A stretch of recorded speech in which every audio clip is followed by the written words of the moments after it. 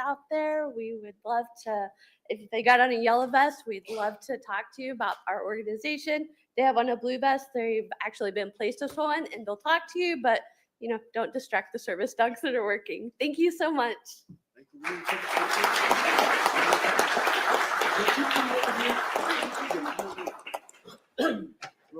Oh, Kenny? Okay.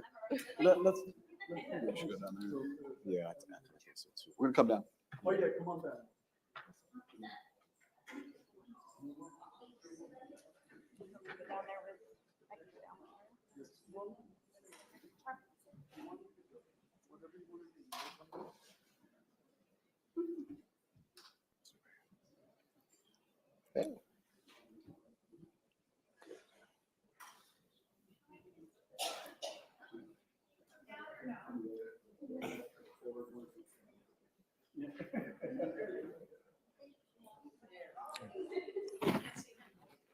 Can't see her?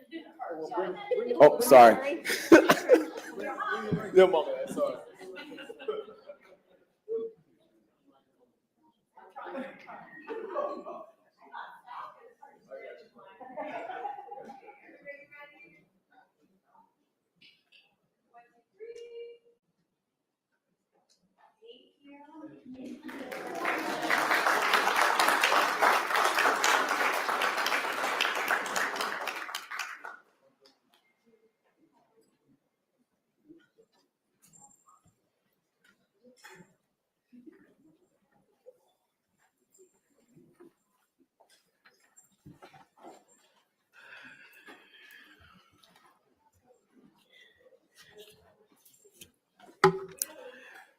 So those of you that keep in score, there is no presentation that was pulled. And so we are now on public hearing item number 1, Madam Smith. Oh, as you were, we're on the consent agenda. Council? I make a motion to approve the consent agenda as is. Second. I got a motion by Councilman Johnson, second by Deputy Mayor Jaffe. Any discussion, gentlemen? All in favor signify by saying aye. Aye. Passes. Any opposed? Passes unanimously, 5-0. Madam Smith, any? Yes, sir. Resolution 2025-28, a resolution of the City of Palm Bay, Brevard County, Florida, amending Resolution 2024-35 as amended by Resolutions 2025-10, 2025-20, and 2025-26, adopting the 5-year capital improvements program for the fiscal years 2024 through 2025 through 2028 through 2029 for the City of Palm Bay, Florida, rescinding resolutions or partial resolutions in conflict herewith, providing for an effective date. Thank you, ma'am. So now we're on public hearings. Item number 1, Madam Smith. Ordinance 2025-39.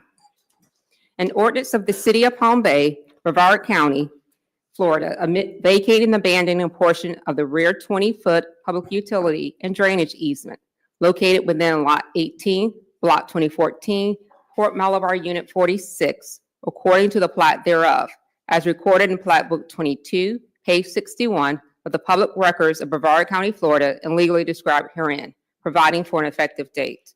Thank you. I'm going to open up the public hearing and defer to Mr. Morton. Thank you, Honorable Mayor, City Council. It is a request to vacate approximately 544 square feet for the purposes of construction of a swimming pool and an enclosure in the backyard. Thank you. Any questions for staff, council? Seeing none. Any questions at all? No? Anyone in the audience wish to speak for or against this item? I'm the property owner. Well, you want to come up? Come on up, sir. Sure. How you doing this evening, sir? Doing well. And you? Just trying to get a pool put in, that's all. Sir, copy that. Copy that. Anyone wish to speak for or against this?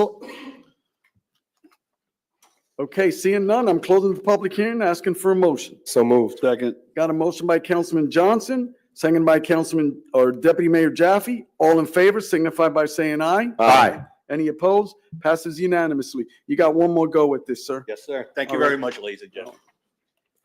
We're now on item number 2, public hearings. Madam Smith.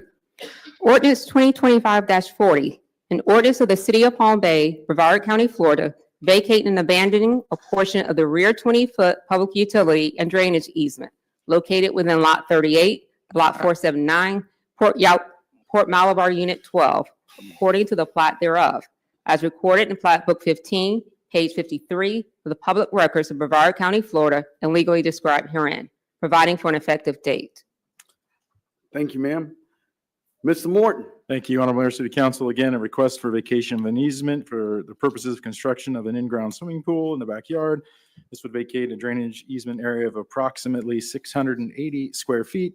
And we do have staff here to answer any questions if you have any. Any questions of staff?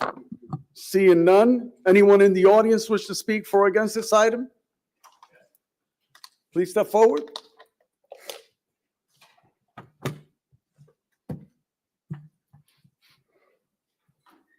Sort of new to this, so we just want to get a pool built. What's your, oh, okay, so you're the applicant, you Joseph? We're the homeowners. Okay. Joseph, is it? Yes. All right. Is there anything that you wanted to add? No, I just, you know, You need the pool. yeah, we need a. Copy that, sir. All right, let me see if someone else wants to speak for or against this item, and then I may have you come back, okay? Okay. All right, sir. Anyone wish to speak for or against this item? Seeing none, I'm closing the public hearing, asking for a motion. So moved. Second. Got a motion by Councilman Johnson, second by Councilman Hammer. All in favor signify by saying aye. Aye. Passes, any opposed? Passes 5-0. You got another bite at this, okay? You passed the first one. Okay. All right, you. congratulations thus far. Yeah. All right. We're now on item number 3. Madam Smith. Are we on number 9? Oh, as you were, 3, 4, 5, and 6. 7 and 8. So now we're moving on to 9. Yes. Madam Smith. Ordinance 2025-43, an ordinance of the City of Palm Bay, Brevard County, Florida, amending the 2045 Comprehensive Plan to change the future land use map designation from public, semi-public, PSP, to low-density residential, LDR, providing for the repeal of ordinances or parts of ordinances in conflict herewith, providing for an effective date. Thank you, ma'am. I'm going to open up the public hearing and defer to Mr. Morton. Thank you, Honorable Mayor, City Council. I believe staff has a presentation, correct? Okay, Yes. carry on, ma'am. Good evening. For the record, Althea Jefferson, Acting Growth Management Director. Today, we're bringing to you a case that sits on approximately 2.8 acres. You're probably very familiar with this location. It's the Center Point Church. They're located off of Emerson and Mirage Avenue, Emerald. They're requesting to change the future land use map from public, semi-public to low-density residential. This particular lot is 10 acres. And we do have provisions for water and sewer services. Staff found the proposal consistent with our comprehensive plan and also consistent with the review criteria that we call the factors of analysis. The Planning and Zoning Board recommended that the City Council approve this request. Thank you, ma'am. Any questions of staff, council? I'm going to ask the applicant to present their case. Wait, one question, Mayor. Yes, sir. What was the vote for planning and zoning? 4-1, 4-1. Thank you. For You're approval, welcome. correct? yes. All right, thank you.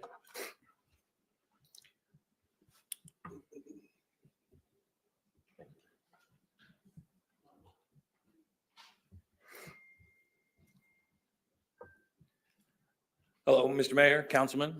My name is Bill Price. I am with Price Family Homes.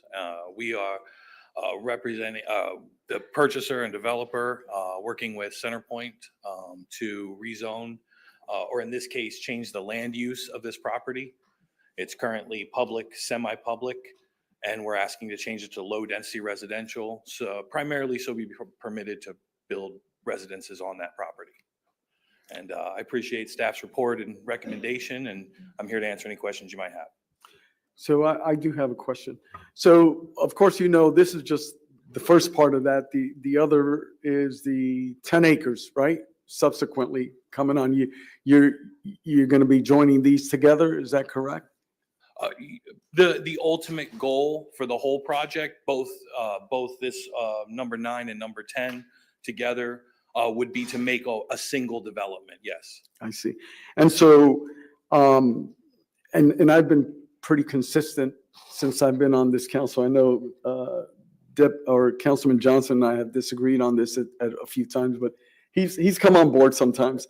Why not make or build 1 acre estate homes? That is the density that I feel comfortable with, right? Make something really nice within that area.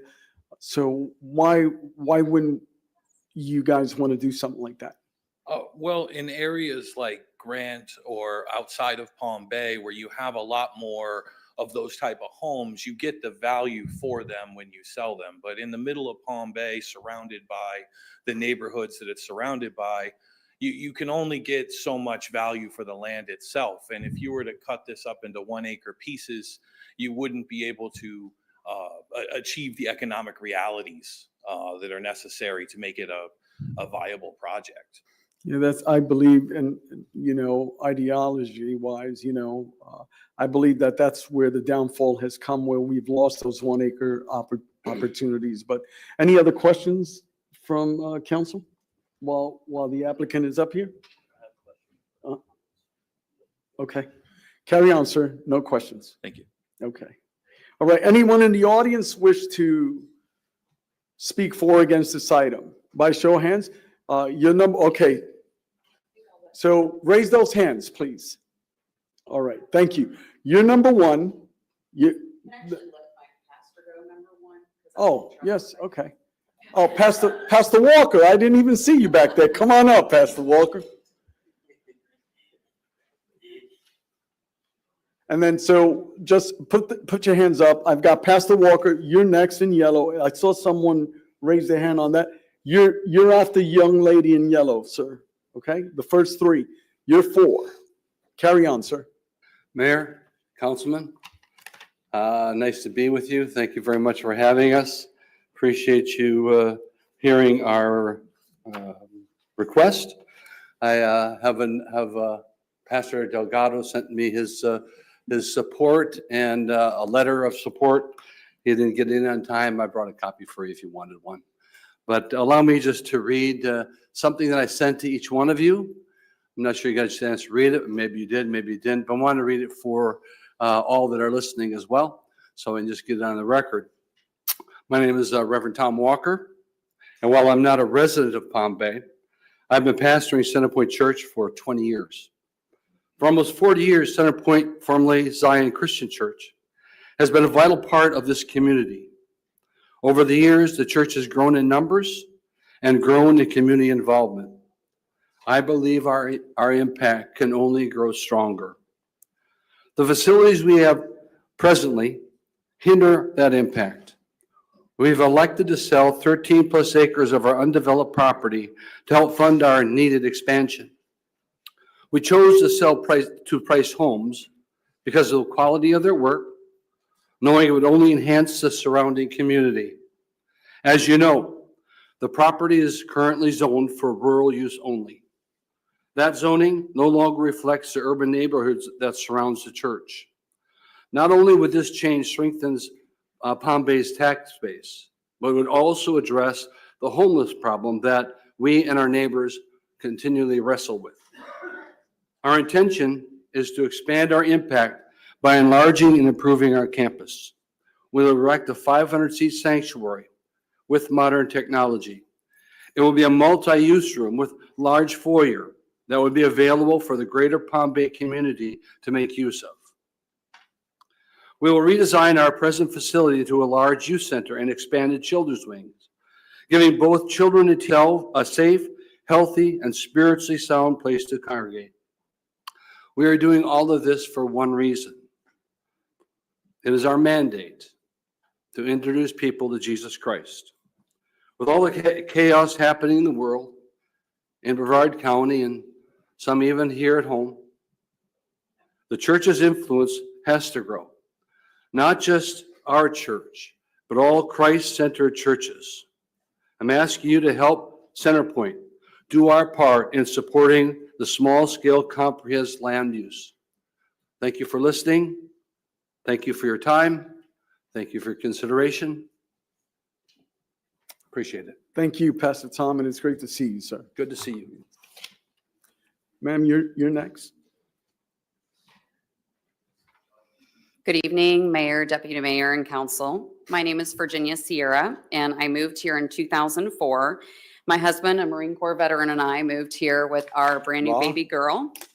And like many families, we came here for work with no family and no ties. Centerpoint Church became that tie for us. We have been a member there for 17 years and currently serve as the interim children's directors. Centerpoint has served Palm Bay for over 35 years, hosting numerous public outreach events, providing a home for families like mine.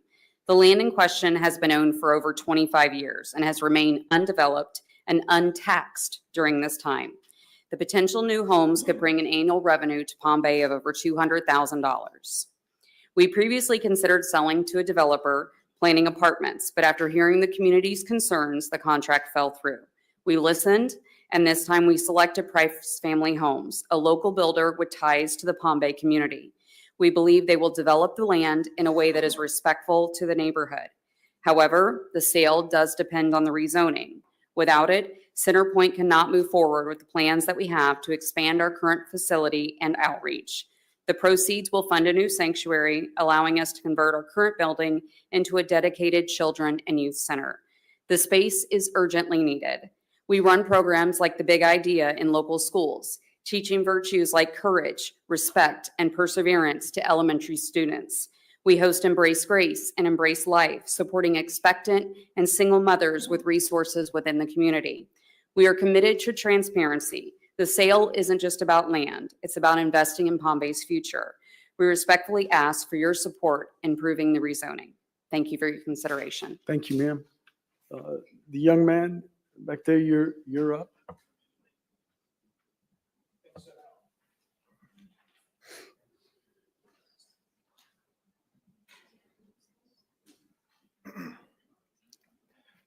Council members, thank you for hearing me. My name is Briar Winnett, and I live directly backed up to this property. Money. That's what this proposition comes down to. Price Family Homes will claim that this development is aimed to improve the community. Centerpoint Church will try to tug at heartstrings, spin truths, and make lofty claims that this is meant to help the community's children. But that is not why either of them stand before you today. They are here only for self-serving reasons. They see an opportunity to make a buck, and they are more than willing to take it at the expense of the rest of us. Money has nothing to do with why I stand before you, nor the other members of the neighborhood who are here. We, as actual taxpayers, come here today to protect the long-term integrity of this community. Anyone who has spent time on our street can plainly see that this development makes no sense in this location, and it doesn't take a bankrolled so-called expert to tell us so. If this were truly going to benefit our community, we would be here championing the cause, but we are forced to stand and fight. Representatives of Centerpoint Church stood in this very chamber just a couple weeks ago and lied, stating how they chose this particular builder because they care about us and want to help preserve our neighborhood as much as possible. As if they did not just try to sell this same land off to a mega developer for an apartment complex. It was only thanks to the diligent and thoughtful representatives of both this council and the zoning board that it was stopped. If you visit the church's website right now, there's a video available to show what the church plans to do with the money from the sale of this land. They plan to build a mega church style building, complete with a coffee shop, air hockey table, and a movie theater. To them, this is well worth the price of my neighborhood. And would these areas be accessible to the community? No. Only if you join their congregation and give 10% of your income in a tithing, as is recommended on their website. Money that goes straight into the church's pockets. The church also tries to use the homeless who sometimes camp on this land as a justification for its development. but they could easily do as anyone else in this neighborhood would to secure their property and build a fence. The church would only consider solutions that they won't be required to contribute to. All they've tried thus far is using the Palm Bay Police Force's valuable time and resources, which they do not pay taxes for, to do what they should be doing themselves. Their lack of accountability is not a reason to approve this development. And so I urge this council to side with the constituency and not with the sellers or developers who will not have to live with the repercussions of this proposition, as we will. I have been made aware of much of the good work this council has done lately and would like to thank you for it and ask that you continue with that good work by voting no on this zoning change and no to the development as a whole. A yes here is a permanent and will forever reshape this city for the worse.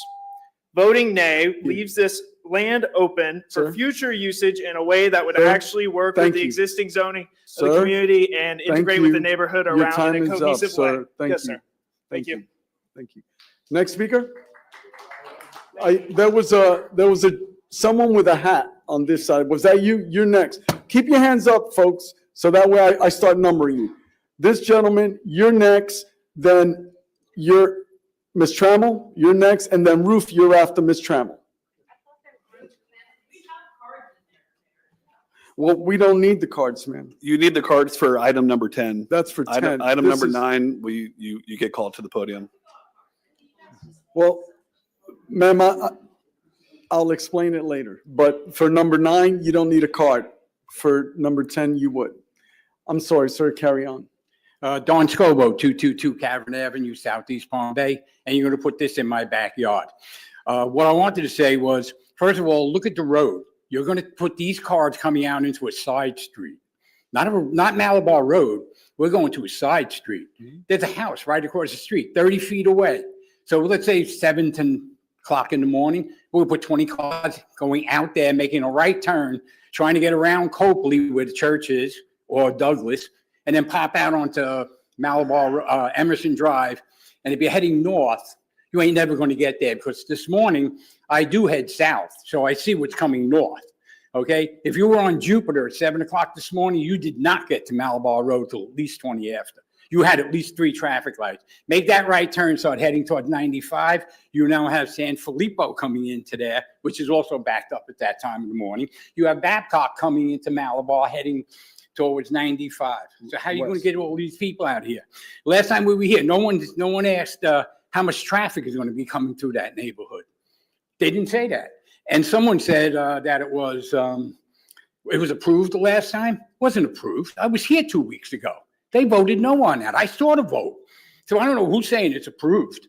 They voted no at that time, unless I'm wrong and I was at the wrong meeting, but I was here. Also, the pastor does not live in my neighborhood. The woman who was here before, she does not live in my neighborhood. The builder does not live in my neighborhood. Where are the people from Centerport Church that live in my neighborhood that are here tonight to say, this is good for you, Don? This is going to make your house better. This is going to make your whole neighborhood better.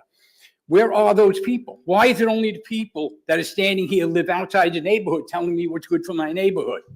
Look at the road coming out. If there's a fire, who gets the right of way? The people who are burning coming out, or the fire truck going in to stop the people from burning? We're not dealing with Malabar Road or even Emerson. We're dealing with like a 2-lane nothing. And that road they're dumping you out on is probably only 30 feet wide, maybe 30 feet wide. Okay? So you're going to drive these cars right into this guy's driveway? And you think that's fair to the neighborhood? If it's 1 acre zoning, let them put in their 8 houses or 7 houses. The last time the builder even said, oh, how do I get he had to go for an extra zoning, he said, which he didn't have yet, for another road for a fire truck to come in and out of. Where's that zone? When did he get that? He didn't get it yet. He even admitted it. Ask him to come back up here. He said the last time, right in front of us, that he did not have another way in and out of there, that he was going to have to ask for another zoning variance after you approve this. I mean, what are we doing here? I mean, if there's a fire, who's going to pay for these kids that die back there? Has anybody done a traffic report on these 20 or 30 cars at 7 o'clock in the morning hit in Emerson? I didn't see no traffic report. No one's done it yet. Why? Thank you.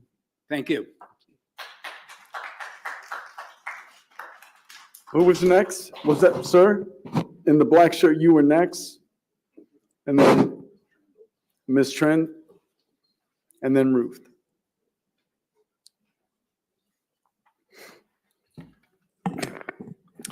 Good evening, my name, Mayor and council members. My name is Brian Humphreys. I live at 967 Emerald Road. I actually border both these developments here. I'm the last lot on the block. I'm here to respectfully ask you to vote no on CP 25003. The request is to amend the comprehensive plan from semi-public to low density. The public semi-public destination is not only a label, it exists to ensure certain parcels remain dedicated to the community serving uses, churches, schools, or civic facilities. When I built my home, I relied on this designation. I understood that the church might expand, and I accepted that because this serves the public. What I did not expect was for this land to be flipped to private development to become homes. Approving this amendment undermines the integrity of the comprehensive plan. Neighbors make life decisions based on these land use maps. If PSP can be converted to residential whenever convenient, then the plan becomes meaningless. That erodes trust. Approving this amendment undermines the integrity. The land also functions as a green space buffer. PSP properties often provide separation between neighborhoods and more intense uses. Often this destination is changed, or once this destination is changed, that buffer is gone. What was meant to remain a community serving open edge will instead become driveways and rooftops. This is being described as just 8 homes, but it cannot be separated from the 41 lot subdivision tied to ZP25 or Z25003. CP25 is a doorway to this project, despite the fact that Planning and Zoning Board already recommended this denial for the zoning, for the rezone. The comprehensive plan is meant to ensure stability, consistency, and community belief or benefit. Approving CP2503 disregards that purpose and sets precedent to institutional land that can be liquidated for private gain. For the sake of the good planning and public trust, I respectfully urge you to vote no on this. Thank you. Thank you. Ms. Trendle? Oh, come on up.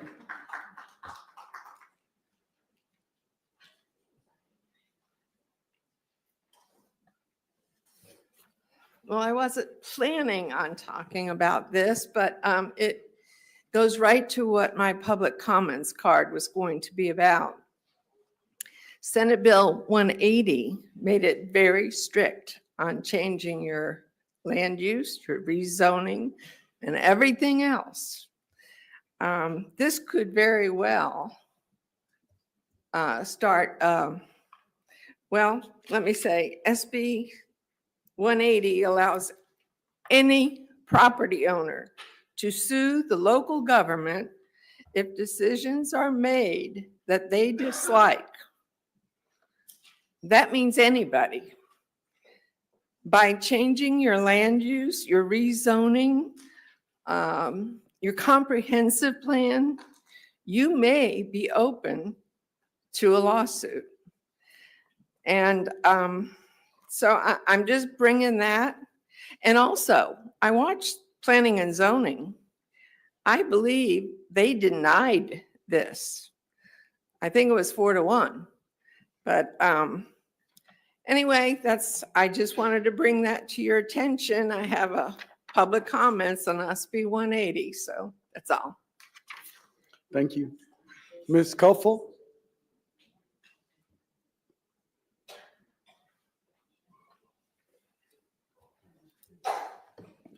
Good evening. Good evening, Mayor, City Council, City Manager, and staff of Palm Bay, Florida. My name is Ruth Caulfield, and I reside at 935 Douglas Street Southeast. Recent history of Center Point Church and its sincerity.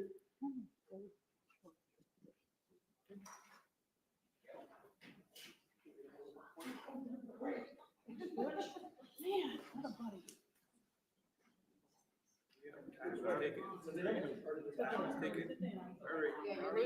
Ma'am, you want to speak on the record there? Last time we wanted to talk about the sincerity of and the community mindedness of this church. Previously, they wanted to put in 4 large buildings equal to 192 units, equal to 384 cars running through our neighborhood. We got that rejected. Today, we're looking at this picture, which is not the same picture that's in your packet for the current thing that the builder wants to do. This is the picture that was supposed to go with us at the meeting. That's the only picture that I brought today, and the staff does not have it in stock right now. So, thank you, Butch. The Centerpoint Church wants to build a new building for over $3 million, but to achieve that, it needs to sell a 12-acre property for at least $1.5 million, putting the church in debt. The current building has been maintained at least amount effort to pass inspection. These are my experiences with the church. I'm just going to tell you that. The food bank was shut down and to my knowledge has not been restarted. The building that the food bank did use was torn down due to disrepair. Backpack program that served the community has yet to be restarted to my knowledge. The representatives from the church claim to rebuild the playground if the rezoning is passed. Why hasn't the church rebuilt the playground already? It was a good addition that was used by the community, was torn down to disrepair prior to 22. Current lift station that the church is responsible for maintaining is in constant state of disrepair. The property identified for a new HOA currently has a homeless problem. The church wants to sell the property to alleviate itself of being a responsible neighbor by pushing this problem into our neighborhood. I received a notice from another builder that they want to sell the property, build 8 houses and an HOA with only 26 houses, but the builder claims that this must be designed that way due to Florida law. That specific law has not been identified. If it sells the property, the homeless problem will then be a problem of our neighborhood and our safety will be in jeopardy. Instead of clearing the land and maintaining it as a good neighbor is supposed to do, we believe the pattern of neglect will continue and the lip service being given will result in no neighborly actions and we will be left with the mess. The staff reviewing this project did so in error as there are 2 totally different pictures in the project packet and there have been no disclosures to the future residents that the HOA would be actually paying for. Please reject both ordinances changes, please. Thank you. Next speaker? Yes, sir. By show of hands, who wants to speak next after this gentleman? Okay. All right, Bill, you're next, and the young lady behind you is after you. Pat, I couldn't see. Carry on, sir. Thank you very much. My name is Steve Petty. I appreciate the opportunity to speak with you and just give my input regarding this development plan. I was here 2 weeks ago as things were discussed and wanted to clarify some of the things that were part of that discussion because I know part of that committee even expressed not fully understanding what it was and being confused about the situation. First of all, the total development, including the 8 lots that are on Emerald, the total is 41 houses. So it's not 41 houses in that 10-acre parcel that is behind. The 8 along Emerald are part of that. And my understanding is that rural residential would allow us to develop as many as 10 homes on that property of the 10 acres as well. So simply what we are asking is to increase that by 23 homes. That is the total sum of change that we are requesting in this. Whether it is the 33 homes that go behind or it is the 10 homes, an access road will have to go in either way. That cannot be worked around.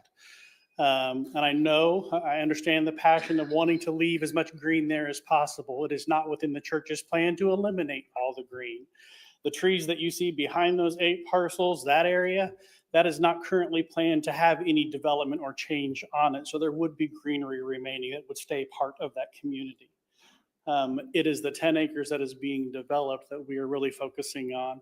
And while plans have changed, it has not been to the benefit of the church because the offers that we had received before were more than twice as much as what we are agreeing to sell the land for at this point in time.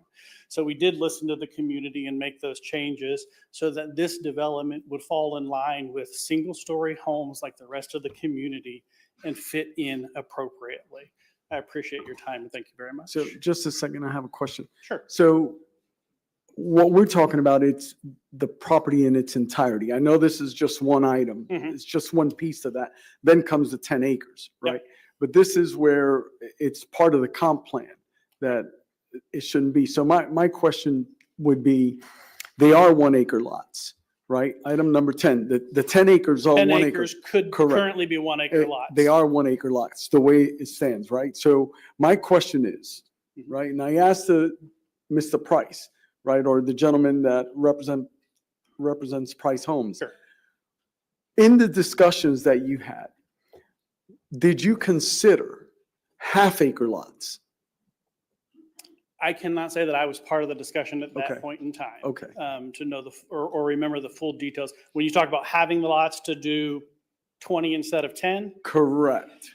I don't know that we ever had a builder that decided that it would even be worth that Okay. size development. So I can't tell you for sure what that Okay, discussion was. you can't answer that. Thank Yep, you. appreciate that. Appreciate it. Sir, you have a question for him? Sir, come on back. Sir, you got another question. Councilman Hammond. Was there a thought of making it something that the community needs, like a school or possibly some kind of business that's faith-based? Business that is faith-based, no, that has not been part of the discussion. I'm going to mention something here that I wasn't really planning on talking about and might get daggers from my pastor here at the moment. The only other thing that we are aware of that would be open to us that even has people willing to consider, if we are not able to do this, then we do not have another means that a development seems reasonable to a builder at this time. And because we believe that we are called to continue to serve this community and grow this ministry, the next thing that we would have to evaluate would be the Yes in God's Backyard approach, which is the law that came into effect this year that the state had passed that significantly reduces zoning restrictions and would allow us to develop that as affordable housing development. And that's not been our first focus because I don't think the community representatives would like that either, but that would be a higher density and affordable housing. Okay, stand fast. I've got Deputy Mayor Jaffe has another question. Really, mine's more just a statement. When the comprehensive plan was changed and the LDC code was updated, you're not allowed to build a school on this property. Okay, as you were. Carry on, sir. Thanks. Master Chief? Bill Batten, 586 Ocean Spray Street, Southwest. So when you start changing from public and semi-public land, and you start changing it into residential land, first thing that's going to happen is your density is going to increase. But thinking about that constantly, I hear council saying, where is our church going to be? You know me, I'm not that big religious person, but I do know that I'll speak in the mayor's behalf in this case. He's constantly asking for more churches. So if you change that public and semi-public land to LDL, a low density residential, there's no chance of building a church there ever. That's the first one. The next question would be, since this was for the sale to build something else on Center Point Church, what was the land sale? What was the amount of the land sale profit or the cost of it that they got? Would that have, if they would have just sold the land for keeping the land for another church or sell the land to a private individual, they could still get the same amount of money without having to change the density of the church. They would meet their objective and the residents would meet their objective if you didn't change it. So just for curiosity's sake, keep it down, keep it zoned as public and semi-public. That way you can have a church on it. And then when you go to the 10 acres, which is another vote coming up, go ahead and keep that rural residential, because I promise you, there's several people that would love to have 1 acre ranch sites around this town that they could enjoy. It's a nice location. People say, I wish I had more land. So what do they end up having to do? They have to buy 2 or 3 lots at $50,000 a lot when they could have bought 1 acre for $40,000. Just keep that in mind, folks. Thank you. Thank you. Next speaker. And show of hands who's speaking. Young lady back there. Oh, Pat. Pat was up. So ma'am. Ma'am, are you in green? Okay. And so you're next. And then the young lady to my left. You're after the young lady in green. Thank you, ma'am. Carry on, Pat. Good evening, Pat Dalper, 410 Georges Avenue Northeast. I am a member of Centerpoint. I don't have a problem with church growth, but I'm also and have been a neighborhood advocate since 2020 because of what was going on in my neighborhood. I spent time at the comprehensive meetings. I've spent time here at city council meetings, and I hear you, Mayor, talking about acre lots, talking about better land. We weren't supposed to be changing zoning. So in the past several months, we've had questions to change the zoning.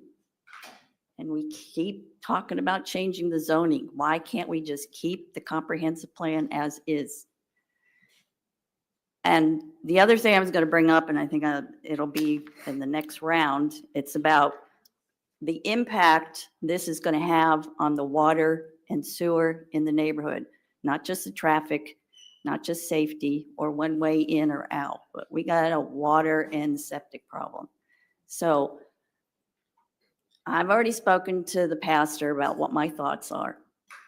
I believe the church should keep the land and grow with it. Thank you. Next speaker. Ma'am.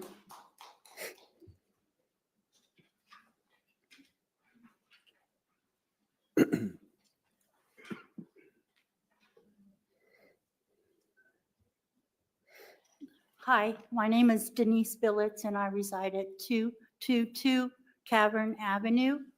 My back porch looks out onto the other high rise that got part of the church's land. I want to say, and I'm a little nervous, but I was at the P&Z meeting 2 weeks ago. It was a very, very good meeting, and there was a lot of back and forth and back and forth. However, at the very, very end, one of the committee members spoke about green areas in Palm Bay, how there are very few green areas in Palm Bay and that we should cherish the ones that we could possibly have. I would like to recommend, if there's a possible way, if the city might consider themselves purchasing the property and putting a park there, neighborhood park. There's not a neighborhood park for that subdivision or that area at all. And I'm thinking that the nearest park is over across Emerson, down a ways. So if there was a need to have something that would benefit everybody, I really think that maybe the city could look into that. Thank you. Thank you. Ma'am, you're next.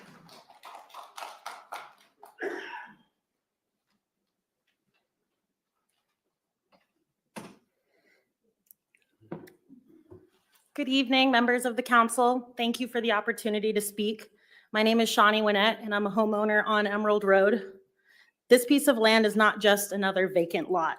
It is the last natural barrier separating Palm Bay's commercial corridor from our neighborhoods. Once this barrier is gone, there's no clear line between commercial sprawl and residential living. Zoning decisions like this one permanently reshape the character of our city, and I ask you to consider the long-term consequences. Not to be a broken record, but traffic and infrastructure. Adding 40 homes will absolutely impact traffic. The small residential roads in this area were never designed for that burden. There are no sidewalks, no streetlights, not even enough width for 2 cars to pass safely. Hundreds of new daily trips will funnel through already strained streets, slowing response, raising accident risks, and eventually forcing costly upgrades taxpayers will have to cover. Next, light and noise pollution. This land currently serves as a buffer, softening the sounds and lights from the Malabar commercial area. If it's replaced with a subdivision, residents will not only endure years of noisy construction, but will permanently lose that shield. Construction noise, traffic, and lighting will intrude deeper into neighborhoods, reducing privacy, lowering property values, and making this area less desirable to live. Third, economic and community character. This is one of the few remaining green spaces in this part of Palm Bay. Home to wildlife, including the gopher tortoise. Infill development in sensitive habitats can actually be more destructive than sprawl because it wipes out the last green islands that keep these local populations viable. These animals cannot simply relocate. Displacement leads to collapse, and residents are left with more nuisance wildlife, hotter temperatures, and increased flood risks. Green space is not a luxury. It provides critical cooling, drainage, and quality of life for all residents. I also understand the concern about homeless individuals occasionally camping here, but development would only be displacement. It does nothing to resolve homelessness. These individuals will simply be homeless and burden the community the next street over. They'll simply be forced to move. A more effective solution would be to partner with social services and not erase one of the last natural buffers our city has. Zoning is about balance, about making choices that protect residents, preserving quality of life, and ensuring long-term sustainable growth. Approving the rezoning tips that balance in the wrong direction. Just because land appears vacant certainly does not mean it's unused. It's providing ecological, economic, and community value that once lost cannot be replaced. I urge you, please preserve this property at its current zoning. Keep the barrier between commercial and residential intact and protect both the people and wildlife of Palm Bay. Do not cave to their threats to sidestep the will of this council and press on regardless. We will continue to fight this as long as you continue to fight for us. Please deny this zoning request. Thank you. Thank you. Next speaker. Next speaker. Does that conclude the speakers? Pastor Walker, you have an opportunity to rebut. I'll wait. Or Mr. Price. Come on up. Do you have questions? I'll wait till after everybody speaks. Okay.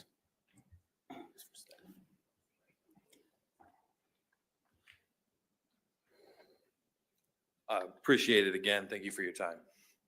I understand the community's concerns.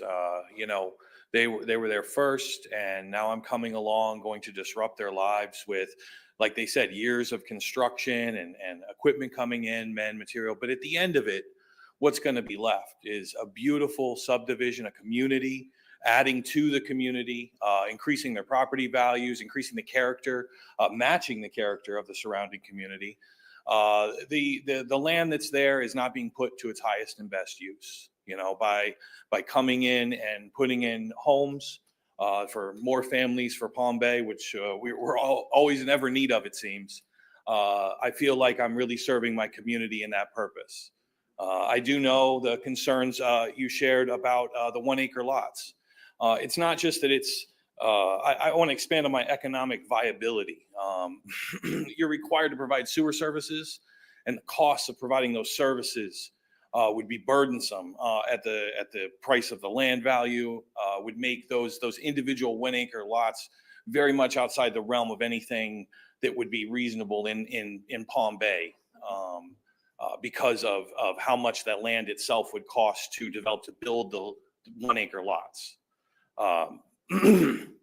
Again, I really appreciate y'all considering this, but the main objective here is just to improve the community by building some nice homes and helping out the church to develop their community programs as well.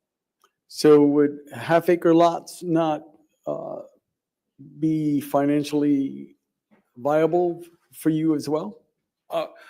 Just to be honest, which I am, I'm an honest guy. It's marginally viable as it is, very much so. And I'm really counting on the fact that I build very quality homes. I'm going to attract the type of residents to Palm Bay that are going to be able to afford to purchase them. I'm really, to do half acre lots, you need an even higher price point, where you're getting like on the barrier islands type of price point.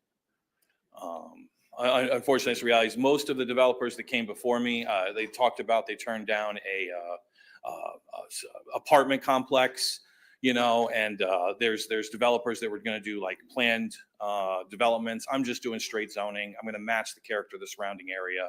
I'm going to build the type of homes of the neighbors that are here tonight. I'm not trying to build small 40-foot lots, 50-foot lots with tiny shotgun shell homes. This is exactly like the neighborhood that's around it. And in fact, it's going to be better than the neighborhood. It's a planned community, an HOA. It's going to have retention, a walking path, nice landscaping. And I'm going to put a fence around it too, around the whole thing, just to provide that buffer and barrier that you know, we'll be removing the trees and taking that away from the community. Are there any other questions, Counselor? Deputy Mayor or Councilman Johnson? I'm good. I don't want that title. No, I looked at him as you were. I looked at him. I thought, You know, so my comments, I'm good with you, sir. You're good. Thank you for your okay, time. thank you. Thank you. Thank you, everybody who spoke. One thing I wanted to make sure I gave staff the opportunity to clarify on the planning and zoning vote first. And then secondly, there was something mentioned. I appreciate you mentioning it, sir, because it ties to the Live Local Act. And I would love for our staff, both our city attorney and Mr. Morton, our city manager, to speak on it as well, because I think it's very crucial information for this public to hear, as well as this council. So that's all.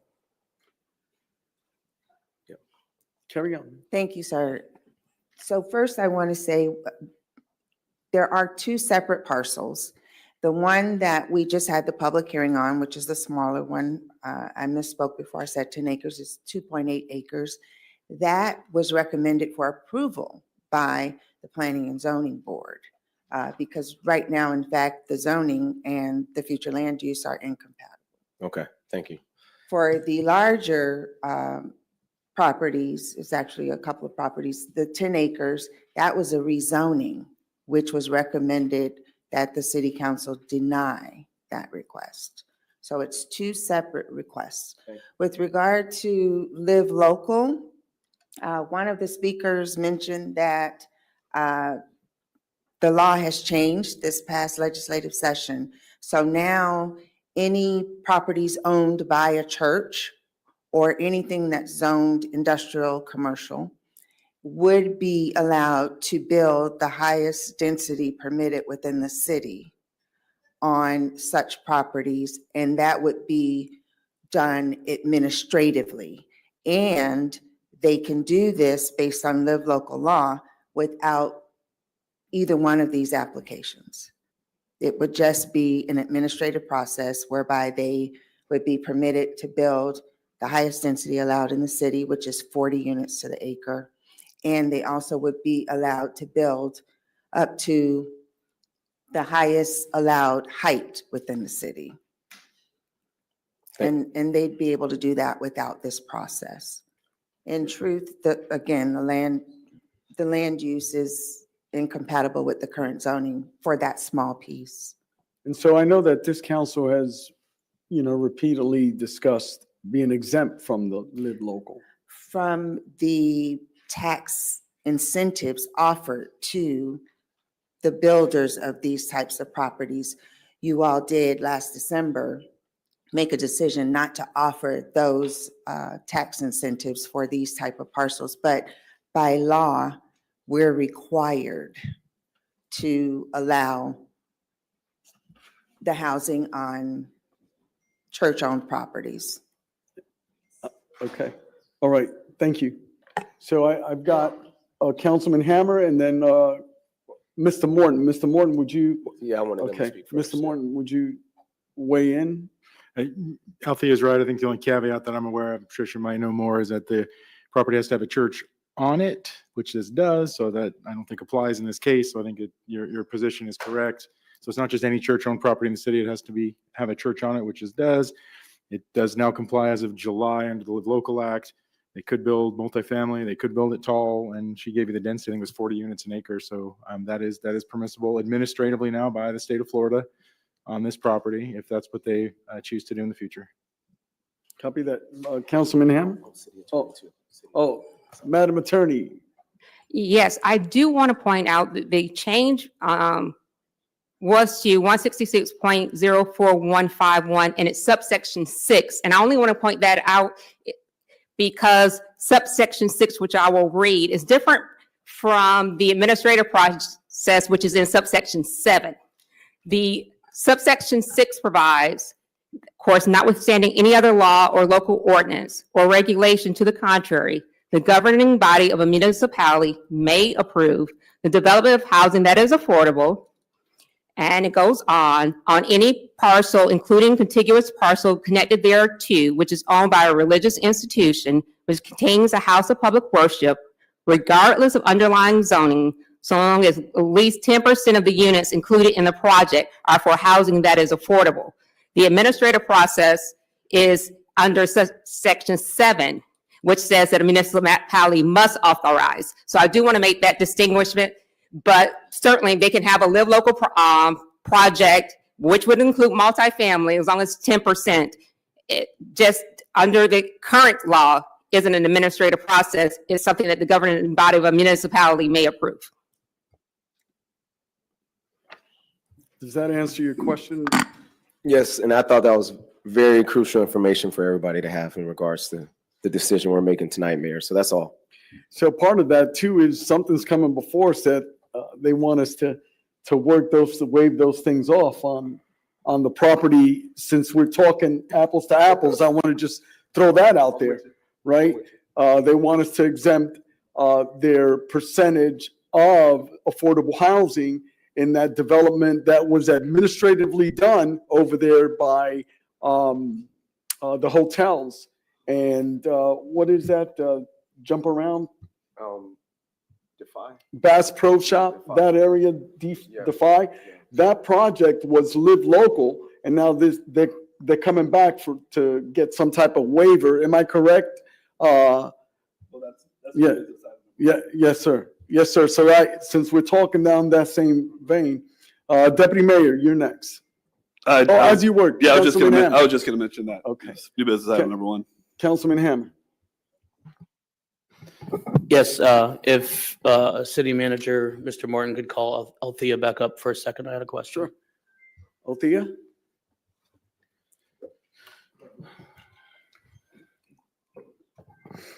From what I'm reading, in 2029 and 2030, the school for that district is going to be at a -3 capacity for students. Is that correct? The high school can accommodate the Elementary projected School. students, but the elementary and middle schools did have to, in order to accommodate the students generated for this number of units, they did have to go within the next or the adjacent capacity area, which would be not the school zoned for this specific site, but the next elementary or middle school that can accommodate them. Okay, my question also is Palm Breeze Apartments is 264 apartments, which is also zoned for that same school. They did these numbers without including that because no one's moved in yet. Are those included in that or not?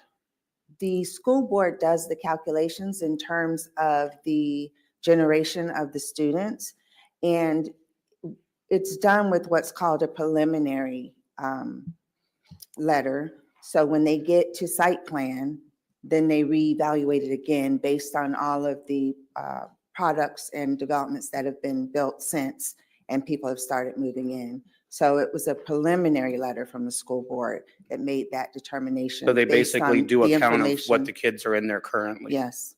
Okay, so we have 264 people or 264 apartment or dwellings that are moving in that we're not even accounting for in this. They've been accounted for when they were in this part of the process Yeah. and or when they started their site plan. Okay, thank you. You're welcome. Yeah, I would like to just say I love Price Family Homes. They've always done great work from what I've seen. I love Center Point. But I truly believe our city is at a point to where I think we're at capacity. We are at capacity. Let me, sir, let me close the public hearings Okay. and get a motion. I think we're getting ahead of ourselves at this point. So the very first thing is, no one else is wishing to speak at this time. Mr. Walker, you already spoke. So I'm going to close the public hearing and ask for a motion. Mayor, I make a motion to approve ordinance 2025-43. I'll second it. I got a motion by Councilman Johnson, seconded by Deputy Mayor Jaffe. Okay, Councilman Johnson. Mayor, like, the Live Local Act is the main thing that has me of the greatest concern, because anything can be built. Like, we're talking about, right here, we're talking about a limited amount of houses that are going to conform to the community, where it could go back to not just what was proposed previously with the apartments, but something even more. And every time an affordable housing project is brought before this council, it's been a problem. And here, it wouldn't be brought to the council. It'll be handled administratively. And I've seen projects that have been handled administratively where I wish I would have had a say in it. And that's the price of, preemptions from the state. They think every city is the same and we're dealt with the same stuff, but each project is different, which is why they need to come here. But if we don't approve it, I'm not doing it out of fear. It's more of prudence and foresight. But if we don't approve it, then it's not saying that pastor will do it, but he has full range to do whatever you want to do, sir. And it's your property. We can't talk about property rights on one side, but then when it comes to other people's property rights, we want to infringe on them. So it goes both ways. I think this is very feasible, especially considering what they could have done. We're speaking about this project first, so I want to make sure I stay on this project. Planning and zoning approved it. I feel comfortable approving this first one, and we'll talk about the next one when we get there. But that's where I'm at, Mayor. I've got the city attorney weighing in.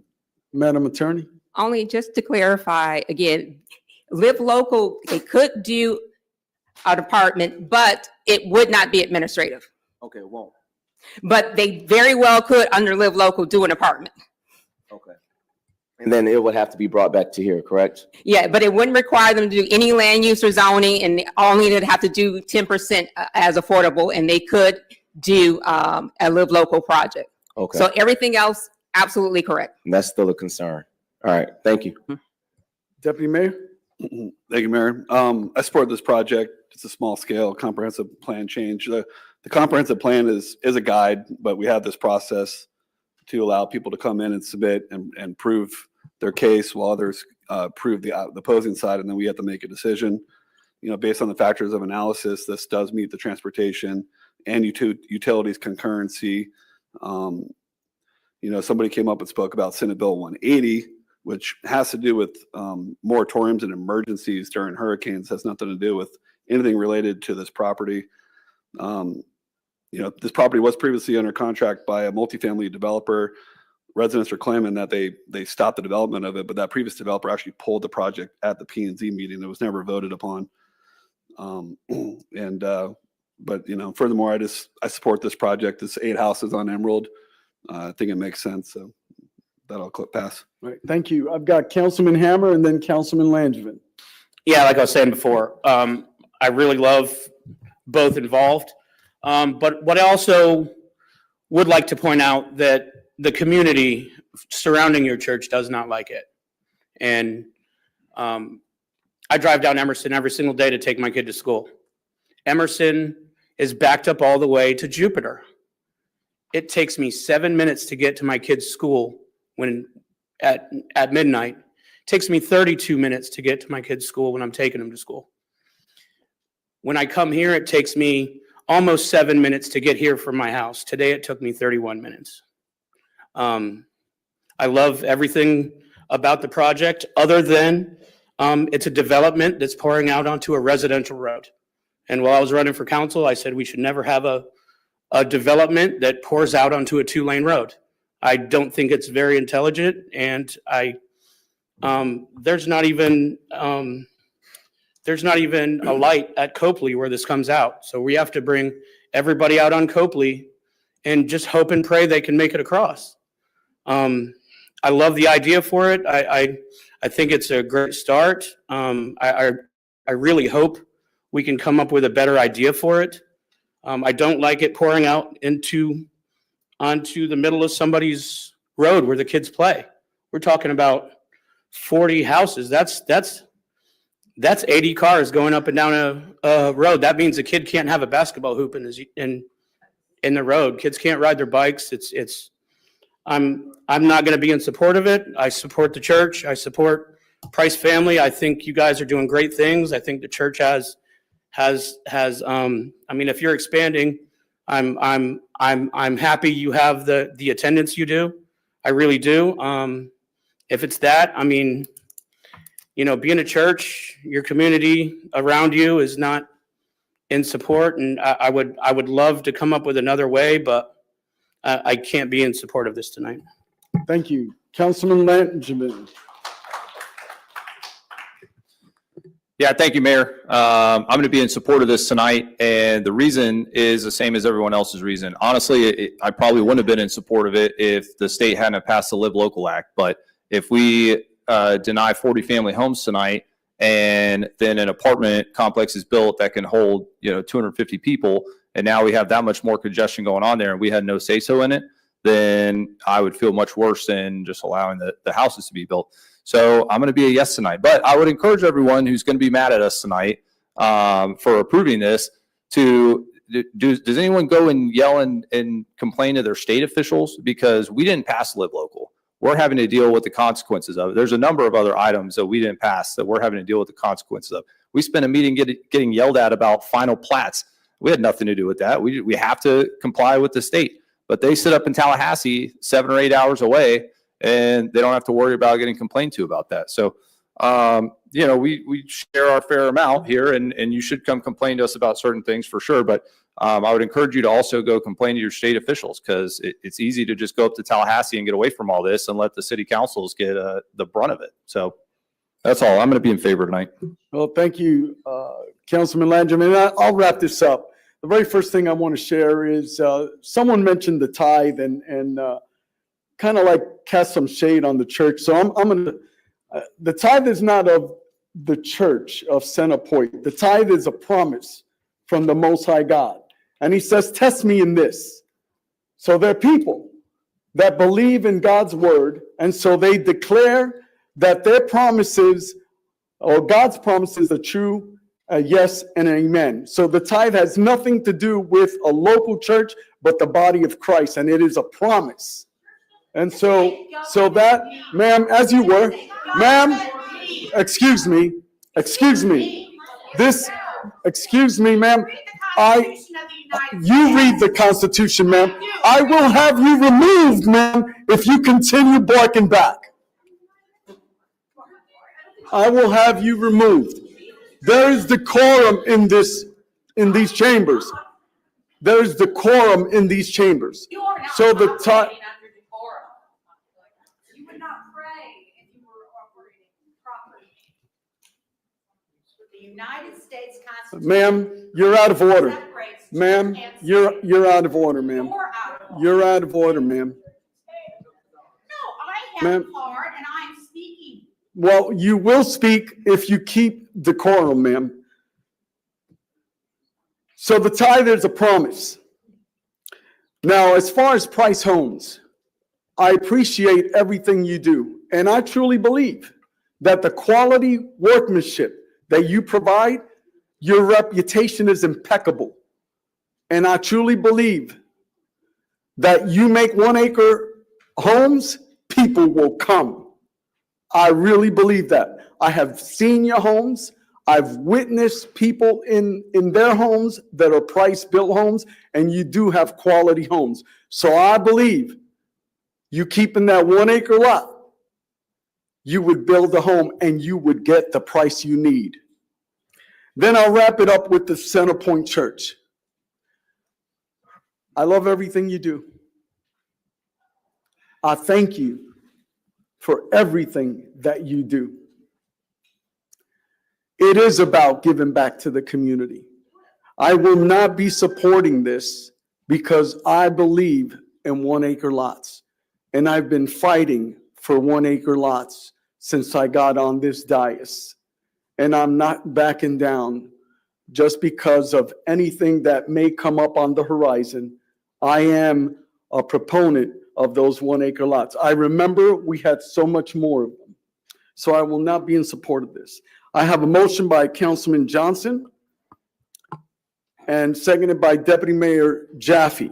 I'm going to call the question. All in favor signify by saying aye. Aye.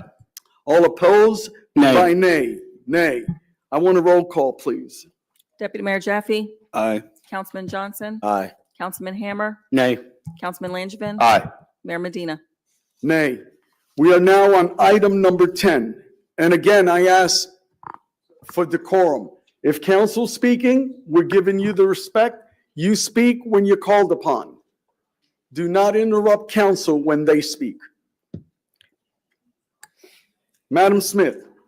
The following item is quasi-judicial in nature. Public hearings agenda item number 10.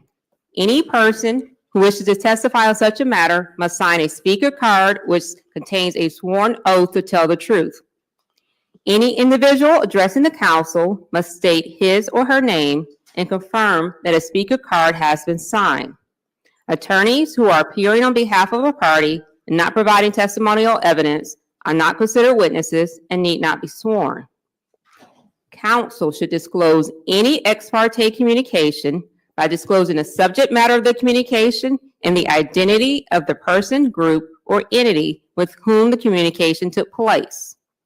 The order of this proceeding will be as follows.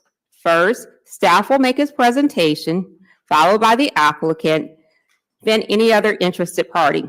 The applicant will be allowed concluding remarks. The hearing will then be closed, and no additional testimony or argument will be allowed. The council will then deliberate in public. Any speaker may be subject to cross-examination by the council or any other interested party. Any other person may speak for a maximum of 3 minutes. The applicant will then be allowed concluding remarks. The quasi-judicial body may modify the time limits on its own motion or upon request of a party to the proceeding.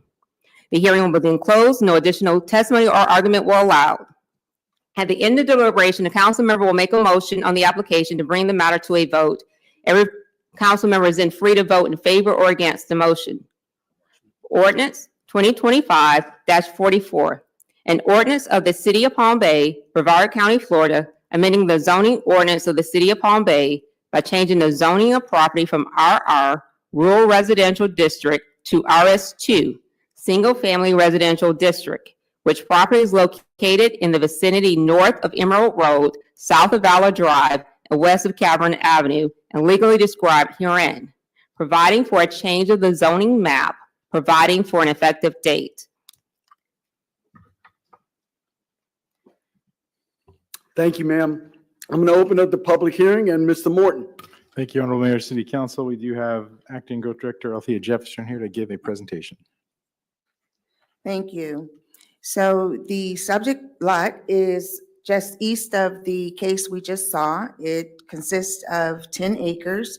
The applicant is requesting to change the zoning on the 10 acres from rural residential to RS2. Based on the factors of analysis, the comprehensive plan, and the land development code, staff agrees that the applicant meets the review criteria set forth and that this site is uniquely suited for development as an RS2 development. The Utilities Department, as well as Public Works, agreed with the findings of staff in the Planning Department, and the utility infrastructure proposed will connect to the city's centralized water and sewer. It was found that the traffic going out to Jupiter and Malabar would not greatly or adversely affect the surrounding properties or degrade the level of service for the road beyond that accepted by the comprehensive plan. The proposed rezoning doesn't constitute spot zoning, and it's not an isolated or arbitrary zoning change, but rather a logical extension of the existing zoning districts within the area.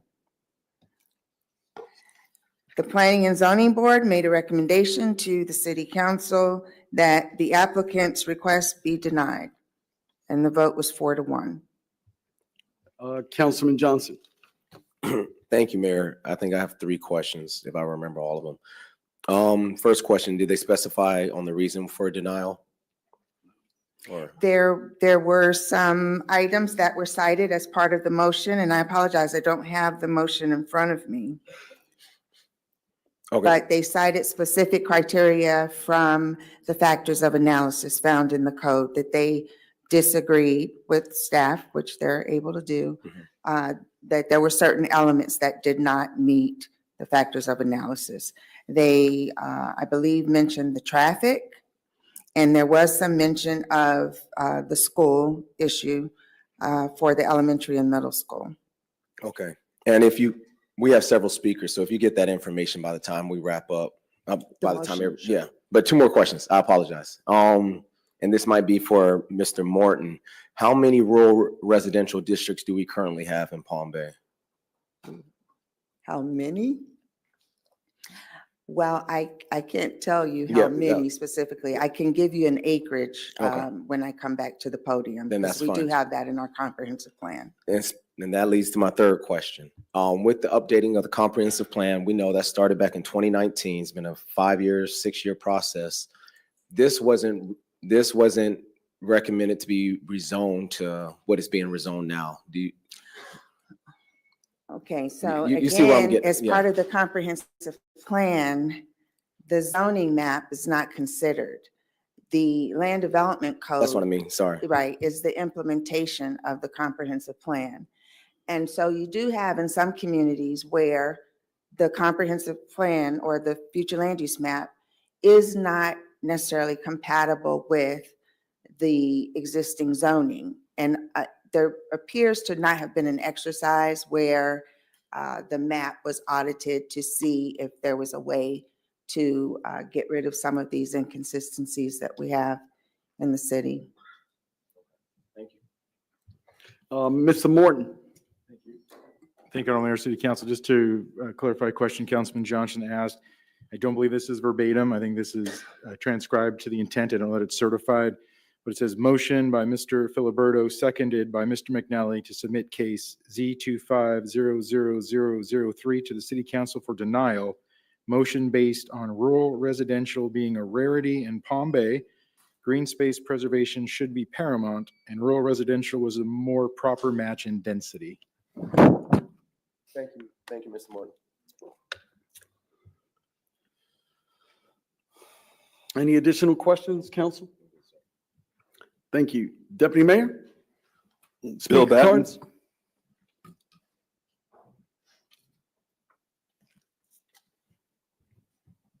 Bill Batten, 586 Ocean Spray Street, Southwest. I was at the planning and zoning meeting and I agree 100%.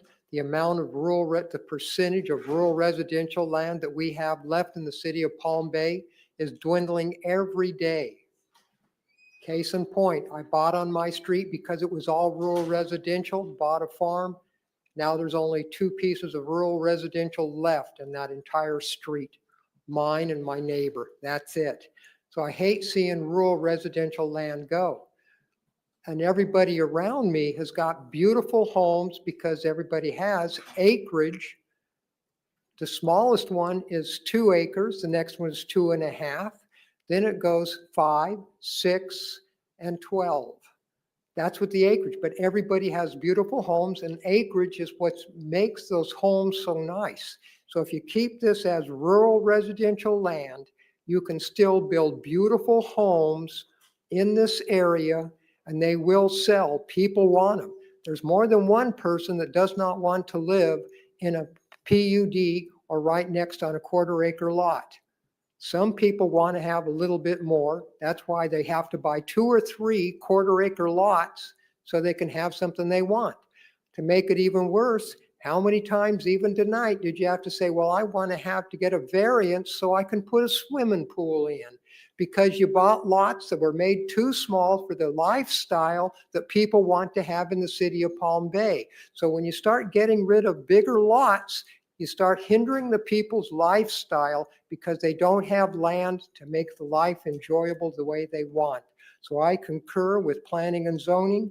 Enjoy the green gems that you have of rural residential land and make larger lots and beautiful home sites. Thank you.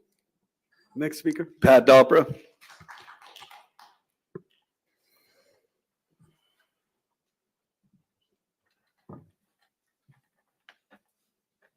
Pat Dalper, 410 Georges Avenue, Northeast Palm Bay.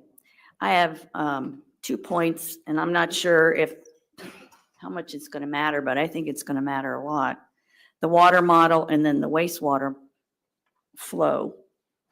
The residential fire flow, which is what it's called, require on-site improvements, 1,360 feet of 8-inch water main along the development planned on the site roadway. Additionally, 2 segments of existing off-site water mains were upsized in the model from 6 inches to 8 inches.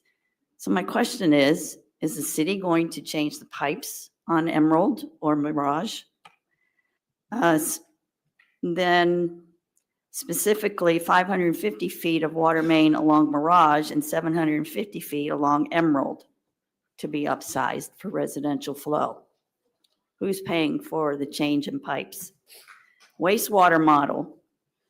On-site gravity wastewater piping was considered for connection to the existing 8-inch gravity wastewater main along Emerald Road. However, there appears to be insufficient depth along existing Emerald Road wastewater gravity piping to accommodate the connection and still maintain required gravity pipe cover. So therefore, there's going to have to be a lift station put in. Who's going to take care of the lift station? The development or city? The manhole lining may be needed to reduce long-term corrosion due to the lift station discharge. So this is on Emerald. The summary of both the water and wastewater, this is like a 20-year down the road.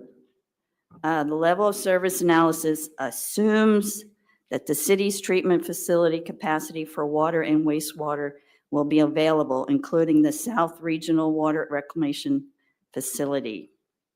This is 20-year planning, so is it going to be available when this development is finished?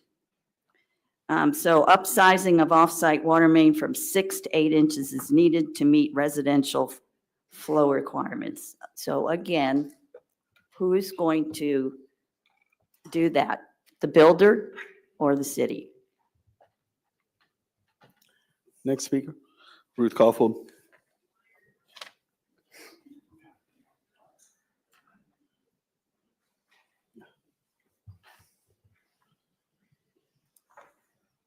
Good evening again. So ditto to what I said earlier, just saying.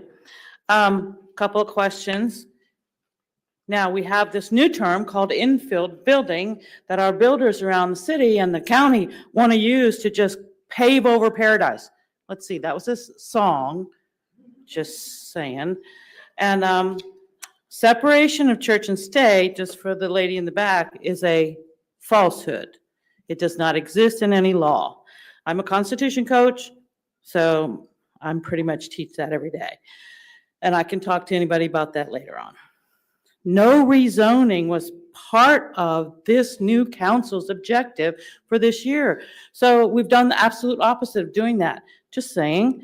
So again, what Pat said about the comp plan, should have just left it alone.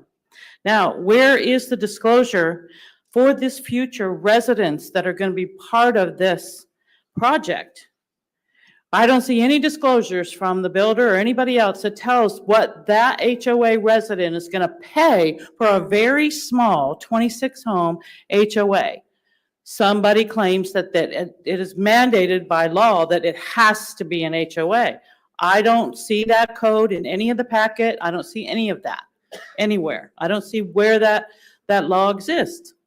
So what portion of all these expenses are these future homeowners supposed to pay?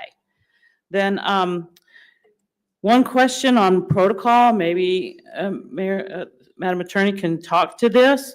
So if there is a person on the council who goes to this church, should they refrain from voting? Just checking. Thank you so much. Brian Humphreys. Next speaker. Councilman Johnson. Yes, Mayor, only because it was mentioned, I would like to have the city attorney speak on that, because you didn't have to abstain technically with family Christmas extravaganza because you weren't getting any monetary benefit from it. but out of your conviction, that's why you abstain. But I disagree with what was just said, but I just wanted the city attorney to clarify as well, because whether you're a member of a church or not, you're not receiving tithes, you're not receiving anything. But I would like to hear the legal standpoint from the city attorney so we can clarify for the audience. Madam Attorney? Yes, Mayor. I did talk with Deputy Mayor Jaffe, review the voting conflicts law, and as I typically do, consulted the Commission on Ethics. There is not a voting conflict. Deputy Mayor Jaffe receives no personal financial benefit or loss from this rezoning. Although he is on he attends the church, he's on the construction board of the church, but that relationship does not make the church a principal of his, because he completely voluntary. He's getting, regardless of whether this is approved or denied, it does not inure in any way. He doesn't financially benefit or financially lose. So it's my opinion, and it was the opinion of the attorney on the Commission on Ethics, that there is no voting conflict and that he was able to actually vote in this matter. Thank you, Madam Attorney. And Councilman just to Johnson? elaborate on that briefly, we know you go to the house church, Mayor, and that's one thing I want to applaud, because Pastor Kim Delgado supported this project, but you didn't support the project. And that's being a free thinker and thinking on behalf of the city and not just behalf of, okay, my pastor did it, I'm gonna do it. So I want to acknowledge that as well. We're meant to be free thinkers. Every single person here is meant to be a free thinker. So, Deputy Mayor Jaffe has his choice, you have yours, and all of us, and we're listening to the constituents. So I just want us all to be cautious, and I know it's going to get a little more in depth later on in the conversation, but accusatory comments, I don't think they have a place here, and they cause more division than, unification. So that's all, Mayor. Thank you. Next speaker? Virginia Sierra. Good evening again. I just want to say a couple of things that I think Bill did mention. Go ahead. Oh, okay, sorry. Stopping her for. The 1 acre lots. I think anybody who lives in Palm Bay would love to sit on a 1 acre lot, but the cost is not there. So what I mean by that is I do mortgages for a living. We could never get an appraisal in Palm Bay on a 1 acre lot sitting in the area that this sits in, meaning those homes would have to be $600,000 to $700,000 sitting right there, and they would never get appraised. So the lending on that would not happen. So you'd have to have cash buyers for every single one of those lots coming in, because they just would not be able to get financing on them. So that's one of the parts of that. As far as our church building and everything that we're doing, I promise we're not putting in a movie theater. And also, I think another thing that was brought up was that we sold that front portion. This is something that we had discussed with somebody that does live in the neighborhood, because we did have those discussions. We did not sell that front portion that sits on Malabar Road. We would not have sold that. We actually would have kept that for ourselves if that was our land. That was not our land. We did not sell to that developer in that community that's in there. But I know that some of the areas that were brought up is if we put something else large in. If we put something else large in, it would bring in big stadium lighting, things like that, that would really affect the neighbors. So I want people to think about that as well. So if we did sell to, I think somebody brought us up a pickleball court. If we did sell to something like that, you're talking about 50 to 60 to 70 cars dumping in there at night so that all these people can go in, and they're going to have these big lights like you do at the park over down off Emerson. So those are some of the things that we did think about, again, when we were looking at selling to Price Family. Thank you. Thank you. Ma'am, all due respect, I've witnessed 1 acre lots in Palm Bay. They're far few and in between. Yes. And I truly believe that they would be successful. I truly believe that you would get those $600,000. I've seen also homes built on 4 quarter acre strips for that very same purpose. Yeah. But yes, ma'am, I still believe in those principles. I've been here 38 years, and they were more commonplace than today. Yes, So, definitely. thank you. Thank you. Brian Humphreys.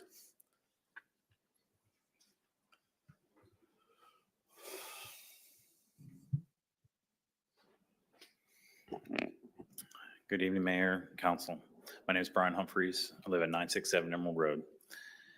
You know, like I said, when I built my home here, I never expected to see growth as a neighborhood, but I accept a church. I knew a church was there, and I was happy with the church being there because I'm the last lot on that plotted subdivision.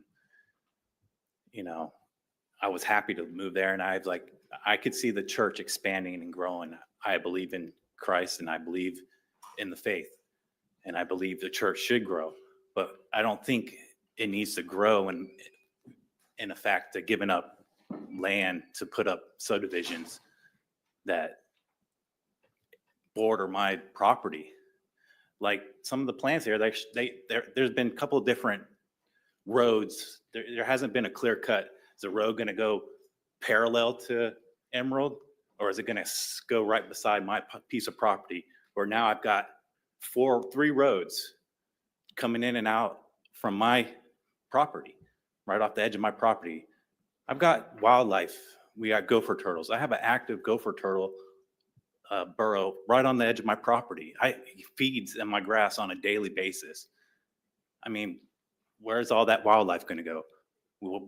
Like they said, the sewer, they're going to have to upgrade the sewer system, put in a force main, and with a private lift station.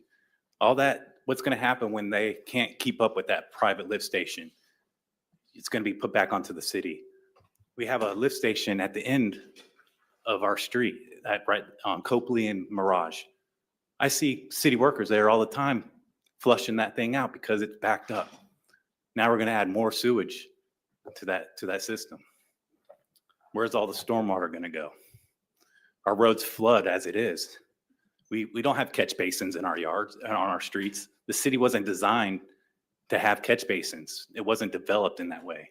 Where's all that water going? It's sitting in our yards. Right now, we've had a lot of rain, and it's almost impossible to mow your yard because all that water can't go nowhere. Where's all that water going to go? Another concern is that natural green space. We don't have that.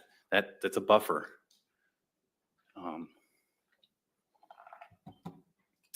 I just take the council's or the planning and zoning board's decision to disagree and not approve this. Thank you. Thank you. Next speaker. Steve Petty.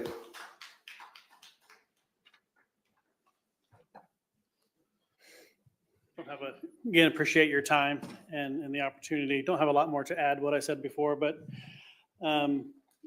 there are two things I guess I'll just respond to. When I was here a couple of weeks ago, one of the things they talked about is what appropriate transition zones are. And when you go from a high density residential like the apartment complex that is directly to the north of this, it was referenced that the appropriate transition would be a low density residential before you got to a rural residential. So with the changes that have taken place, this no longer fits appropriately, which is probably why Virginia was saying you'd have a hard time getting someone wanting to pay that price for a 1 acre lot when it's going to neighbor a high density apartment complex. They would want to purchase that home where they're not going to be right next to it, which is why the low density residential feels more appropriate in this scenario. And a clarification, I just kind of want to respond on the church's behalf on this. Everything at our church is open to the public with no expectation of a tithe. We never require someone to give. That is something that is a personal relationship and a reflection on an individual's faith. Because we are a church, we will teach that as part of the teachings of the Bible, but it is never an expectation or a requirement that someone has to give a thing to participate in the programming and the activities and the community assistance that is a part of the ministry of Centerpoint Church. Thanks. Next speaker. Kristen Lanzana.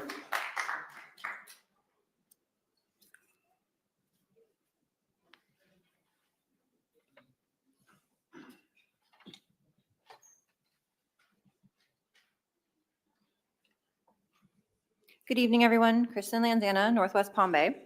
This property is one of the only remaining rural residential lands in our city. At the last meeting, us chicken owners were told that if we wanted to have chickens, we should move to rural residential lands. While at the same time, you guys are considering rezoning all the residential lands, rural residential, to accommodate more HOAs and apartments. The P&Z board, as we said, has already voted 4-1 to deny this request, and I hope you will too. To wrap this up, my request tonight is simple. Keep this land as rural residential and protect our green spaces for the community and for our native wildlife. Thank you. Next speaker. Ms. Shawnee Winnett.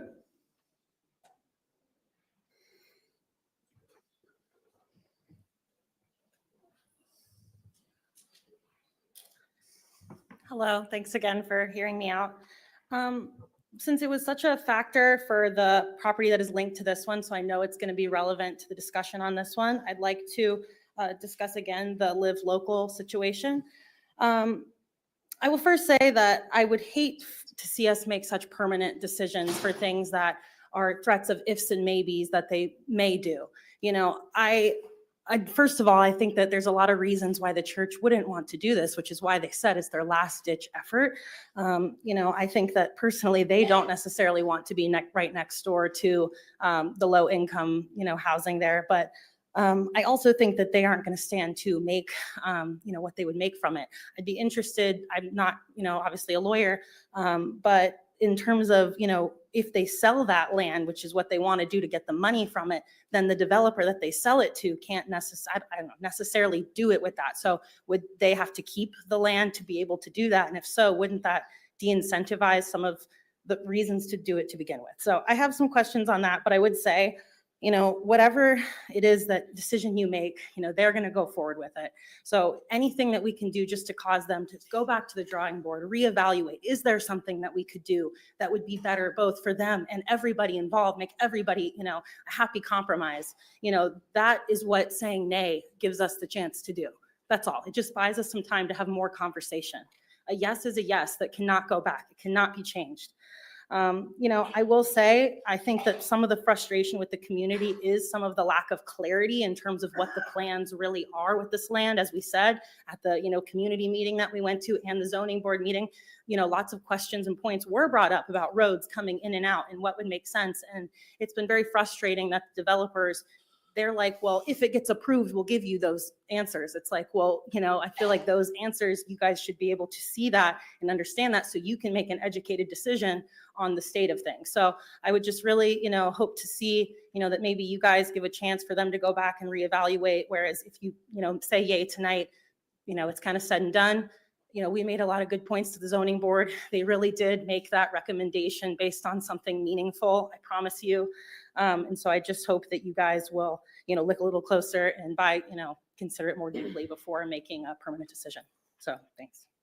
Next speaker. Briar Winnett.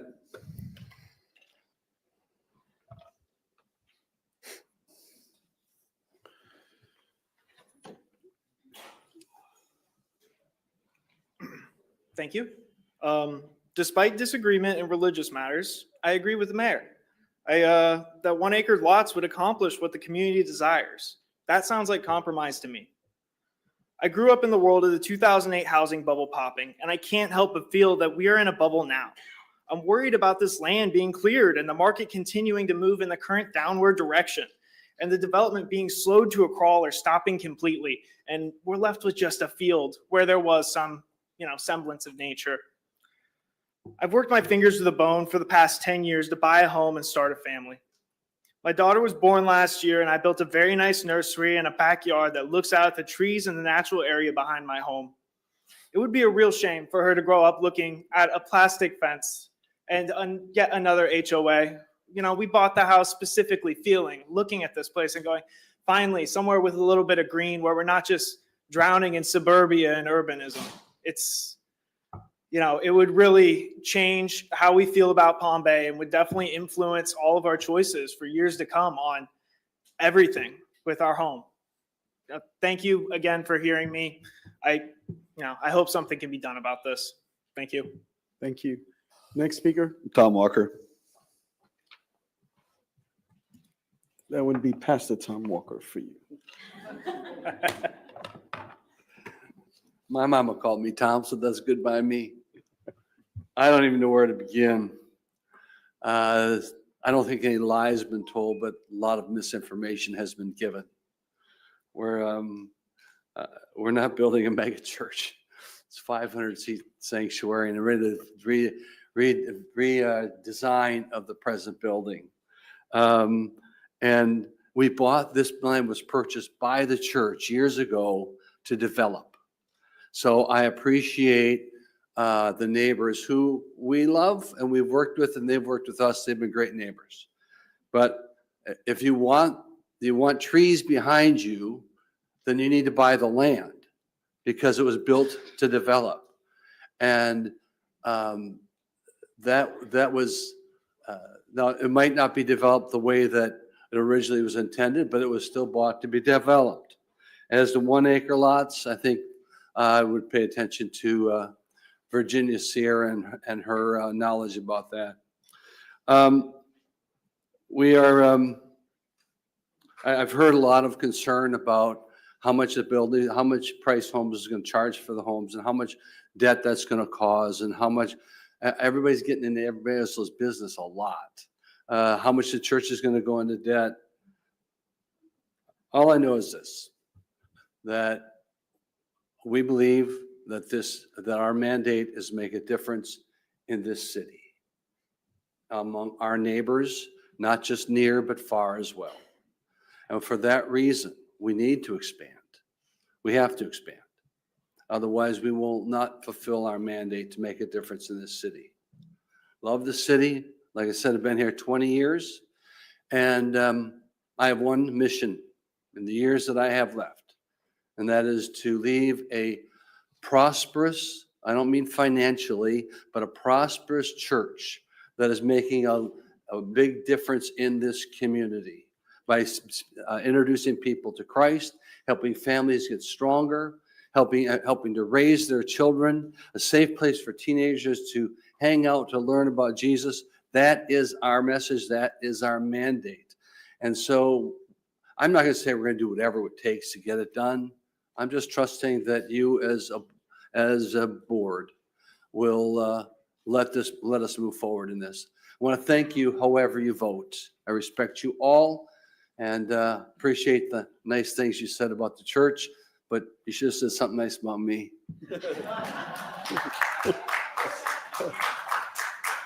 So at this time, I'm going to ask Mr. Price to step forward as the applicant and perhaps address any initial comments and close out with perhaps answering any questions that you may have for the public that spoke before you. Thank you, Mr. Mayor. I really appreciate the kind words from yourself and the council. It means a lot to me. I take a lot of pride in continuing to grow this community. I grew up here. My kids are growing up here, and it's definitely very heartening to hear that it's being noticed and recognized, our contribution to this great community. I understand the community members' concerns, especially the neighbors around them. I mean, like I said, they were there first. This is a green space, a moment of peace in this hectic life of ours, and I want to rip it apart and make room for more neighbors. More barbecues, more apple pies, a nice community. Like I said, it's going to be a little bit towards the higher end. Unfortunately, as a developer, someone who just deals with cold, hard numbers, acre lots would not be possible to be built. One, you just couldn't get the services there at a price. It would be a very small HOA. With only a few members, you'd be required to do an HOA. They would have to take care of the streets. They'd have to maintain the green spaces, the drainage, just those couple of, what would you talk about, 10 neighbors. But by making it 40 neighbors, we make it, a small but strong HOA that can afford to pay its bills, that can take care of that lift station, that can maintain those roads, that can take care of the drainage. I know there was concerns with the community about the utilities. We take care of that as a developer. We put in brand new fresh utilities. We upgrade the city's utilities, make them better for all the neighbors. There was concerns about the traffic, with 40 homes, we're matching the character of the neighborhood. This is what the streets were designed for. They've done the traffic studies. We make no appreciable difference. The traffic problems are way beyond anything we're doing with just 40 homes. I just feel strongly that this really helps the community and moves us forward. It's the highest and best use of this land. And I want to assure the community, we do our best to have a deft touch. We don't try to disrupt their lives any more than we have to as we improve their community and their property values. Thank you. Any questions, council? Thank you. Does that conclude your comments, Mr. Price? Does that? Okay. Thank you. Thank you. So at this time, that was the last speaker. Council, any additional questions of staff? I'm closing the public hearing and asking for a motion. I'll make a motion to approve ordinance 2025-44.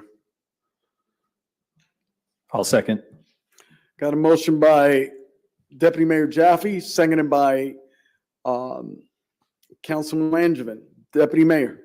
Thank you, Mayor. I agree with the factors of analysis. I agree with the staff report. I watched the planning and zoning meeting, and quite frankly, I was embarrassed by the members that are appointed on that board. It was a lot of confusion. A lot of them didn't understand land use for zoning, and they didn't come up with a reason that was truly for denial. It was a lot of just feelings. So for that reason, based on the factors of analysis, I am in favor of this project.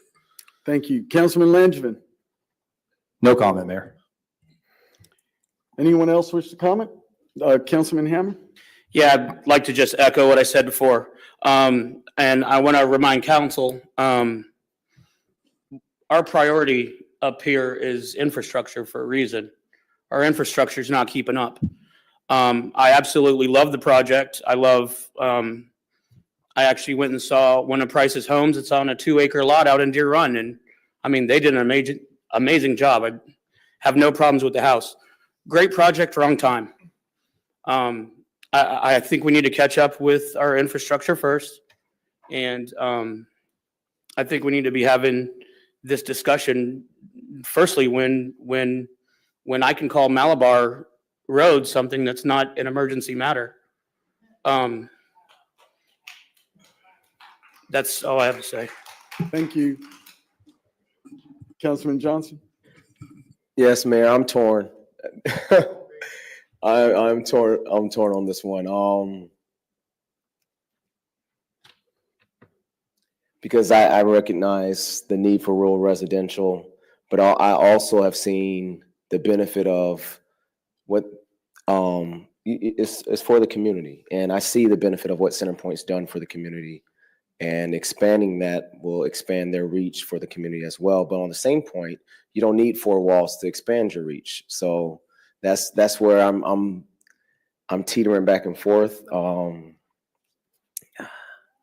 got the city attorney wanting to weigh in. Yep. Do you want to conclude your comments, or did you want to wait for hers? Yeah, because to the point of deputy mayor, it has to be based off the findings. It can't be based off, anything other than that. So yeah, go ahead, city attorney. Madam Attorney?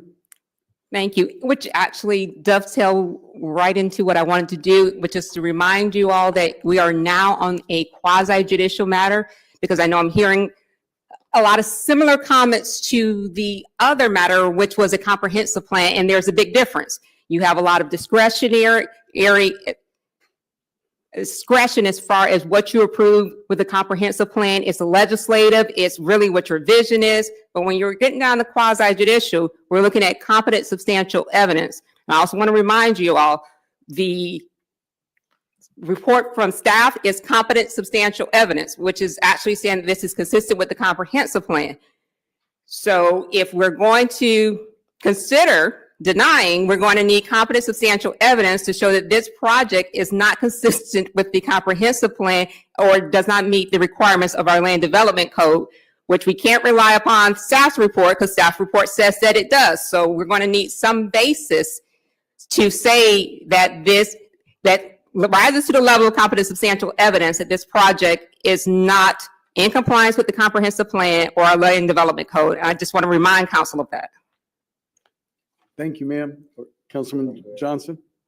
Yeah, I'm still a nay, and I believe 1 acre lots, and that's where I'm standing. That's the bottom line. So I'm calling the question. All in favor, I have a motion by Deputy Mayor Jaffe, seconded by Councilman Langevin. All in favor signify by saying aye. Aye. All opposed signify by saying nay. Nay. Roll call, please. Councilman Johnson, Nay. Councilman Hammer, Nay. Councilman Langevin, Yay. Mayor Medina. Nay. I'm sorry, Deputy Mayor Jaffe. Aye. Motion fails 3-2. We are now on item number 11. Madam Smith.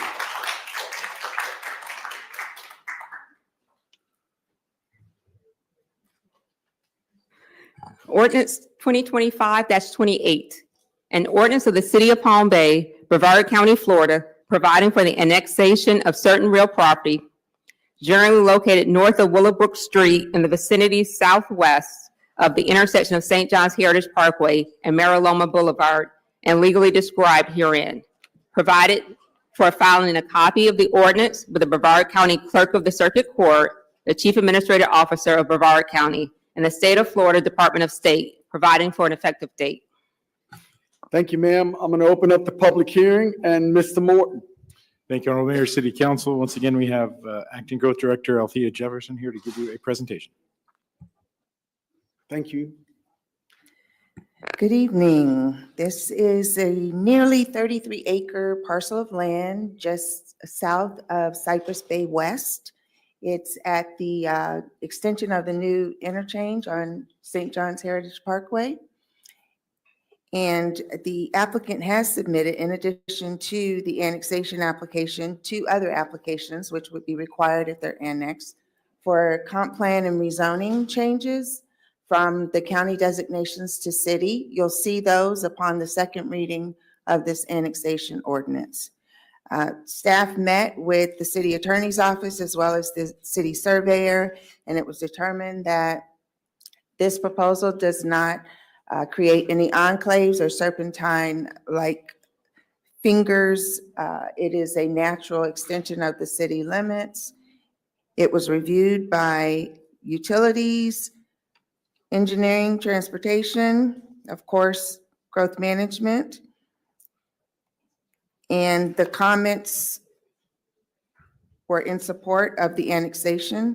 The Planning and Zoning Board recommended that the City Council approve this particular request. Any questions, council? Seeing none.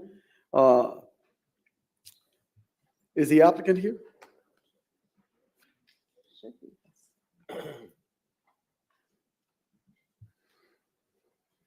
Thank you. Jake Wise, civil engineer for the project. And we also have a representative from 4-Star here in case there's any questions I might not be able to answer.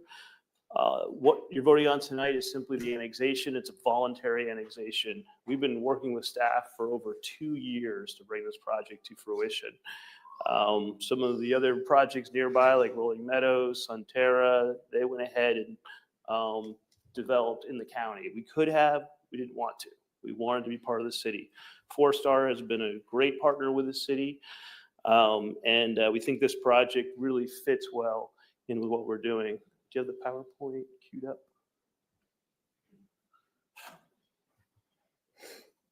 So what we're proposing is a single-family subdivision with straight zoning, RS3. We're allowed up to 5 units an acre if our comp plan is approved at the next meeting, but we're only proposing 2.2. Where we're located is right here in this L shape. North of here is Cypress Bay West, which is under construction. Mariloma Boulevard, as part of 4-Star's projects, has looped all the way back around, taking a tremendous amount of traffic off of the Babcock Street corridor. St. John's Heritage Parkway comes through here to 95. This is Emerald Lakes here. And then this is Cypress Bay Preserve, which was entirely built by 4-Star.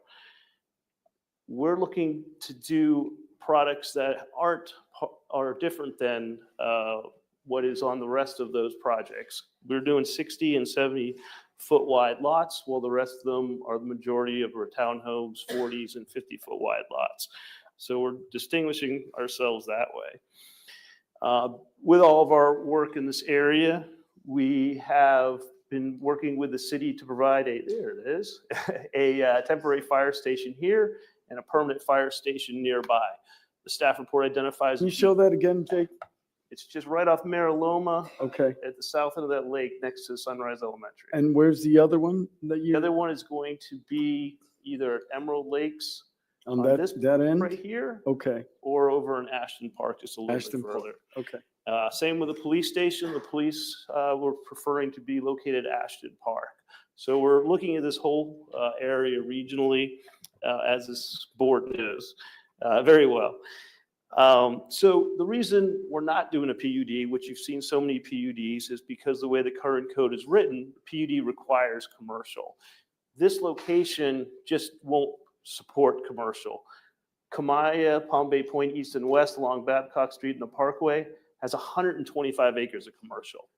Emerald Lakes, right here, right off 95, all 4 quadrants of the interchange, 2.2 million square feet of commercial.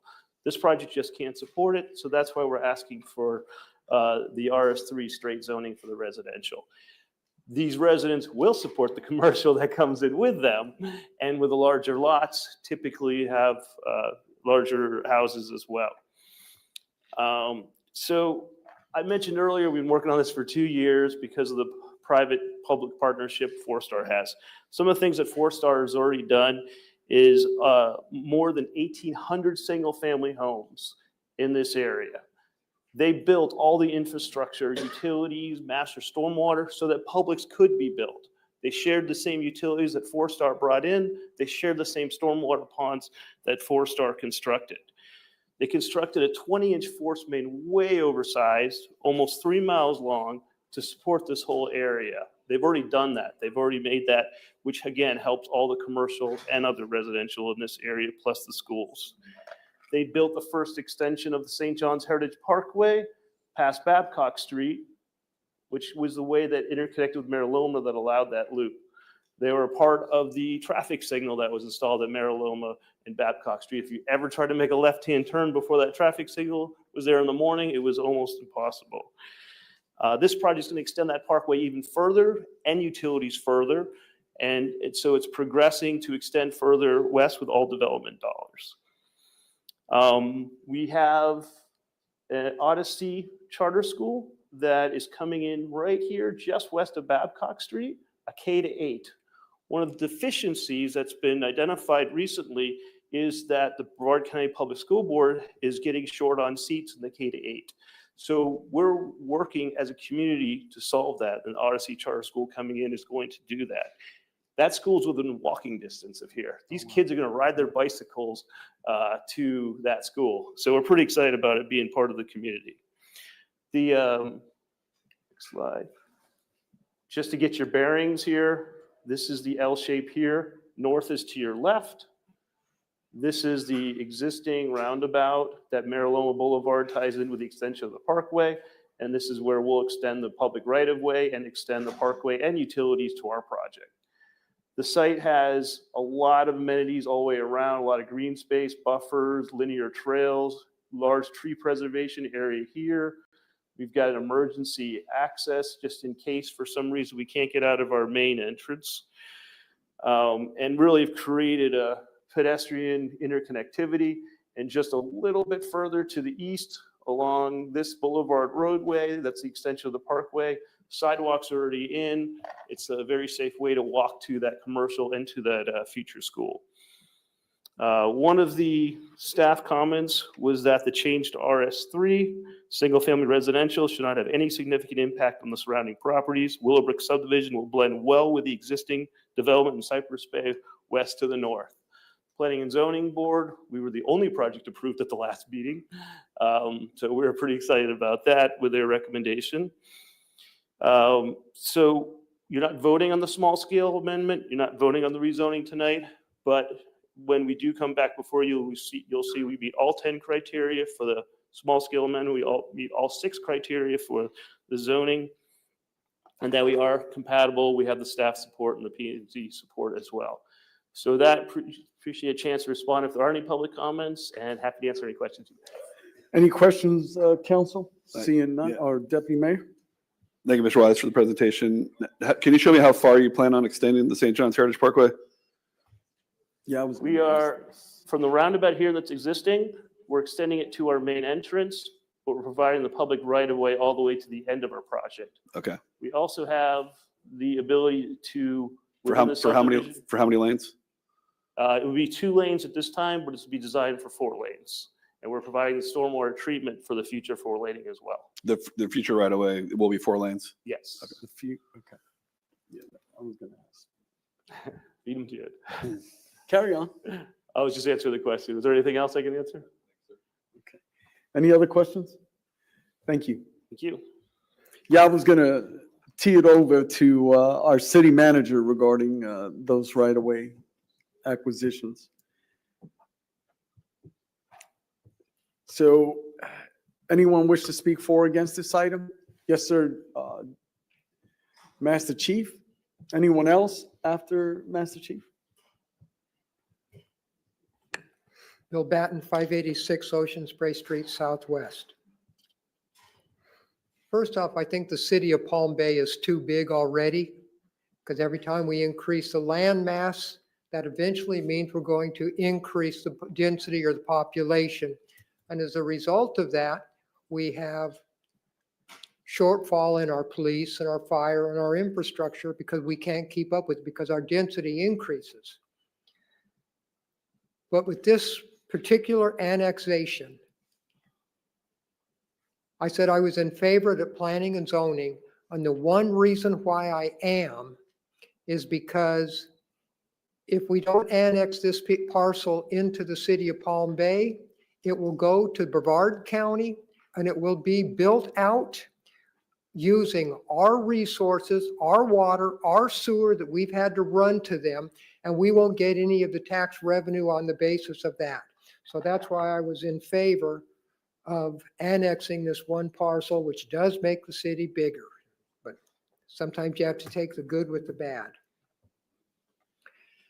As for expansion onto the St. John's Heritage Parkway, I'd like to see some of the developers go ahead and building it out 4-lane now, so we're done with it instead of having the next 30 or 40 years under construction, because that's the way they've been doing it, and that's the way they're planning on so much of the new of it, is it'll be just to our next entrance, we'll make it 2 lanes. To our next entrance, we'll make it 2 lanes. Go ahead and build the St. since they're the ones that say they're paying for it. Go ahead and build it out now, build it out 4 lanes. That'll make the quality of life better for the residents that are there instead of looking at the next 20 years of every month or every 2 years having to have another construction zone along the St. John's Heritage Parkway. So bottom line, let's go ahead and let this expansion happen only because it's going to give us the money instead of the Brevard County, because they are going to come in there with Sunterra. Thank you. Thank you. Anyone else wish to speak for or against this item? Anyone else? Okay,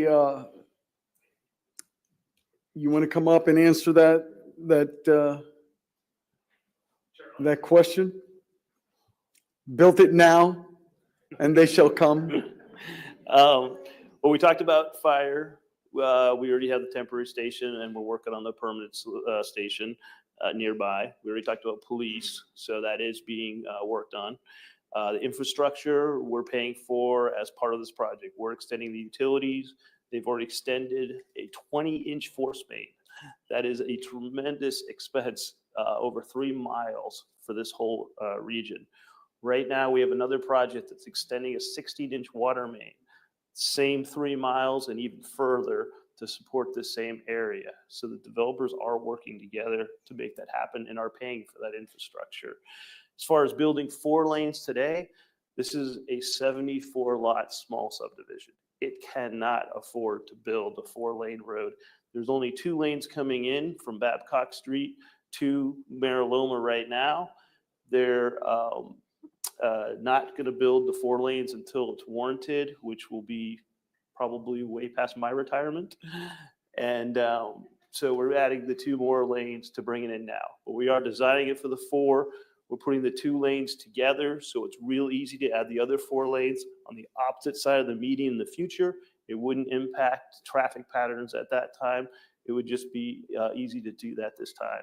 So the plans will be done, the stormwater will be ready, the stormwater conveyance will be ready, so that it would be easy to add the additional 2 lanes in the future. But this project just can't afford to do 4 lanes at this time. Thank you. Thank you. Any additional questions, guys? Okay. Thank you, sir. So at this point, I'm closing the public hearing, asking for a motion. So moved. Got a motion by Councilman Johnson, seconded by Deputy Mayor Jaffe. Any further discussion? All in favor signify by saying aye. Aye. Aye. Any opposed signify by saying nay. Passes 5-0. We're now on item number 12. Madam Smith. Ordinance 2025-33, an ordinance of the City of Palm Bay, Brevard County, Florida, amending the fiscal year 2025 budget by appropriating and allocating funds as identified in Exhibit A, consisting of 2 pages and incorporated in its entirety herein.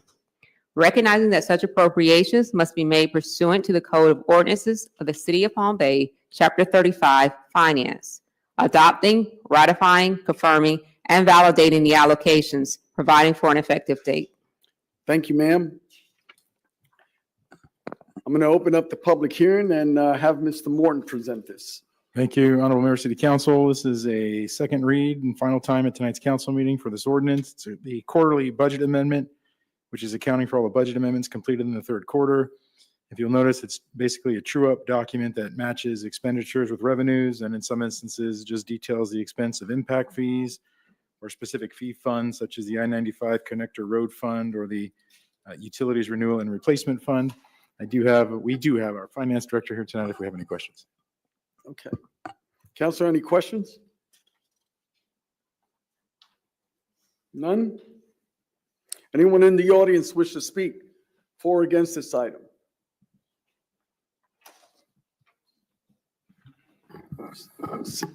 Yes, sir. Seeing none, I need a motion. So moved. Second. Got a motion by Councilman Johnson, seconded by Councilman Hammer. Gentlemen, any further discussion? All in favor signify by saying aye. Aye. Aye. Passes 4-0. All right, before we go on to new business item number 3, which is this next as we moved our program, I'm going to take a 5-minute recess. So we'll take a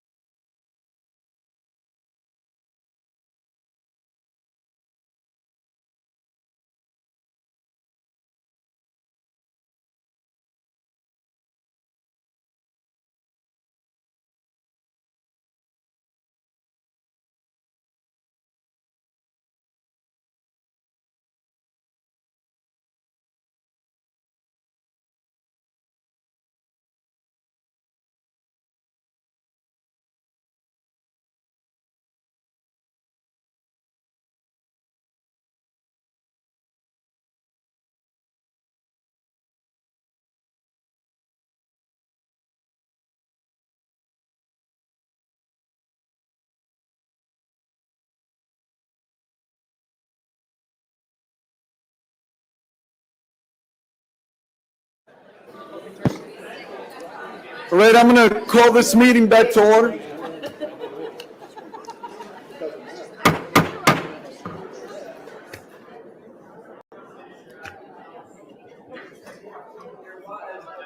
Ladies and gentlemen, I'm going to call this meeting back to order.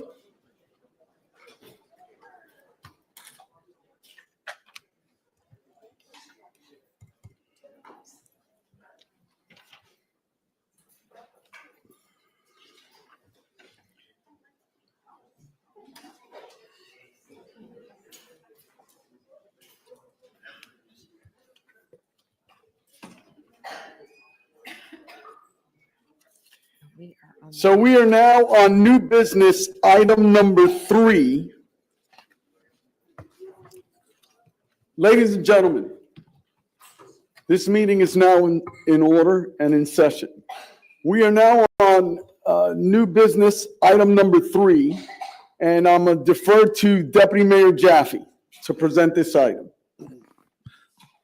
Thank you, Mayor. Over the last week, I think council collectively as a whole has been receiving emails, phone calls. I know staff's been receiving phone calls related to some messaging about a planned march that's going to take place at Walmart and end at City Hall.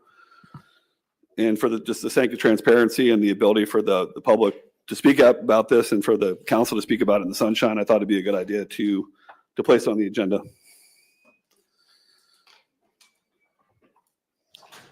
Okay.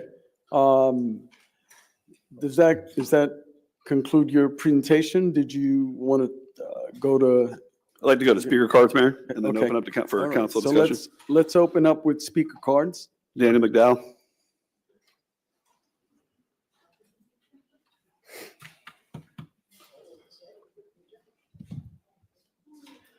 Good evening. My name is Dan McDowell, 1034 Bryce Lane, West Melbourne, your neighbor. And thank you, Mayor and the council, for allowing me to have a few minutes here, or I'll make it brief. Actually, I won't even use my full 3 minutes.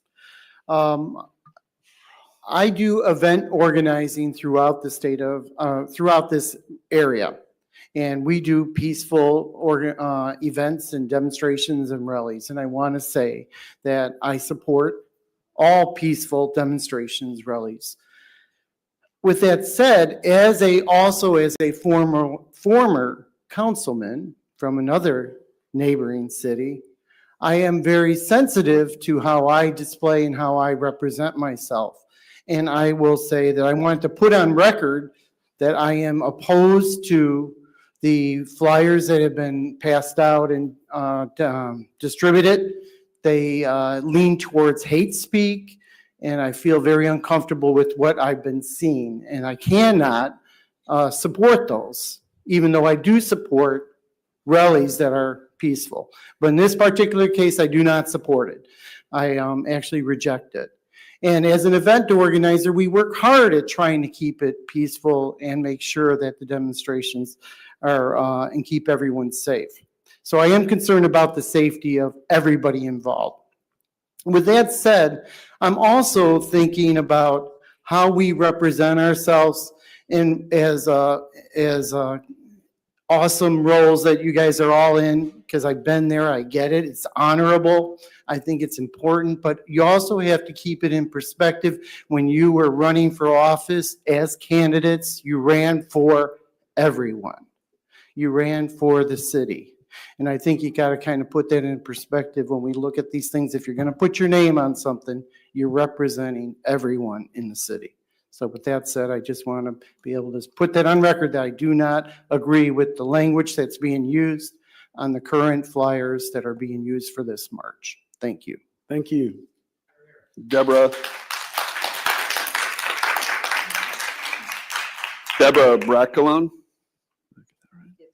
Said it wrong, but you're good. Debbie Broccoloni, 1821 Agora Circle, apartment 7. I agree with the gentleman with what he said. You gentlemen are supposed to be leaders. You are Debbie, supposed to represent directed to me. everyone. Thank you, ma'am. Okay. Everyone. Doesn't matter. They're black, brown, green, purple. You are supposed to be there for everybody. You're supposed to promote unity. And with the flyers that are out and the comments that were made, you have divided this city. And it's fractured. Now you have to come up and figure out how to get us united again. That's all.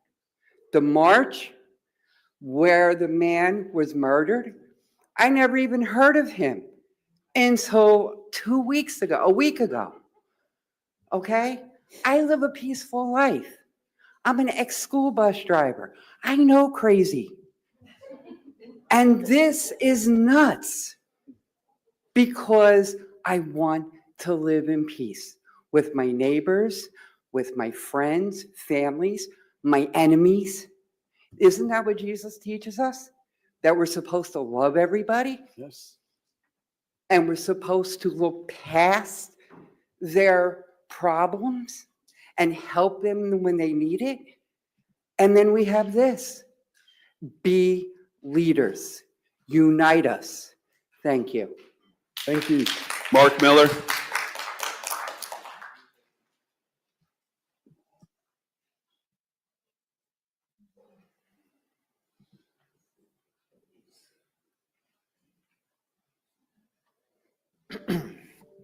Mark Miller, 898 Nelson Avenue. Whether agree or not, voters elected all of you for your passion. Voters elected Chandler for his right-wing leaning viewpoints, his history, his connection. They voted for him. They voted for him expecting him to live out this ideology and to bring them into this dais, right, wrong, or indifferent. It's absolutely no different than those communities who elect strong left-wing leaning representatives. They vote for those folks because they want those ideologies incorporated into their government or the way we conduct our business as a people. They're polarizing ideologies. Unity is hard to exist, to expect to turn a blind eye to 3,000 abortions a day. Unity is hard to exist when our children and grandchildren are being indoctrinated by what to think instead of being taught critical thinking skills. 36% of our nation's youth believe socialism is the best way to go. In 1 to 2 generations, that will completely wipe out a constitutional republic. Look it up. Nelson Mandela said that education is the most powerful weapon to change the world, and I would argue that social media is too. The average social media user is on social media for more than 2 hours a day. There's 5 billion posts a week, and there's an algorithm that controls what comes across your page. These algorithms could be used to promote peace and promote unity. And man, what a blessing that would be to so many people. But there's no money in it, and there's a war raging for our nation and a battle for our souls. There's an enemy that out there that wants to drive division, and it's hard to have unity when 2 hours and you get an algorithm feeding you information that drives division instead of bringing unity. Ephesians 4:3 says, I appeal to you, brothers, to watch out for those who cause division and create obstacles that are contrary to the doctrine that you've been taught. And while we can agree to disagree as neighbors and live in peace, the expectation is that our government is going to put in laws and things on how we conduct business. And sometimes that requires us that love is not acceptance of all behaviors. I can't accept 3,000 abortions a day. I can't accept indoctrination. I can't accept that. And, you know, even in the Lord, unity is difficult because he says you have to choose this day whom you're going to serve. And so in the last days, there'll be times of much trouble. People will love themselves and money. They'll have pride and tell of all the things. They'll speak against God. Children and young people will not obey their parents. People will not be thankful. They will not be holy. They will not love each other. They cannot get along. They will tell lies. They cannot keep from doing these things. They're wild and will want to beat and hurt those that are good. Thank you. Next speaker. Butcher in.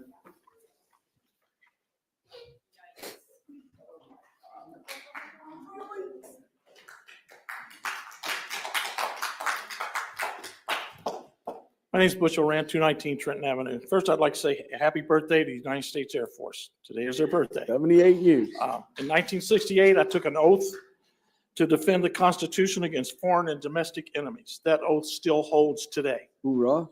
I served 23 years from the jungles of Vietnam to the deserts of the Middle East in the United States Air Force. Every citizen is guaranteed the right to free speech by the First Amendment of the Constitution. This does not mean you can abuse that speech. The right, you can't threaten a person, defame someone by saying something is true when it's not, and you can't incite a riot. These are violations of the First Amendment. We have the right and are allowed to say what we want, and we're protected by the First Amendment without violating those rules. If an official threatens to criminalize people's opinion by calling it hate or evil, they can't do this. I had a discussion with a council member several months ago when that council member had speech of hate toward Muslims. At that time, he agreed he would not put council member on any more documents. Yet here we are. I threatened for an ethics complaint. I dropped it. I don't know what I'm going to do now. Political violence surged during the 60s and 70s, if any of you can remember that. John Kennedy, Malcolm, Martin Luther King,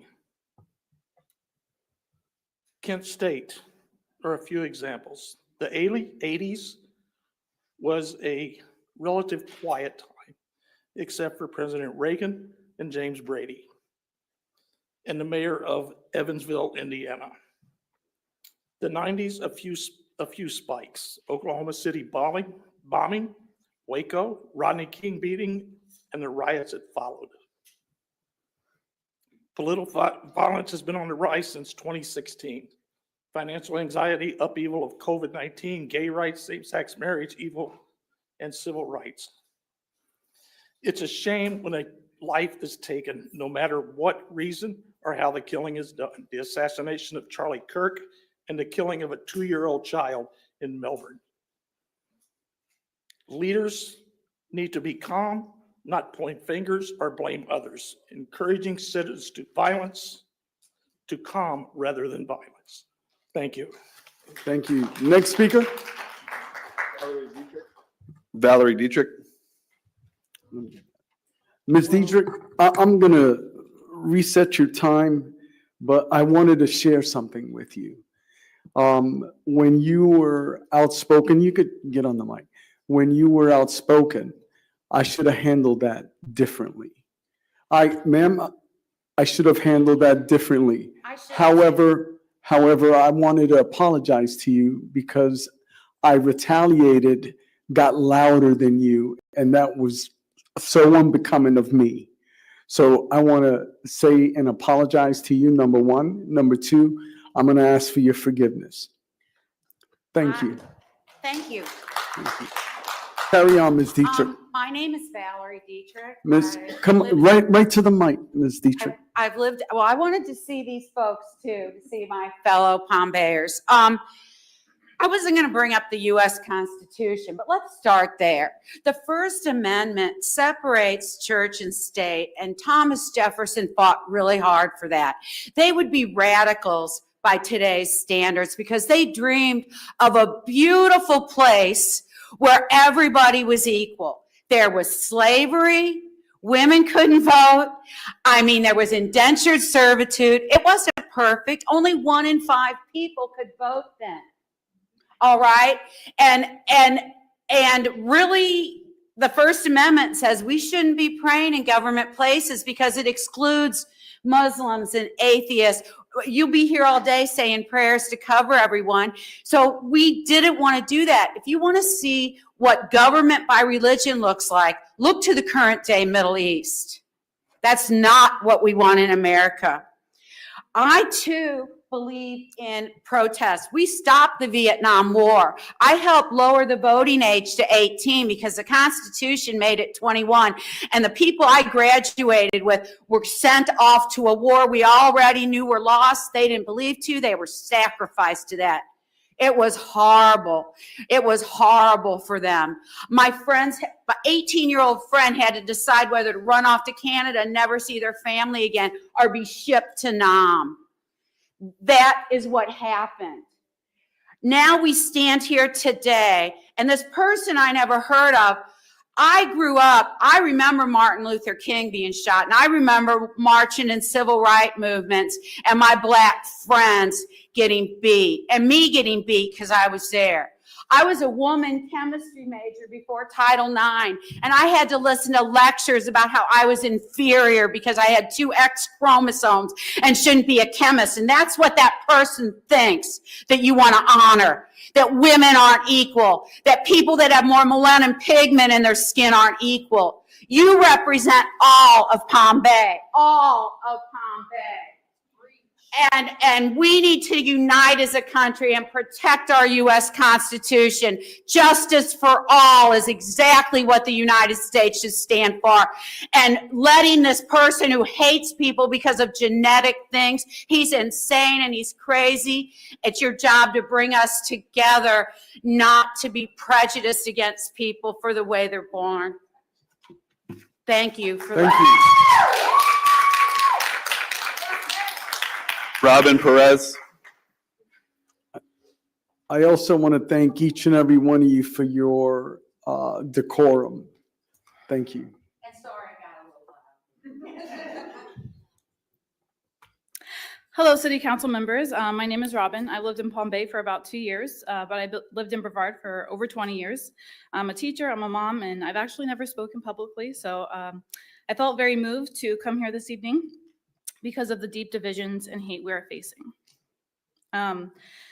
Some are calling for a march against left-wing evil, but an event like this is misguided and dangerous. When we demonize entire groups of people, we don't calm fires of extremism, we pour fuel on them. We need to remember extremist violence in recent American history has not been one-sided. In 2015, a far-right white supremacist entered a church in Charleston, South Carolina, and murdered 9 parishioners during a Bible study. In 2017, at the Unite the Right rally in Charlottesville, an extremist drove his car into a group of counter-protesters, killing a woman and injuring dozens. On January 6, 2021, far-right protesters attacked officers at our nation's capital, leading to death and injury on both sides. In 2022, a gunman radicalized by far-right propaganda opened fire in a Buffalo supermarket, killing 10 shoppers. In June 2025, Democratic Representative Melissa Hortman, her husband, and dog were killed in their home. These are just a few examples. All acts of violence are horrific tragedies, and we should absolutely condemn violence and hate. But when leaders call for a march against left-wing evil, we must ask, what purpose does it serve? Who benefits from painting our neighbors as enemies? The truth is, extremism and evil does not wear one color or belong to one side of the political spectrum. When we single out one group, we play a dangerous game of scapegoating that history has warned us against. Truly, we have much more in common than we think. We want a strong, safe community. We want our families and loved ones to be cared for and healthy. We want safe schools. We want to afford our groceries. We want to see our children smile. And we value our freedoms as Americans. But we're so distracted with extremism that we can't focus on these issues that affect all of us.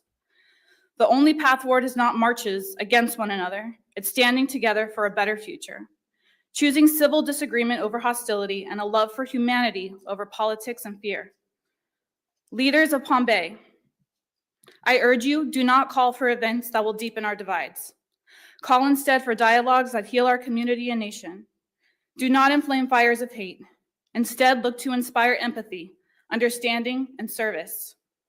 Because if we're going to have a future that's worth living in, it will not be built on marches against each other, but on steps toward each other. Thank you for your time. Thank you. Next speaker. Alexis Perno.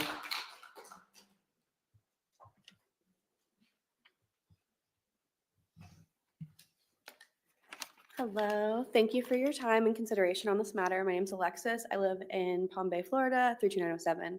As an involved Democrat and Palm Bay native, the actions taken by Councilman Langevin, apologies if I pronounced the name wrong, are extremely concerning. The city of Palm Bay prides itself on being a, quote, diverse community that is among Florida's premier places to live, work, and play. How is it acceptable for any councilman sitting on this nonpartisan council to be making numerous social media posts calling for the punishment of, quote, left-wing evil? The vision for the city of Palm Bay claims that the city has a, quote, strong sense of community, unity, and pride. But we have a sitting councilman that has posted numerous times there's no sense of unity to be had with those he has deemed part of the evil left. I watched the councilman post continuously throughout the day of September 11th on his public, formerly known as Twitter account, where his handle is @Chandler4PB account, calling for further division between our community, saying things like, quote, in America's first 100 years, and quite frankly, our best 100 years, we did a lot of killing. It was when we stopped killing and started singing Kumbaya with communists that our country began going downhill. Quote, World War I was started for less. Quote, if the federal government doesn't do something extreme right now, then your people are going to. Quote, tit for tat is not enough. We need to salt the earth with the remains of every communist in this country. Quote, the Civil War has begun. Either the feds suspend habeas corpus and start doing some wild stuff, or they stand out of our way when we do it for them. There is no longer a peaceful solution. The irony that Mr. Langevin boasts about being a true patriot while not once posting on his social media accounts to honor the victims of 9/11, the 9/11 terrorist attack, has not been lost on me. Instead, on a day that should inspire Americans to stand together, the councilman posted continuously calling for further division and acts of aggression against those he deems as an enemy. My question to the entirety of the city council: what makes a communist? Judging by Mr. Langevin's continuous posting, it could be someone who intended a peaceful protest, supporting the No Kings movement, the Black Lives Matters movement, or the Women's March. It could be someone that is a member or supports the LGBTQI community. Could it be citizens that support Medicare for all? Could it be citizens that disagree with the councilman's Christian practicing and English speaking only prerogatives? I love my community and my country, and I believe that the actions of this councilman are a disgrace to the city and the council. I urge the council to take a stand and let the community know that we truly believe in a beautiful, free, diverse, and unified city of Palm Bay, as the city's vision proclaims. Thank you again for your time and your consideration. Richard Weber.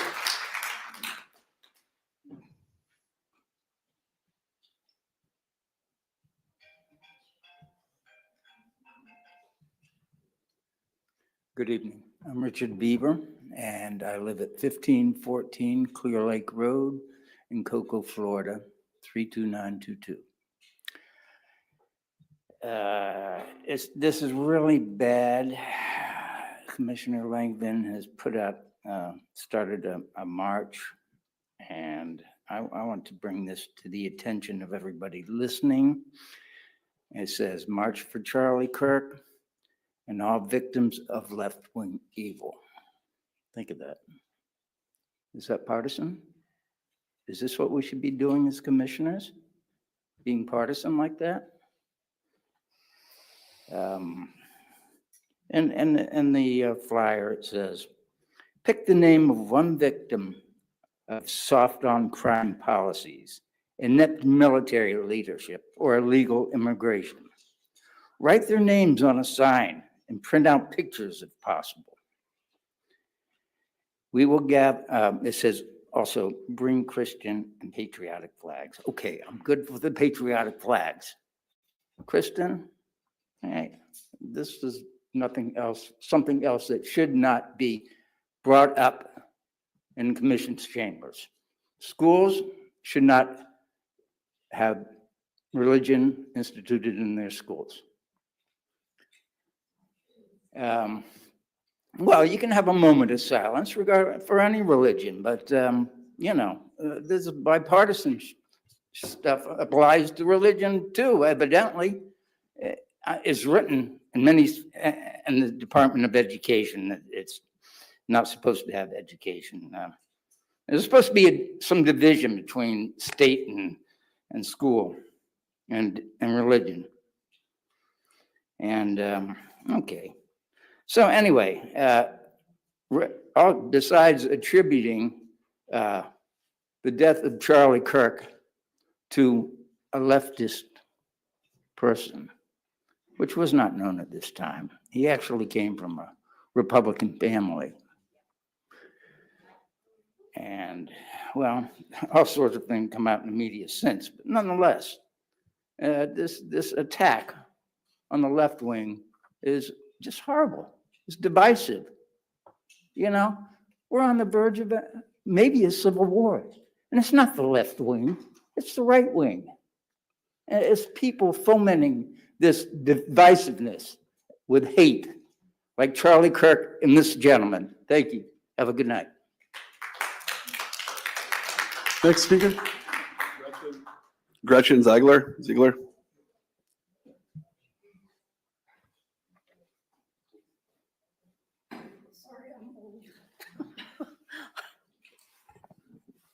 Good evening. My name is Gretchen Ziegler, and I live in Melbourne, Florida. I'm here to speak about a really important community issue that this Councilman Chandler Langevin, I believe, is misusing his public office and possibly even public funds to overstep the bounds of his supposedly nonpartisan position. A good leader tries to bring people together and focuses on common ground. Langevin sponsoring this partisan march and his online push for division and tension in our shared community is unacceptable. This publicly elected official has an obligation to represent all of his constituents. The subject of Langevin's march, Charlie Kirk, was seen as a politically divisive individual, and he had no ties to the city of Palm Bay, Brevard County, or even the state of Florida. Is deciding to have a march for him here an attempt to use a man's death and a family's grief to forward Langevin's own political aspirations? This decision adds fuel to a conflict when what we really need from our leaders is a push for collaboration in our community. If Langevin is set on officially sponsoring a march to honor victims of political violence, why not have a march for the men, women, and children who died on September 11th? Or the assassination of Representative Melissa Hortman and her husband in Minnesota. Langevin could choose to honor school shooting victims instead. Where was his passion when 5 students were shot on FSU's campus this past April? Brevard County has strong ties to heroic people right here at home. Astronauts, law enforcement, firefighters, not 1 but 2 military bases full of honorable service members. We have heroes in the areas of environmental protection, community service, and equality. There are so many individuals in our own backyard whose service has been forgotten. Why wouldn't Langevin choose to champion someone closer to home? Instead, he has chosen to use his taxpayer-funded position to foster a right versus left push in our community, demonizing an entire demographic to suit his narrative of left-wing evil breeds distrust and conflict between neighbors and is a hateful and irresponsible action for a public servant. I urge you to take action toward making sure that Palm Bay's City Council is known for fostering togetherness and not division. Thank you.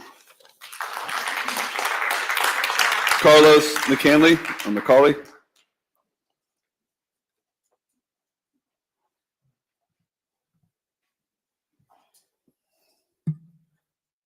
Thank you for listening to me. I'm Carlos McCauley. I live at 1964 Brookside Street Northeast, and I'm a Brevard Democrat. I'm not wearing my Brevard Democrat shirt, which I usually do.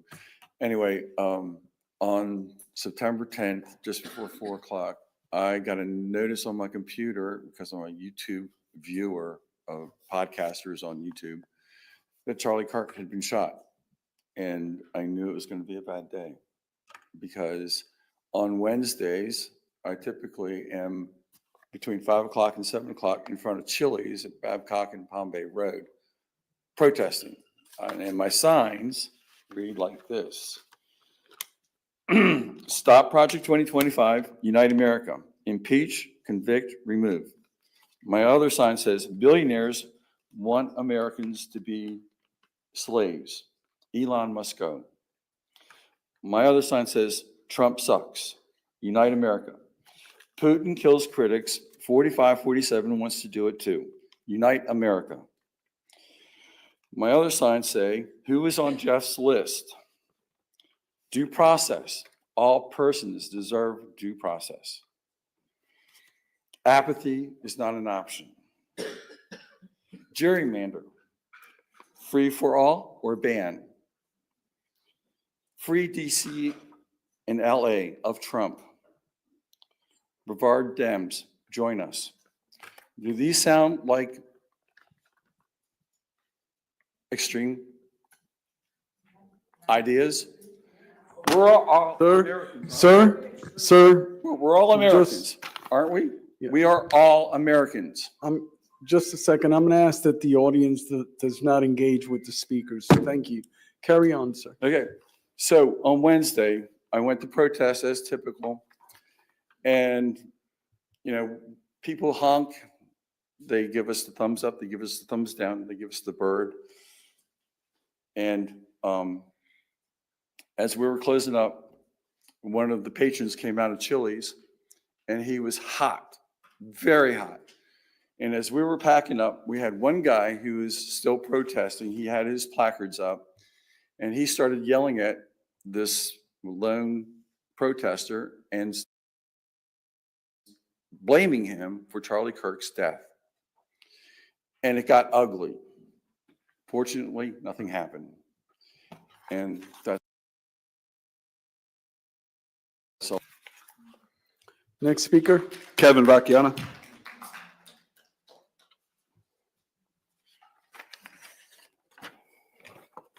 Good evening, Mayor, Council. I haven't been to council meetings in a while, work a lot, so to come out here tonight to talk about this gives me goosebumps, but let's talk. I stand before you today as a not as a politician, but as a neighbor, a father, a proud member of the Palm Bay community. My family moved here in 2009. Like many of you, we were seeking a place that we can grow and raise our children, live with hope for the future. And when we arrived, I quickly fell in love with Palm Bay, not just because of the beautiful neighborhoods, but because of the warmth, the generosity, the spirit of the people who call this place home. Over the years, I've had the pleasure of investing in this community.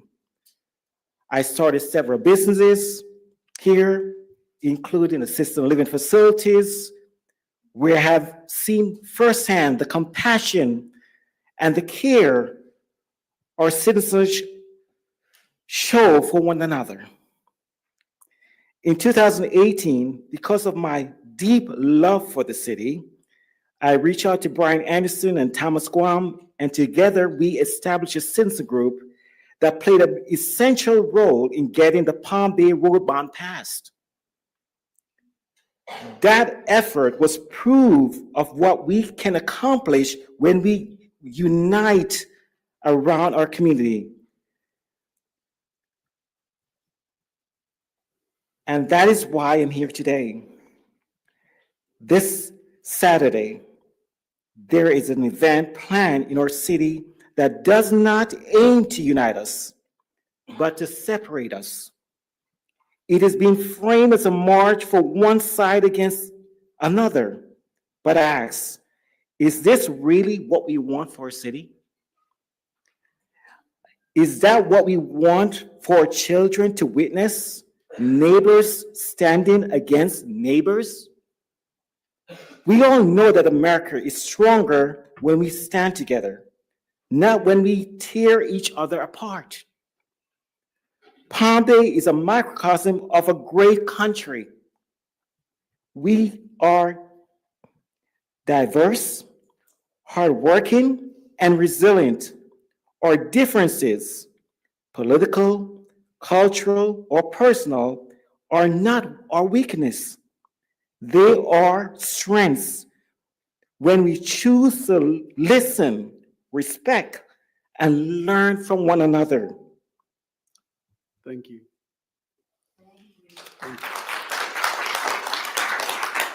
Breeze.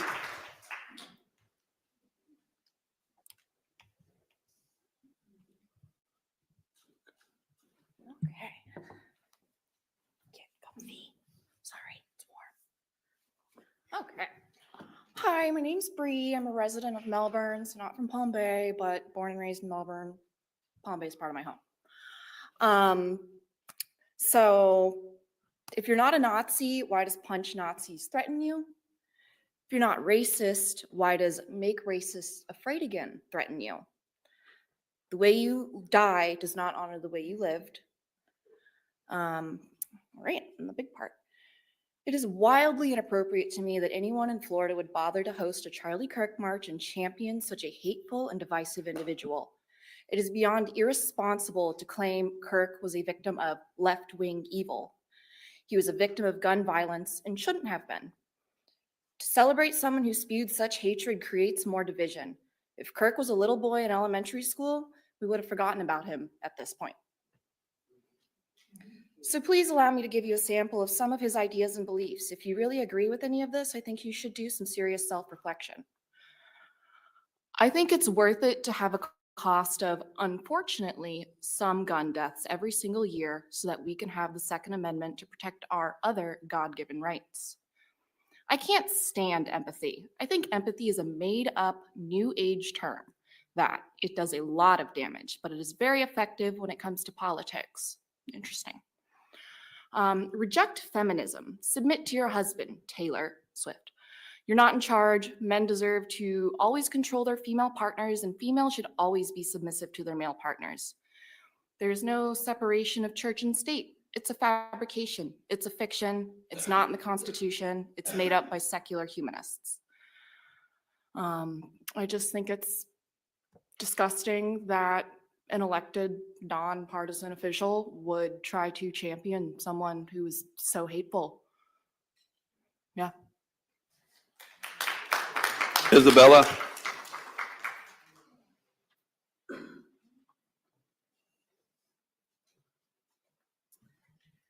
Hello, I'm Isabella Olander and I live in Melbourne. I have been a resident here for my entire life, grew up here, went to every single school here. And you know what we had to do on the regular? We had to practice for school shootings on the regular. I had to take time out of my learning day on the regular to practice for gun violence that would probably happen because it's Florida, right? So my questions are you guys also marching for all the people that were killed in school shootings, all the children, all the lives that were lost? Did you ever hold a march for the Parkland shooting? Are you going to be holding a march for Trey Reed, the 21-year-old man found hung in Delta State University just recently? He was found hung by a tree, beaten to a pulp. A black man, a 21-year-old black man who had his entire life ahead of him. Are you going to also be marching for him? Because your march, this nonpartisan march that you want to do, is not nonpartisan. It is completely MAGA driven. It is completely wrong to be marching for a man who spread so much hate into the world, who said all of those quotes that you just heard. Those were legitimate quotes that Charlie Kirk had said to people, to us Americans. He did not care about women. He did not care about colored individuals. And all he did was spread hate. So to have a march honoring this man is completely insane. And to have you guys backing it, any one of a council member to be backing it is crazy, honestly. And as a youth, I'm really scared for my future because I continuously have to live in fear of this gun violence that we obviously can see is true. Thank you. Next speaker. Cynthia Saturday.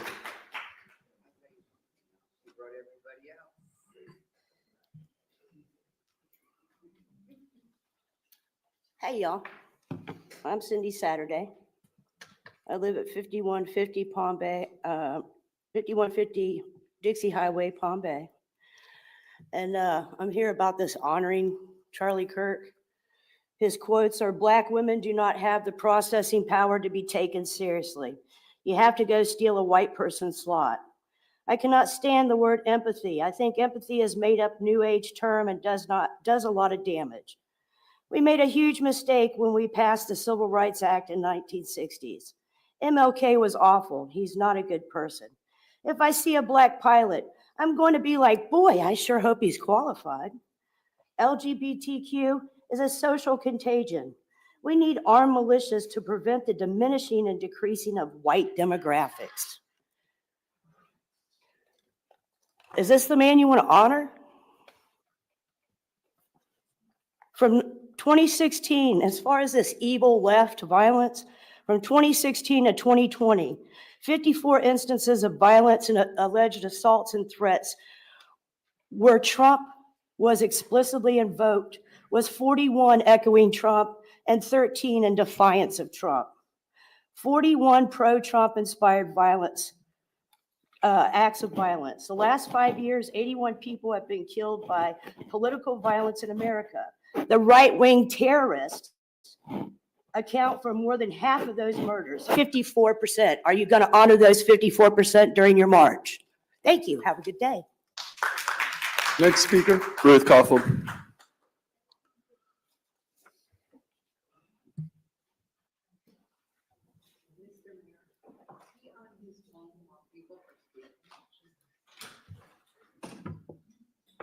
Ruth Caulfield, 935 Douglas Street, Palm Bay. I am actually in support of this march for Charlie Kirk. I'm a TPUSA Faith Brevard County Hub leader.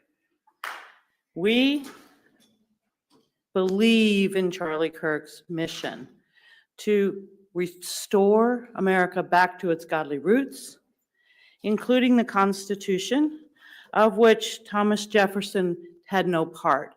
He was in France at the time. He didn't write any part of that Constitution. He wrote the Declaration. He did a great job. So the separation of church and state doesn't exist in any founding documents in this country. It was a phrase that Thomas Jefferson wrote in a personal letter to the Danbury Baptists. There is one of the things that we cherish so much is godly America, because our America was founded on godly principles. Our founding fathers read the Bible cover to cover every single year. Our children learned from it every single day in their schoolroom because it was the mandatory school book in America, in addition to the other catechisms that we had that would teach us all about our founding documents. Our forefathers did not get off the Mayflower until they had a founding document, and they claimed this land for Christianity. So this phrase, the part of the Constitution that says Congress shall make no law respecting an establishment of religion or prohibiting the free exercise thereof. No mention of separation, no mention of state or church. So Chandler and I don't see eye to eye on a lot of things, but I agree with what he is doing. He is honoring victims that this group created. He is honoring the same victim, Charlie Kirk, that did not deserve to be murdered in any way, shape, or form by any person for any reason, just because they did not like his free speech. So if you want your free speech, you might as well give a little grace to someone else's free speech. Thank you so much. Thank you. Next speaker. Next speaker. Kristen Judakis. Good evening, Mayor, Commissioners. I'm going to kind of echo some of what Dan said when he first started it, because you had a former elected official start this round, you can have a former elected end this round. As an elected official, it is absolutely shameful to put out a flyer like this that is so divisive. You were elected to represent the entire community. You don't get to decide, I only want to represent those that believe this the exact same way I do, those that follow my politics. You have a constituency of over, if I'm not mistaken, we've got about 160,000 residents in the city of Palm Bay, 170,000, however many it is. Not all of them are MAGA right. Not all of them are extreme left. I personally consider myself to be a fiscal conservative and a social democrat. You can be both. I'm about as middle of the road as you can get. But when I saw this and read some of the horrific comments that were being put out on social media by a sitting elected official on this body, it was shameful. The mayor constantly praises the great city of Palm Bay and how wonderfully inclusive we are. And one of your cohorts puts out crap like this. Is that the wonderful city of Palm Bay that you want to live in? That says we're going to take care of the, you want to support Charlie Kirk? Go for it. Personally, I didn't agree with 98% of what he said, but he had the right to say it. You as an individual have the right to say what you want about Mr. Kirk, but the minute you put commissioner next to your name, it becomes a function of the city. How much in city funds have been expended for this march on Saturday? Are we having to pay police? Did we have to pay for any of the flyers that have been put out? If this was taken out of taxpayer dollars, you're in violation of the law. And this is thoroughly disgusting. Thank you. Next speaker. Lisa Parks. Lisa Parks.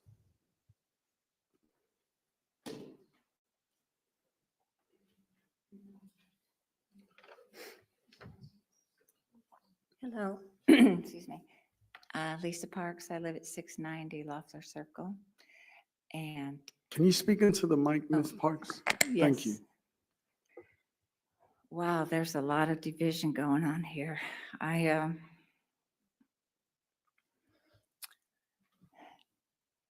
Everybody up here is saying you, they, and we, and I don't agree that you should not be able to use the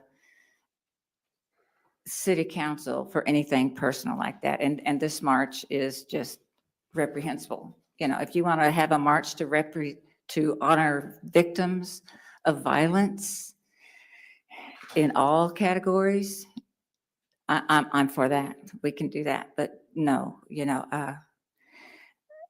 people up here saying that Charlie Kirk was very divisive and that he was only evil. You picked certain things to say just out of context. I could do that about anything other people say. At the same time, he did have the right to his beliefs and to state them. And we all have that right, but we have to do it respectfully and know that we all have to be together. So I urge everyone to stop saying they and we. Everybody says they killed Charlie Kirk. No, they didn't. One individual did. They said they killed those people in Minnesota. No, an individual did. You have to hold people responsible for their decisions and hold yourself responsible for yours. And then if everybody would just be respectful and try to show that, Palm Bay is really going to be the city that we advertise it to be. Thank you. Next speaker. Thomas Redmond.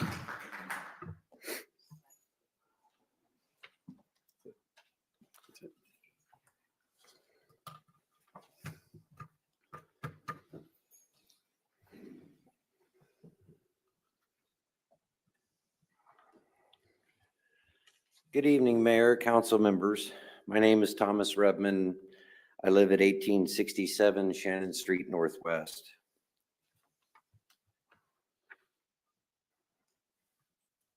I stand before you as somebody who deeply loves our community, and I'm committed to our community and to unity and to respect. And as a devoted Christian, I also want to express how much I admire and respect Charlie Kirk and his Christian values. And I believe he would want me to defend the values he stood for. This is my primary motivation for being here today. I remained private and out of politics for the past couple of years, but the gravity of this issue compels me to speak out today. Even though I risk putting myself on the radar of a more authoritarian group of people, I come before you to address a matter that deeply concerns me. A flyer has been circulated by our fellow council member, Chandler Langevin, titled March for Charlie Kirk and All Victims of Left-Wing Evil. This flyer promotes a march that is fundamentally divisive and contrary to Christian values of love, unity, and respect for all. In the flyer, it states we'll gather at City Hall at 9:30 a.m. and read the names of all Americans killed recently by left-wing policies and pray for the Kirk family. Notice, and pray for the Kirk family. This phrasing unfortunately places the Kirk family second and diminishes Charlie Kirk's death. It makes it pretty clear that this is personally, politically motivated and not in the best interests of our city. As Christians, we're called to love and respect all people, and we must ensure that our city reflects these values. Charlie Kirk would want this matter to be handled correctly and for us to focus on unity rather than dividing people into right-wing or left-wing camps. I think everybody else speaking tonight is off base. I'm here tonight for one reason. I urge this council tonight to censure Councilman Langevin, not only to send a message of unity, but to guarantee future generations in Palm Bay will not have to have this hateful speech. By doing so, we reinforce the values that will guide us toward a more united and respectful community. Thank you for your time and consideration. Thank you. Deputy Mayor? Thank you, Mayor. I prepared a statement. I wasn't sure what order you wanted to go in, if Councilman Langevin wanted to maybe chime in or.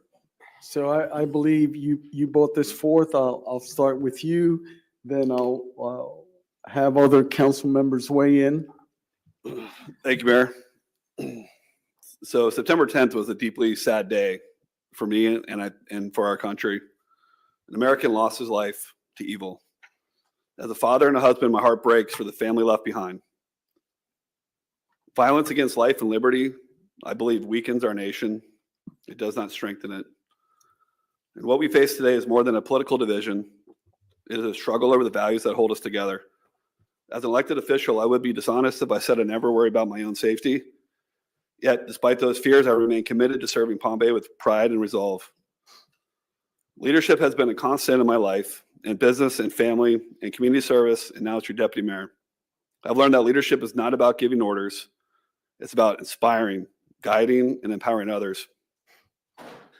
I am a conservative, but I do know I serve on a nonpartisan council, and I take that responsibility seriously. I did not step forward to serve to engage in national and global politics. I stepped forward to serve Palm Bay, to balance the budget, grow our economy, improve our roads and infrastructure, and provide first-class police and fire services. That is the work I believe our residents expect. We are not activists. Activists advocate for causes. Elected officials are entrusted to govern, to represent everyone, balance needs, uphold the law, and make practical decisions. Blurring those lines divides our community and distracts from the work Palm Bay needs. Councilman Langevin, like all elected officials, has a right under the First Amendment to express his views. Others also have the right to respectfully disengage. I believe in the Constitution and our First Amendment rights. Yet just because we can't say something does not always mean we should. Words carry weight, and we have a duty to use them thoughtfully. Our residents deserve leaders who govern without division or hateful rhetoric. Civility is not weakness, it is strength. Tonight, I ask all of us, including myself, to recommit to that higher standard, to model respect even in disagreement, and to work to heal divisions rather than widen them. I also hope that in the future, any council member seeks council consensus before sponsoring events or advertising events on city property. The scheduled march by Councilman Langevin appears to be a city-sanctioned event. It is not. It is not supported by this board. I have received hundreds of emails and calls about the march, and although I do not participate on social media, I am aware that it is alive and well. And a lot of the calls of concern I've received are from conservatives. Citizens and business alike have expressed concern, and potential industry has questioned whether Palm Bay is a safe place to invest. Palm Bay is growing, diverse, and full of promise. It deserves leaders who reflect its best qualities. Just to name a few: integrity, empathy, kindness, consistency, and steadfast commitment to a better future. To my colleagues, I challenge you to be that leader for Palm Bay. Thank you. Thank you.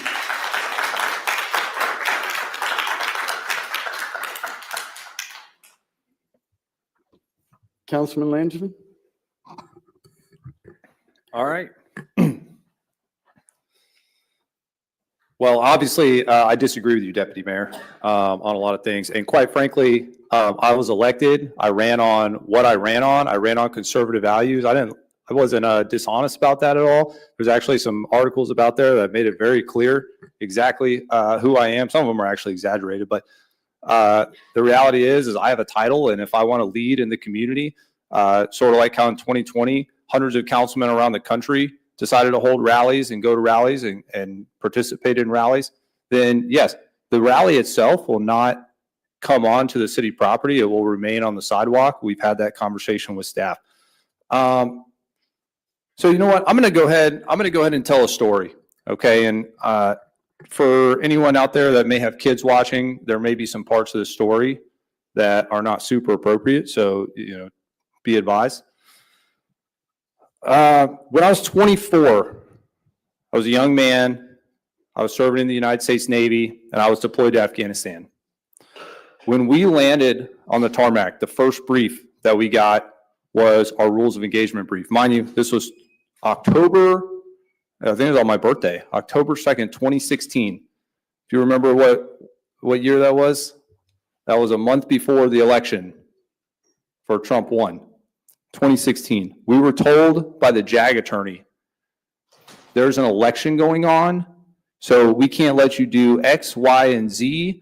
And the policy coming down from the current administration is actually that even if you get engaged, he doesn't want the optics of anything bad happening or any possible civilian casualties in the middle of an election. So we need you to just not do your job and come back. That's literally what the JAG attorney told us in the middle of a war zone. Well, right before I got there, 5 airmen were blown up by a motorcycle bomber because of the policies of that administration. Shortly afterwards, I was sitting in my barracks when a suicide bomber blew himself up on the base because the same policies from the same administration allowed 1,000 Afghan nationals unvetted onto our base and killed 5 Americans. And after 16 hours of dealing with that and having to get them all off the base and dealing with other bombers that ended up not detonating, we were starving. We finally got to go to chow. And I got to walk into the chow hall. But as I was doing that, it was the same chow hall that he had blew himself up after. And I had to walk over the charred skin of the suicide bomber and the others because of policy. After that, I needed a break. So I transferred to the reserves. And I ended up taking a gap year so that I could go study left-wing evil. And yes, there is other types of evil in the world, but there's absolutely left-wing evil in the world. And let me tell you about it because I went and studied it. I don't talk about it a lot, but maybe I should. I went to countries around the world, 4 or 5 of them, that suffered in the past or currently under incredible left-wing evil. I went to Cambodia. When I was in Cambodia, I went to the killing fields where left-wing evil was responsible for killing 20% of an entire country's population. And when I was standing in the killing fields, I rubbed my hand against a palm tree that still had they put these little braids on them as memorials because they were killing so many people. They didn't have the ammunition in their guns to shoot people, so they bashed the heads of babies across a palm tree. Yes, that was a Marxist government, and that is what ultimately left-wing evil leads to. It happened in Cambodia. It actually happened in Afghanistan first, which is what led to all the chaos and turmoil in Afghanistan. It happened across Africa. It happened in Europe. It's not based off color or some other thing, as people mentioned in the crowd. It's affected countries of every color. There's a lot of people coming in makeshift rafts from Cuba, but I don't see a lot of people going to Cuba in boats. I wonder why that is. It's responsible for starvation across the world. Estimated approximately 300 million people in less than a century have been killed by left-wing evil. And in every one of those countries, the same formula takes place. The same formula starts out. It starts out with a small group of people, and they start saying these crazy things. And everybody around them goes, well, they're just a small group of crazy people. But then those people take over the institutions. They take over the schools. They target it. They do a phenomenal job of it. They take over the professorships. They start indoctrinating the next generation of individuals, of students. Then they send those students back home, and those students rebel against their parents and say, why don't you believe in this? Why don't you have any empathy, this, that, and the other thing? And then when the other side starts fighting back, and especially when they start gaining any traction, then it leads to violence. And then it starts happening political assassinations, which is where we're at right now. There wasn't one political assassination. There was one successful. There was 2 attempts on the president's life. The third finally made contact. But let's also look at some of the other left-wing militias that have done so. Some of those school shootings that you talked about were done by them. They ambushed an ICE office recently in our country. So now we're to the stage in all these countries that I visited to, and I read the histories, and I went to their communism museums in every one of these countries, and I talked to people who lived through it. The same exact formula that happened in each and every one of those countries, from Pol Pot to the Spanish Civil War to the Bolshevik Revolution in Russia, every single one of them started the same way. And we entered a point the other day, a new phase in this evil ideologies movement to try to take over the United States of America. And I always thought that maybe their policies here, like the ones that got my brothers killed, and there's so many examples that you've heard of, like Abbey, like Benghazi, like Extortion 17, but there's dozens and dozens that you haven't even heard of. You've only heard of the ones that go viral. The one that, 5 that died on Bagram in front of me, there was a snippet in the news. It barely was even recorded in the Military Times. But then you look at all these other policies across the United States, soft on crime policies. The man who murdered Irina Zarutska had been in jail 12 or 14 times. ICE arrested a guy the other day who had been arrested in the United States 48 times. How are you able to be arrested 12 to 14 times on violent crimes and then get let back out in the community and murder somebody needlessly? Laken Riley was a result of a porous open border that led to millions of unchecked, unvetted immigrants. And okay, let's look at other examples since we want to take color out of it. There was just an illegal immigrant that came through the southern border that beheaded an Indian American in Texas. We had another illegal immigrant that was given a driver's license in California, even though he can't speak English and can't understand the road signs, and he killed 3 Floridians. These are all examples that happened within weeks of what I always thought was bad policies. But then when you actually understand history and you look at how all these other countries and the formula that was used in those, you realize these aren't bad policies. Because if it was a bad policy and it happened once or twice, then they would go, wow, this is kind of a bad policy. It's a failing policy. Let's correct it. Let's move it around. When you look at it, it's not bad policies. It is a force of evil in our country that is trying to disrupt and infuse chaos and do all the same things that happen in all those other countries to denigrate our heroes and our founding fathers, to break down the thread that makes America what it is, because you can't change America if it's good. Nobody's going to want to change. So all these things and all this division and chaos that's sown by these left-wing policies are done on purpose to break the country down so that they can eventually rebuild it in the utopian way that they think they're going to do it. But in every example of history shows us that all that leads to is starvation, death, more chaos. There's not been a single successful communist country. There's not been a single successful socialist country. And people are going to be, well, I'm not really a communist. A lot of you probably think you're not communists or that you're not socialists, but you're supporting an ideology that is being driven by people that are. And for 20 years ago, I was in school, like 15, 16 years ago, coming out of school, I was a standard American young man that just wanted to be left alone. I believed in the Constitution. I liked the founding fathers, thought that was cool. And that's why I voted for the side that I thought was going to be, respect that the most. And I was for the past 15, 16 years, I've been every single day. People say, if you're a Republican, you're terrible. You're a Nazi. You're a Nazi. You're this, you're that. It's on the news. It's in media. It's shoved down our throat. Professors. I've heard professors say terrible things. And these are the people that we want to. I've had high school teachers. I had a high school teacher that would say these things. This has been spewed into the minds of our youth for so long. And we never say anything back because as conservatives, we're taught we're good Christian people. And we're taught that in Christ, we just forgive and forget. We don't want confrontation. Turn and just let it go and let's move on. But for how many years do we do that? And at what stage of this equation do we as Christians say, yes, we can pray for you, and I do pray for you, and I actually pray for every single person in here. But at what point do we say, evil does exist in the world?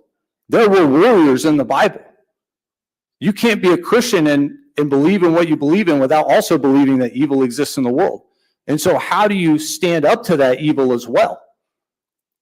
And so I don't know all the answers to those questions, but when Charlie Kirk was killed, this was put on my heart immediately, and I ran with it. I didn't have the logistics worked out. I didn't have the plan worked out. It fell on my heart, and I said, we're doing it. And I've gotten an outpouring of support from the community, and we're going to march. And I do think it's funny that there's people here yelling at me that we're at the No Kings march, but that's a whole different scenario. So quite frankly, gentlemen, whether you like it or not, whether you believe it or not, I'm going to do something. If you're mad at me, be mad at me. If you disagree with me, I get it respectfully. It's okay. You can. But if God puts something on my heart, I'm going to run with it. And that's just how it's going to be. All right, So thank you. Thank you. Councilman Hammer? Yeah, I had something written, but I think Deputy Mayor Jaffe kind of hit it on the head. What I do want to say is tonight we're not making a vote to let this happen. This isn't something that we can approve or deny. This is something that everybody needs to realize. We are 5 separate entities. We are co-workers up here. You guys are the bosses. So this is something that I'm going to tell you guys right now, since the minute that I've met Chandler Langevin, he probably has the most conviction in how he feels than anybody I've ever met. So this isn't something new. This is his feelings he's felt since the day he was elected, since before he was elected. Please. But what I do want to say is we are separate up here. He is entitled to his voice. He is entitled to what he wants to say with his world around him. This is a part-time job. He didn't mention me. He didn't mention this council. He didn't mention us being involved in any way, shape, or form. This is something he's doing on his own. He is solid in his convictions, and that is something that us up here need to accept. It's not something that everybody agrees with. It's not something that everybody loves. Me, myself, I am a leader for everybody out there, whether you voted for me or not. I am going to back every single person up, whether I agree with you or I don't. I have some of my best friends that are on the other side. I don't have the convictions of that. I use my heart on everything, and I will always use my heart on everything. How I feel outside of here and how I feel as a councilman might be two different things. But my time here up on council, I'm a representative of my bosses. Thank you. Councilman Johnson. All right. I'm smiling because there's so much that can be said, but I want to make sure I'm mindful of the time so we don't have to continue the meeting. But it's not just our nation, but this whole world is an identity crisis. Like there is no side, there is no wing. Like even the term racism, like there's only the human race. And we allow all these dogmas and we find comfort in trying to find something to identify with. I know myself, I try to find comfort in identifying in fraternities or comfort in identifying with this group or that group, but it's an identity crisis and it's deeply rooted.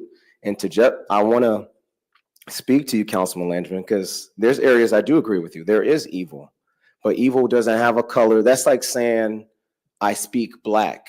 Like, no, like I speak English. That's all there is. Like there is no left or right to evil. Evil's evil. And for my Christian population, Ephesians 6:12, it doesn't say left principalities or right principalities. It says principalities, rulers, and authorities. They don't say, I'm gonna go towards them. I'm gonna go towards them. Like, no, like that's when we come into agreement with sin. It's as simple as I go home, I have a rough day, and I'm taking it out on the family. And my wife she has a moment. She can either meet me where I am with hate or with anger, or she can restore me with love. And that's what this council is trying to speak on, restoring everybody with love. You don't restore with divisive rhetoric or divisive speech. You restore with love. And how can we restore with love? It doesn't always have to be with preaching the gospel. You can show the gospel, and showing the gospel is showing love. Hey, let me share with you why I had this belief system. Let me share with you why I feel this way about my ideology. I went to a Tapestry Network meeting, and at first I wasn't accepted by it. It was ran by Pastor Paul Rossberry. And one of the things he said, they work closely with Turning Point USA. And one of the things he said was, we have to love the hell out of people. And with loving the hell out of people, that's not looking at them as evil or looking at Councilman Langevin as racist or evil or whatever the case may be, but recognizing whatever's on them, you have to love that off of them. It's not them. When we come into agreement, it's like, it reminds me, and I know everybody can relate with this, bear with me. When you think about the cartoons back in the day, they had the devil on one side, they had the angel or God on the other. Depending on what we agree with and what we come into terms with is what we're acknowledging. That's how sin works. That's how it, I can be looking at my wife and she's going off on me, and I can be looking at her and I over here say, hey, say something back, speak back. And the other side's like, nah, hold your tongue, just hear her heart and just let her speak and show her comfort. Women want security, show her comfort. So I can come into agreement with either one, and that's how it is. That's how these principalities work as well. And it goes all the way to the top of governing to the bottom. And that's what's going on right now. When I think about what's going on with Charlie Kirk, we can come into agreement with anything and everything, or we can say, hey, I agree with this portion, but I disagree with this portion. We're fine. We're free thinkers. We're not meant to just identify with everything on a Republican Party or a Democratic Party or on this council. Like, I'm best friends with some of the guys up here, and we disagree all the time. That's fine. That's fine. When you look into the Bible, for those of you who are Bible believers like myself, John the Baptist was assassinated. Jesus didn't go out marching. He went to solitude.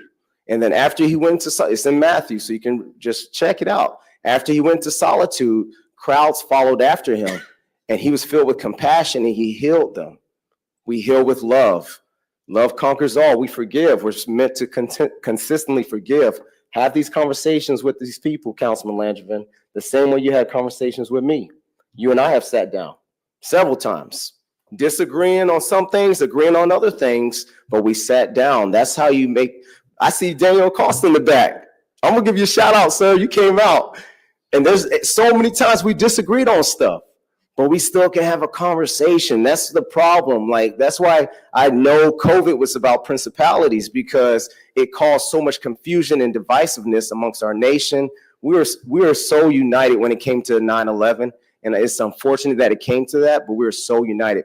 There was no red or blue. There was red, white, and blue. We all bleed red, and that's all it comes down to. So, Mayor, I know you're going to take it from here, but I want to encourage each and every one of you, don't look at it as left-wing evil, right-wing evil. Evil's evil. There's a reason why the Epstein list hasn't been released. It's because there's names on there for everybody. So we can't try to say, no, that's what it is. So I'm open to talk to anybody. You know, it's public record. I changed from Democratic to nonpartisan because I don't want to identify with anything but Christ and just my belief, but I'm also want to make sure I share love with everybody in this audience and everybody outside of this audience. So I apologize for being long-winded. This has been on my heart since I saw that wretched video of what happened to him. And that wasn't for political beliefs. That was to silence him. And that was spiritual warfare is what I'm telling you. That's exactly what that was. So I'm done, Mayor. I'm off my soapbox. I love all of you. Daniel Costa, I love you, brother. Bill Benton, I love you. Pastor, all of y'all, I love y'all. Listen, Lance Fisher, I love you. Michael, I love you. I will have a conversation with y'all. Yep, I will talk with you after too, sir. I'll show you, because love is an action verb. So I'll have a conversation with you too, sir. So that's all. I'm done. There we go. Well, thank you, Councilman Johnson. I really appreciate your kind words, but I want to take this back. And this is about lifting up the Kirk family. This is about praying for the Kirk family is the way I see it. I just want to pray over that family, right? Now, our words have power, and sometimes we miscommunicate with what we say. Perhaps things should be said in a different light. But going to your point, it is a spiritual warfare. And because of that, I went into the archives, and many things have been said about Charlie Kirk that have been misrepresented. Mr. Kirk was a believer and a brother in Christ. And so cue that video so that we can just take a look at what he said in an interview. Yes, I wonder if by continuing to lie, they aren't about everything. They're driving all of us a little crazy. Well, this is why your faith is the most important thing. Because for those of us that are Christians, it doesn't drive you crazy. You actually see what's going on, which is that we do not wrestle against flesh and blood, but against principalities and darkness and spirits, that there's a spiritual war here. And you're right, Tucker. I find people in this space that are not anchored to faith, anchored to Jesus, they do lose their mind. Because there is no rational or reasonable explanation for what the country is doing to itself or what we are experiencing. But if you then see and you know that there is a God and we are not him, that there is an entire dimension of angels and demons and spirits that are constantly struggling around us, and that there is a supernatural dimension, as you mentioned, all of a sudden, that does then make sense. It does not make any rational sense to shut down your schools so you can sacrifice the kids so the elderly can live. That makes no sense whatsoever. It makes no sense whatsoever to keep your marijuana dispensaries open and your alcohol shops open, but the church not essential. Only a demonic enterprise would do such a thing. Only a demonic enterprise would say that Easter and Pentecost are non-essential, but race rioting and burning down a Wendy's is essential activity. And Tucker, you talk about this a lot. For those of us that know the truth, we know that our God is a God of order and distinction.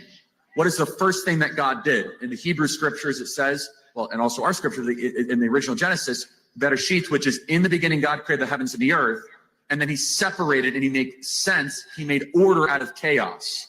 Our God is a God of order, and order only comes with distinctions, and distinctions are necessary. Think about all the distinctions that God set up in the first 6 books of Genesis that are currently under attack. The distinction between male and female, the distinction between man and nature, the distinction between the holy and the profane, the distinction between good and evil, the distinction between infant and adult.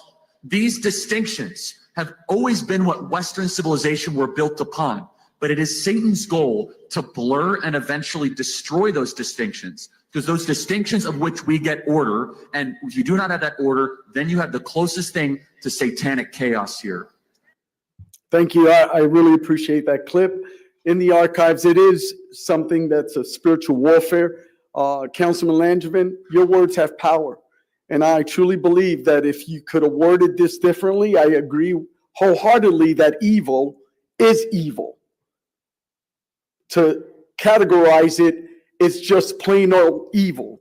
And I can tell you this, that as someone that behaves Christ-like, that wants to follow Christ, we can always read different books and learn from our experience and read and garner knowledge. So I've read many books, and there's a book that's called Ezekiel. And in that book, it says, as surely as I live, says the sovereign Lord, I take no pleasure in the death of wicked people. That's God himself saying he takes no pleasure in the death of wicked people. I only want them to turn from their wicked ways so that they can live. And then he goes on and he says, turn. The book of John says, for God so loved the world that he gave his one and only son. Not to condemn the world, but to save the world. You see, God is all about love. And if we're going to be Christ-like, we should be strong in our faith. We need to put on his armor, and that armor is love.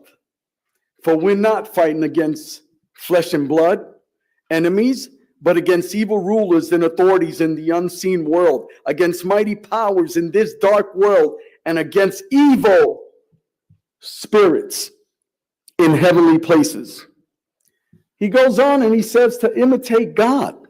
Therefore, in everything you do, because you are his children, live a life filled with love, following the example of Christ. He loved us and offered himself as a sacrifice for us.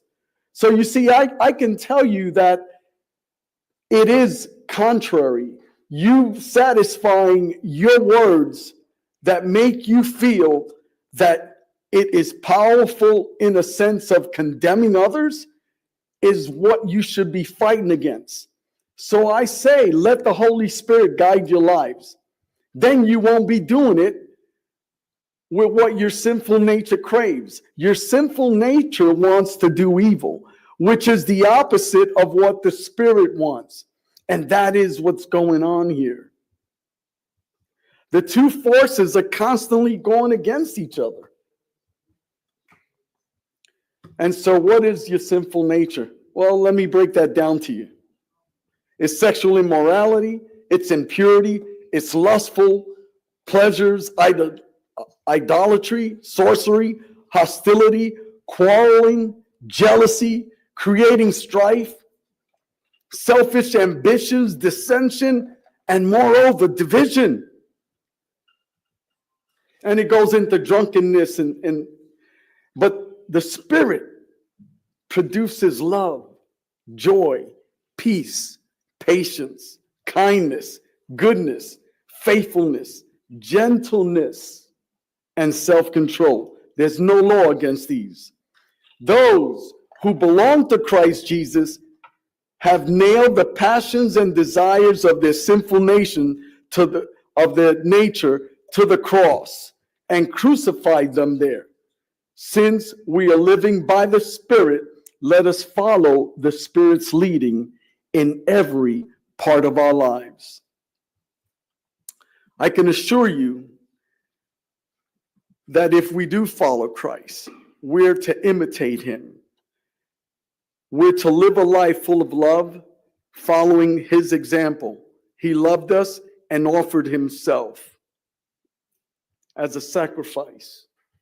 So I encourage you, I implore of you to fight the flesh and let the Spirit and your words tailored to love the residents of our community. Be kind, be gentle, be loving, represent the entire community as a whole. And if we're going to be Christ-like or be categorized as a Christian, that's a huge responsibility. That responsibility goes with your speech. And I speak to everyone because we can't choose what God wants you to do. He says, pray for your enemies. You can't choose who to pray for.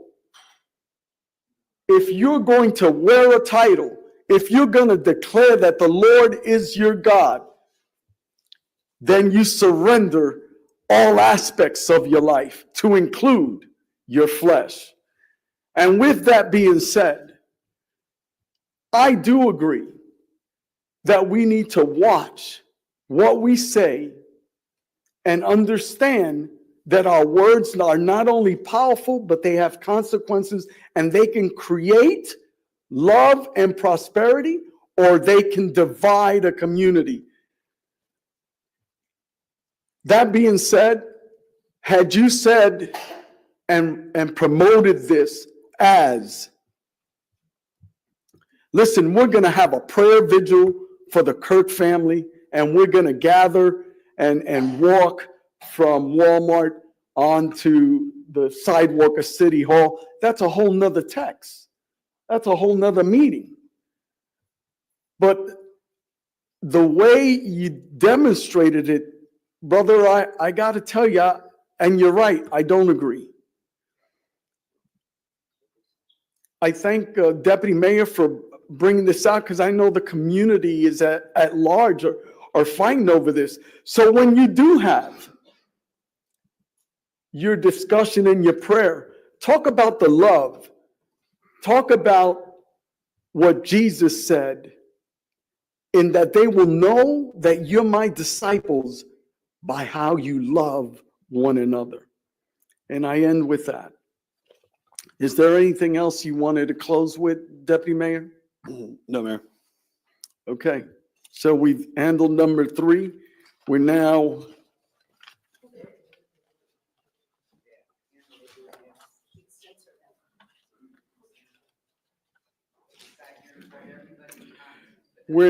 on unfinished business number 1. Am I tracking that? Oh, as you were. We're on public comments.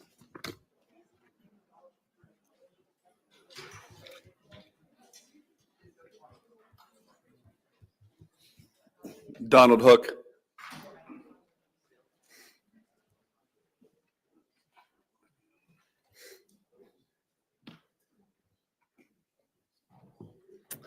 Thank you, Council. Doug Hook, Mariposa Drive Northeast, Palm Bay. As a little bit of a change of pace, I would like to thank the council for their actions last meeting on voting for the public broadcasting to be open, or the public comments to be broadcast again. It's vital that open communication between the people and their representatives be protected. As another change of pace, I would like to provide some information that may not be known regarding the importance of native plants. Around 90% of plant-eating bugs are considered specialists, which means that they eat only one family of plant, or in some cases, only one specific plant, period. Since Florida's specialist bugs grew up around Florida native plants, that means most of them have specialized on said native plants. Native plants support around 35 times the amount of insects that non-natives do. Because of that, when we plant non-native plants, we are actually lowering the amount of bugs available for our favorite birds to eat. It's been shown that the biggest factor to the number of birds in the area is actually the amount of food available. So by planting native plants, we can actually support a larger number of native birds, which in turn support a large number of native bugs, which in turn support a large number of native birds. This is relevant tonight considering there were a number of agenda items that affect our currently wild spaces in Palm Bay. On the table were proposals to develop over 350 acres of undeveloped land and additional proposals to rezone public lands that are also currently wild spaces. You've heard from multiple constituents tonight how important those undeveloped spaces actually are to the community.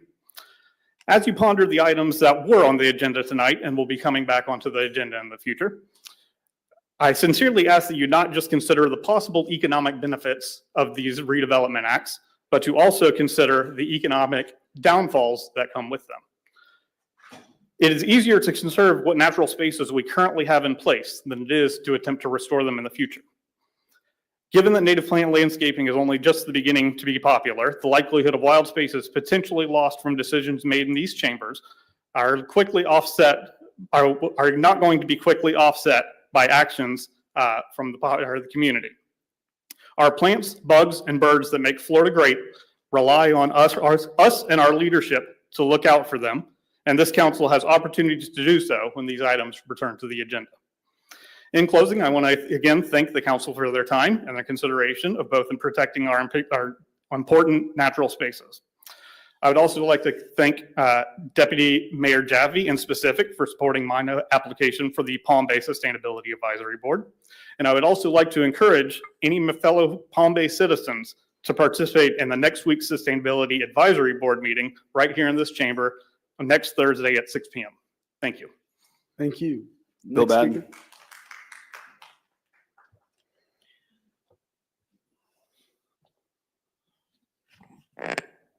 Bill Batten, 586 Ocean Spray Street Southwest. I've got 6 items to address. Number 1, I would like to thank my city council for rescinding their decision on not broadcasting public comments. Number 2, this action will help in promoting transparency and trust in my local government. Number 3, it would have been nice if that decision could have been made because that's what we as the constituents wanted. Number 4, now if we could get the public comments back at the end of the meeting, that would be fantastic. Number 5, so one more time, thank you. This is the type of action even Charlie Crisp could be proud of. Communication is the key to transparency. Now, different topic. You rearranged tonight's agenda, so I could not have asked you to speak on a consent agenda item before you voted on it and cleared it. Just letting you know that sometimes you have the chicken before the egg or the egg before the chicken. Thank you very much. Thank you. Next speaker. Lance Fisher.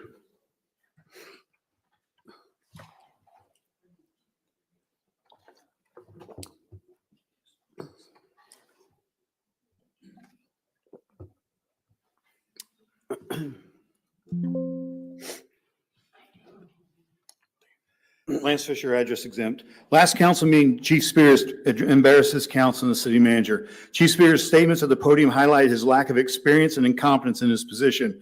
For failing to meet with Sergeant Frank Fogart's family, he said he didn't know that this was going to be public, though the city's own website invites the public to the council chambers and provides websites for viewing. Yet it was on the agenda and discussed at the August 21st council meeting.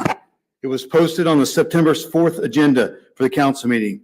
Most sergeants, all lieutenants, and all command staff know that these are public. Chief Spears also couldn't answer a simple question regarding a public records request that was submitted in July. And Mayor, when you sent him outside to speak to the family of Tamara Hatcher, Chief Spears didn't have the fortitude or integrity to tell them that the PD has already justified the abuse she endured while handcuffed. It's not Jeff Spears' fault. 5 years ago, he was a sergeant. He lacks the experience of being a deputy chief, let alone a chief. City manager, you listed the training as part of his training as part of the reason for appointing the chief, specifically his attendance to the FBI National Academy. Schools are just words on a piece of paper and don't tell the story. The chief deputy in Hillsborough County was fired for allegedly cheating on his FBI coursework. City manager, you mentioned that Chief Spears was endorsed by the FOP. Here's a text message between me and the FOP president on April 9th, in which the FOP president indicated, maybe time for a fresh outside chief when Mario is done. I'm sure he doesn't have much longer. So just a few months ago, even the FOP president suggested an outside chief would be good for the agency. So what changed? Well, he was investigated for sex on duty and sent inappropriate pictures on duty, dismissible offenses. City manager, I provide you 2 anonymous letters that I received in my mailbox indicating no officers or board members were ever asked about any endorsement. It was alleged that his endorsement by the FOP president was strong-armed to save his job. For allegations of sex on duty and inappropriate pictures, he lost 30 vacation hours, not even a suspension. FDLE classifies nude pictures on duty as a moral character violation and a serious offense, which could lead to the revocation of the officer's law enforcement certificate. The department is required to notify FDLE so that they then can administer their own discipline. Did they? Police departments throughout Florida have terminated employees for such offenses. Remember, during Chief Agelo's tenure, a police officer was arrested for sex on duty with a 13-year-old. Another was investigated for sexual assault by FDLE. And a third was investigated by BCSO. With these types of headlines, a chief and deputy chief should do everything to prevent these incidents from including terminating police officers. There are just too many unanswered questions surrounding the need to appoint Chief Spears 9 months before Chief Agelo's retirement. There must be change within the PD leadership, and that can only be done from a nationwide search from an outside chief that does not have the internal loyalty that plagues this city. Thank you. Mr. Morton? Yeah, Mr. Fisher just can said we that we need some answers and some transparency. So Chief, would you like to come up and give us some answers? I think we have some instead of snippets. And I've got here, I did some research on discipline in the state of Florida. I've got a report from the CJSTC from January to September of this year across the state. No fewer than 95 agencies on 95 pages of disciplinary have had officer discipline. So trying to paint this picture that somehow, a police department, because they have disciplinary issues that have been dealt with, we're going to talk about that tonight, is out of character or unusual, or some indication that there is an incompetence or leadership is not the truth. And Chief, will you respond to the incidences brought up tonight by Mr. Fisher? Absolutely. Good evening, Mayor, Council. Appreciate the time to speak for a few minutes to get some clarity and some factual content based on the headliners that were in this presentation to promote a personal agenda. So the first one let's start with Deputy Chief Spears regarding Ms. Tobar and our initiative as a city to name a structure after the late Sergeant Frank Tobar. Conversation went well with Ms. Tobar. Deputy Chief Spears spoke with her. She understood why things were on hold in terms of announcing it to her for those reasons, to not get anybody's hopes up high. No intent was there. No ill intent was there. She completely understood and was grateful and is fully supportive of the initiative should it happen. So with regard to the 3 officers that were mentioned on this PowerPoint slide by Mr. Lance Fisher. So the first one, yes, leave was taken from that person. That person was also demoted from supervisor to the rank of officer. Leave, taking personal time off leave from an individual, from an employee, from an officer, is considered a form of suspension. It's a legal term. Now, with all of that, in terms of putting out other responses in other agencies throughout the state, throughout the county, throughout Florida, throughout the country, in terms of what FDLE promotes in terms of up to, could be, those are the key words, right? That people need to pay attention to in terms of what's being put out there to spread divisiveness and hate against our police department. So that incident was taken care of. The incident with Mr. Archer in terms of sex with a child, a juvenile on duty, fully investigated.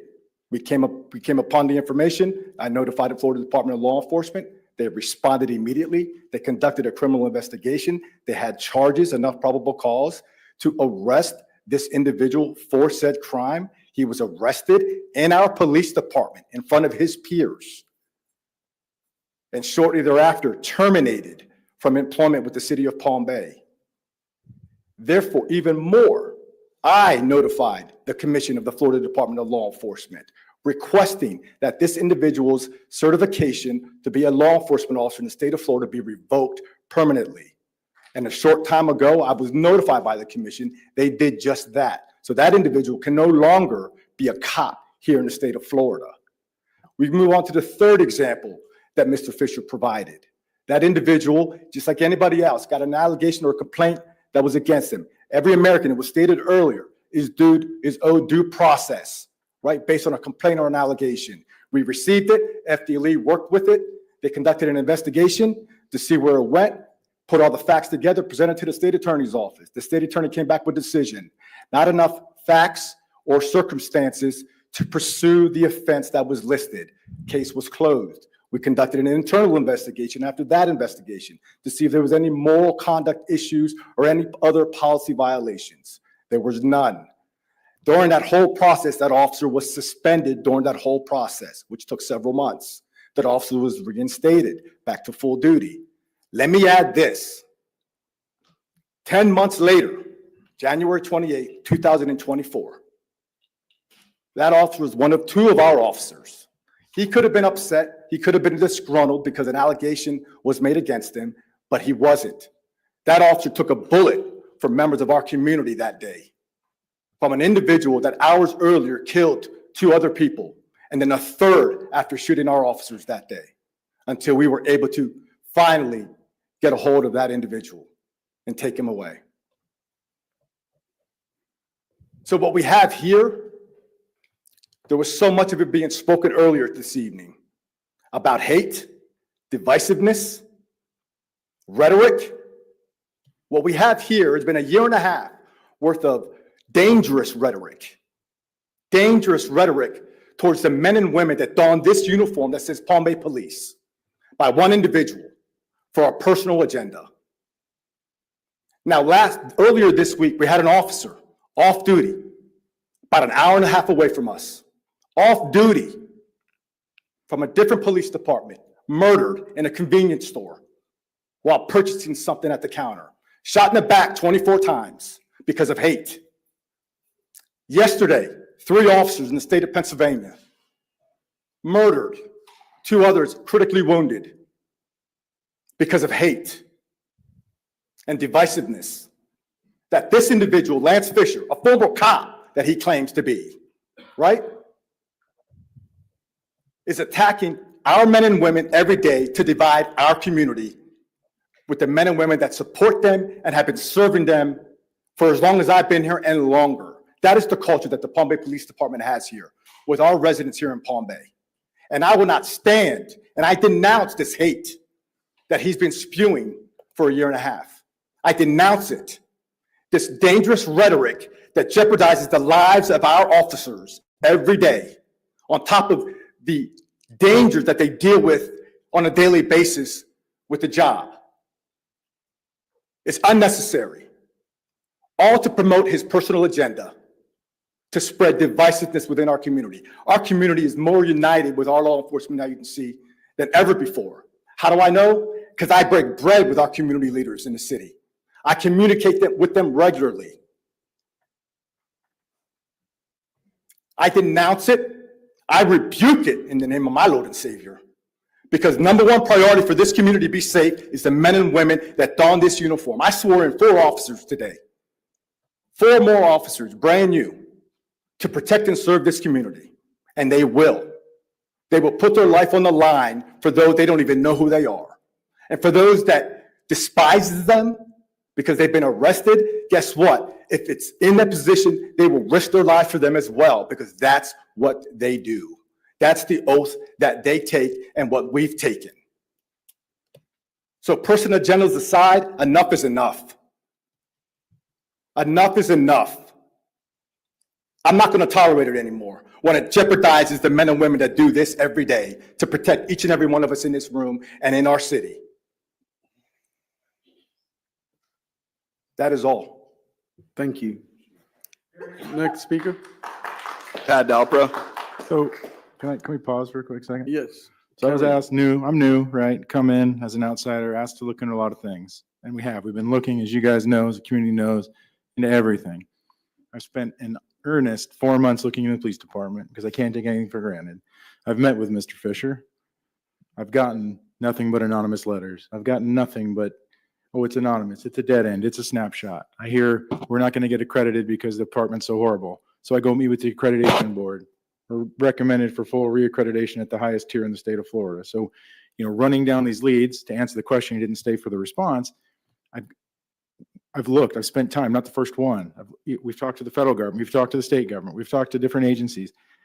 I don't know where these accusations are coming from. To date, I find no credibility whatsoever in the accusations that get spoken here at the dais, and we're doing the heavy lifting. I've done the heavy lifting of looking into it. So from my perspective, as your city manager, my recommendation and my belief in the chief and the deputy chief and our police department stands as it is. We have a credible, solid agency. Yes, we've had issues like any other department, every other organization that have been appropriately dealt with and have continued to be appropriately dealt with. And I have great hope for the structure, the training, and the commitment of our officers at the Palm Bay Police Department. Thank you. Next speaker? Pat Dalpro.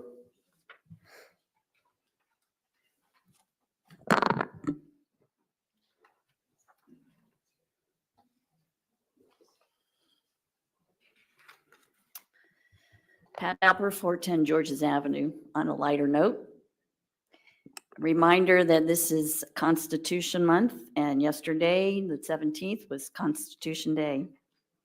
We have the most amazing, incredibly longest lasting Constitution in the world. The average Constitution lasts about 17 years. It's founded on Judeo-Christian principles. The founders were raised and trained in Scripture. They studied and quoted it in their own writings over 40% of the time. 34% of the Constitution is from the Bible. There are thousands upon thousands of quotes and decisions from founders, statesmen, presidents, judges, legislature, governors, Supreme Court, confirming that this country, our America, is a Christian nation. But in lieu of what happened last week, I give you this partial quote from Rabbi David Lapin. Without a vibrant and vital Christianity, America is doomed, and without America, the West is doomed, which is why I, an Orthodox Jewish rabbi devoted to Jewish survival, the Torah, and Israel, am so terrified of American Christianity caving in. Charlie Kirk loved this nation. He wanted to make America great again. Charlie was an example of commitment, boldness, and fearless love for Christ and his cause. He spoke truth unashamedly. He wasn't afraid to step into the public square to contend for that truth with courage and conviction, and to remind us that the ideas we hold matter. Charlie lived under the principle that everyone has the right to speak, that everyone has a voice, whether we like it or not, and that's from the First Amendment. He loved those, even the ones that disagreed with him. In John 12:24, Jesus spoke. He said, I tell you the truth. Unless a grain of wheat falls into the earth and dies, it remains alone, or only a single seed. But if it dies, it bears much fruit. It produces many seeds. And a reminder that the Japanese commander in World War II who attacked us in Pearl Harbor, I'm sure you guys remember, or maybe you don't. He said, I fear we have awakened the sleeping giant.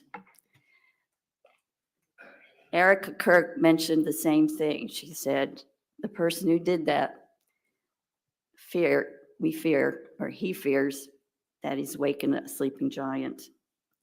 Monique Miller mentioned at the end, she wrote on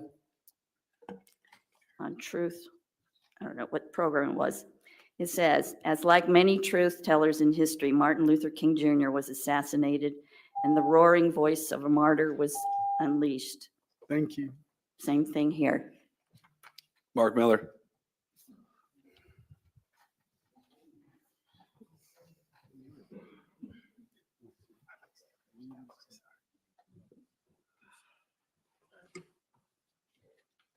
Stiffening up over here. Mark Miller, 898 Nelson Avenue.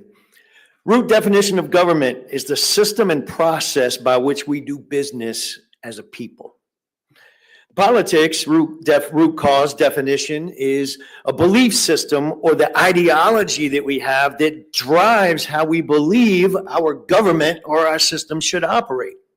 So as Christians, we operate or should operate by a belief system that's rooted in the Word of God. And while none of us are perfect at it, right? Because our belief system is rooted in the Word of God and we're influencing government, it is impossible to keep the church out of the state. It is impossible. People vote for candidates who align with their values. I vote for folks who align with my values, and my expectation is, if they win, that they will influence and operate the system by which we do business as a people to be in alignment with my beliefs, which are biblical in base, right? I don't elect you to make everybody happy. I elect you to do what's best for our community and serve in that role. If you make everybody happy, man, we water it all down and we just lose it all. It doesn't work. You can't make everybody happy. I believe in the importance of strong biblical families as defined by the Word. I believe in strong biblical moral values and against abortion and socialism and Sharia law and all the other things that we talked about. I'm against condoning a life of purposeful sinfulness, right? And I believe fully that blessed is the nation whose God is Lord. So for those who share those values that are elected in position, I expect them to uphold those values, whether it makes everybody happy or not. And likewise, if someone gets elected who's opposed to my values, then I'll fall back to 1 Timothy chapter 2, where we are to pray for our kings and all of those in authority, whether we agree with them or not, that we may live a peaceful and quiet life in all godliness and holiness. And I find it interesting that unity only works when conservative Christians are yielding to their beliefs. Otherwise, it's labeled as hate speech. Jesus did love everyone, but he said, go and sin no more. The biblical definition of love is not acceptance of everything. And it's important to know that. As a pastor, I don't get to pick and choose. God wrote the Word of God. He provided it to me. There's stuff in there I don't like. There's stuff in there I may not agree with in my flesh. But because of my love for my congregation and anybody that attends our church, we speak from the whole truth and nothing but the truth, whether it's well received or not, because it's God's word. He created, and that's what we need to follow. And I expect that to be. So thank you for broadcasting these public comments. I pray somebody hears it today, and I'm with Bill. Put the 3 minutes back at the end. God bless you. Virginia Zanowski. Jenny or Virginia Zolnowski. Kristen Lanzana.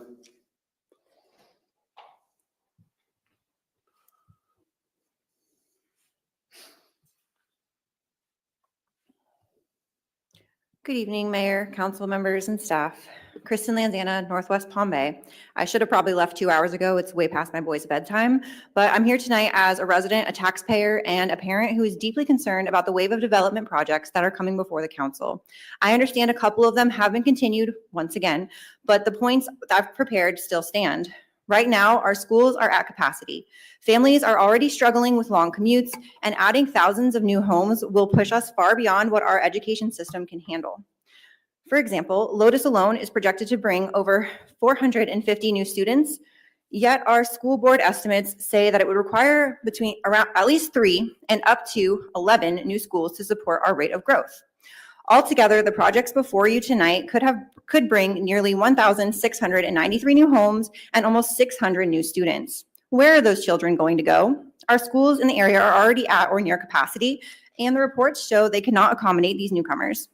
Meanwhile, developers continue to profit while residents foot the bill.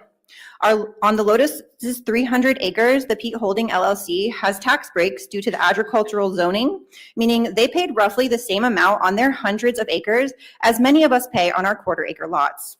And now they want to change the zoning and flip the land for other developers to hopefully stick to the plan, all for profit, essentially leaving Palm Bay taxpayers with the financial consequences. And what's worse is they're marketing the environmentally endangered land trailhead as if that's some great community benefit. Let's be honest, that's nothing more than a sales pitch for the development. It will only bring more people onto environmentally endangered lands that we should be protecting. This is not responsible growth, it's reckless, and residents know that. Look at any comments on Facebook threads about these projects. The comments after comment say people are saying the same thing. We don't want this. The only ones pushing it are those who stand to make money. Palm Bay deserves better. We need to put infrastructure first, schools, roads, resources, before developments. We used to have those protections under the Growth Management Act of 1985, but when it was rolled back in 2011, thanks to Rick Scott, it opened the floodgates to the kind of aggressive development we're facing now. Instead of paving over this property, we should preserve it. We have very few attractions in Palm Bay city limits, and for decades, residents have consistently said there's nothing to do here. Families leave our city and spend their money elsewhere for entertainment, recreation, culture. Imagine if instead of another subdivision, this property were acquired by the city to become a community landmark, a place like Turkey Creek with natural trails, educational opportunities, perhaps a museum celebrating Florida's history and ecosystem.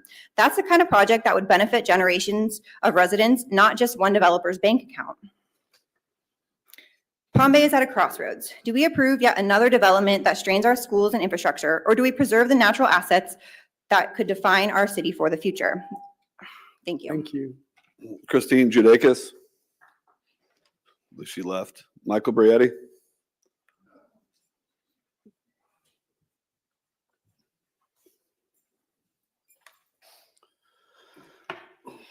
Before I read this, I just want to say I do support the police. But I do want to remind the chief that we do have bad seeds in this city. And these things need to be dealt with. And that's in every department. That's just not the police. And as far as Lance Fisher goes, the man's not crazy, okay? What you should have done from the beginning is put these two children in a room, all right, and let them hash out their differences. That's what should have been done under Sherman. And yet it continues today. And who's paying for it? The taxpayers. And it's going to continue because of the goddamn lawsuits. First, let me paint a picture here for the audience. We have a white police officer, Rollins, and we have a female black victim, Hatcher, whom was assaulted, unjustifiably made visually clear by the officer's body cam. I've seen this. Come on, who can justify that? That's despicable. Not to mention other videos taken by neighbors apparently not taken into account. We have a dais filled with city officials and have not only justified, but condoned the assault of Ms. Hatcher at the hands of its own police officer, sworn to uphold the law and defend the civil rights of the public it defends. When the Hatcher family reached out to the NAACP for help, they were told by the NAACP President Rodney Edwards, bar number 84139, that the NAACP could not help them because he was a staff attorney for who? The city of Palm Bay, whom defends the very officer Rollins who racially targeted and assaulted Miss Hatcher and family. I'm here to speak on the Hatcher family. I don't give a shit about what else goes on. All right, Edwards then deferred Hatcher's family to outside paid counsel? Really, you want them to pay for their civil rights? Come on, really? This goes against the mission statement he was sworn to uphold, citing, fight to uphold racial equality, in part, and against political views, in part. Last, how could you, Patricia Smith, allow such a conflict of interest on your legal staff? Oh, God, this is so disturbing. Is it convenience of sweeping corruption under the rug? I said in my political run, I am only running to get the corruption out of this. I don't care about anything else. I want people, individuals working for this city. God, everyone I've spoke against, you can get on Google, a record search. But yet, Ms. Sherman and HR hire these bad seeds. Thank you. Next speaker. Judy Trandle.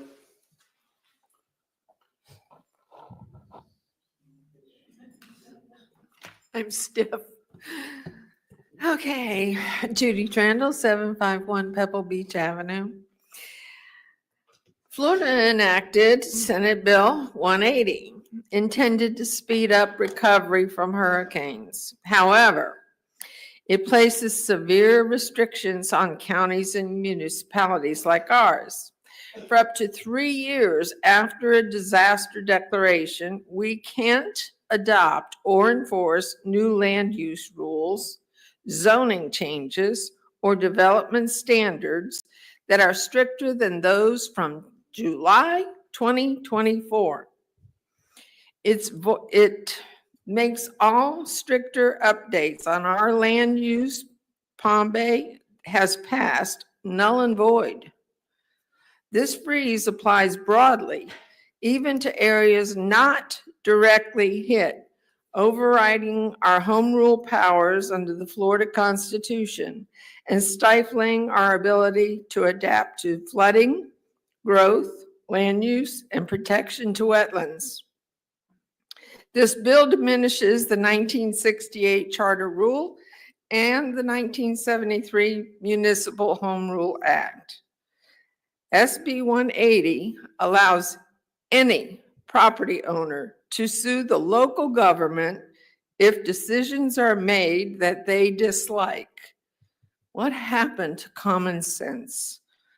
As Brevard County and Palm Bay face storm risks along our Space Coast, we need tools to protect our environment, infrastructure, and residents, not handcuffs from Tallahassee. The best way to fix this is a targeted amendment.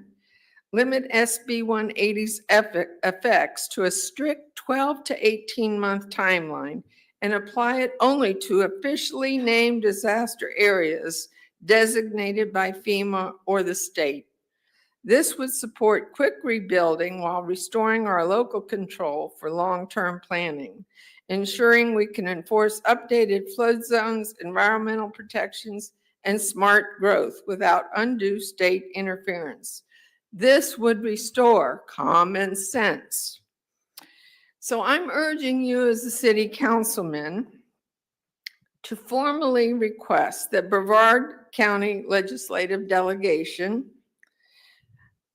introduce and support this amendment in the 2026 legislative session. Your voice carries weight, and you certainly have grassroots support to back you. So I'm asking you, please do the right thing. And I want to add, there are 20 municipals and counties in a class action lawsuit right now. Thank you. Ruth Kaufeld.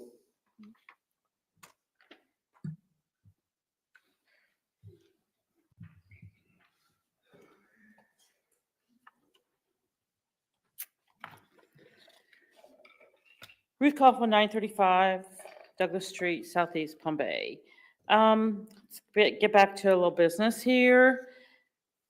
When can we expect a status every meeting on the infrastructure, on the roads, on everything that is failing in the city? Because there's been another failure on the pipes around here, and I forget where it was, but again, we've been here a long time. All of this infrastructure is failing. We cannot stand any more building, any more rezoning, any more of this stuff. So can we get a status on the agenda every single meeting, giving us that information, or at least send me a link where I can find it? because I can't find a status on any of these projects going on, and I can't find a status on what the infrastructure priorities are and where those are falling and when they're going to be done on time or not, so that we can get, I'm a project manager as well. I want a project status. So I also would appreciate a cease and desist in searching the ordinances for silencing citizens. I'm really tired of seeing that stuff. That's ridiculous. Stop doing that. Thank you, Mr. Hammer, for recognizing the traffic jams on Emerson leading into Malabar, all over the place between the hours of 6 a.m. and 10 a.m. and 4 o'clock to 6. I try not to be on the roads during that time, but sometimes it's unavoidable. So now with all this rain that we've been having, it's even more of a challenge. So where can we get status on the activities that the staff is working on as well? So I would appreciate if we could just get some sort of status and get this building stopped until it is completed. The new word now is infill building to disrupt current subdivisions. We weren't the only one.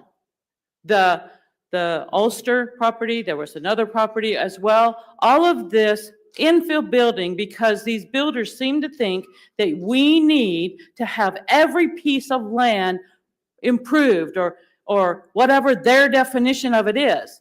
Well, they never asked the surrounding communities whether they wanted their input or not. Thank you.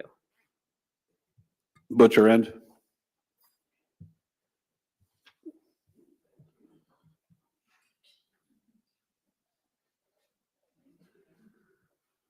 Butcher Rand, excuse me, Butcher Rand, 219 Trenton Avenue. We all worried about roads and traffic controls and all that stuff. Have we went out on a nationwide search for a traffic coordinator in the city, or whatever that title was? We don't currently have one, from what I understand. That, and I do want to thank you, Mr. Hammer, for bringing that up. The roads are overstretched as it is, but like I've already I've heard other folks talk about it. We continue to go, okay, let's build 350 houses here. Let's build 200 down here. Let's put 15 over there. Let's put 75 apartment buildings in the city. Where's all that traffic going to go? The timing on the lights, if you could just start there. And Jupiter and Minton is an excellent example. The same hours everybody else is talking about, in the mornings and in the evenings.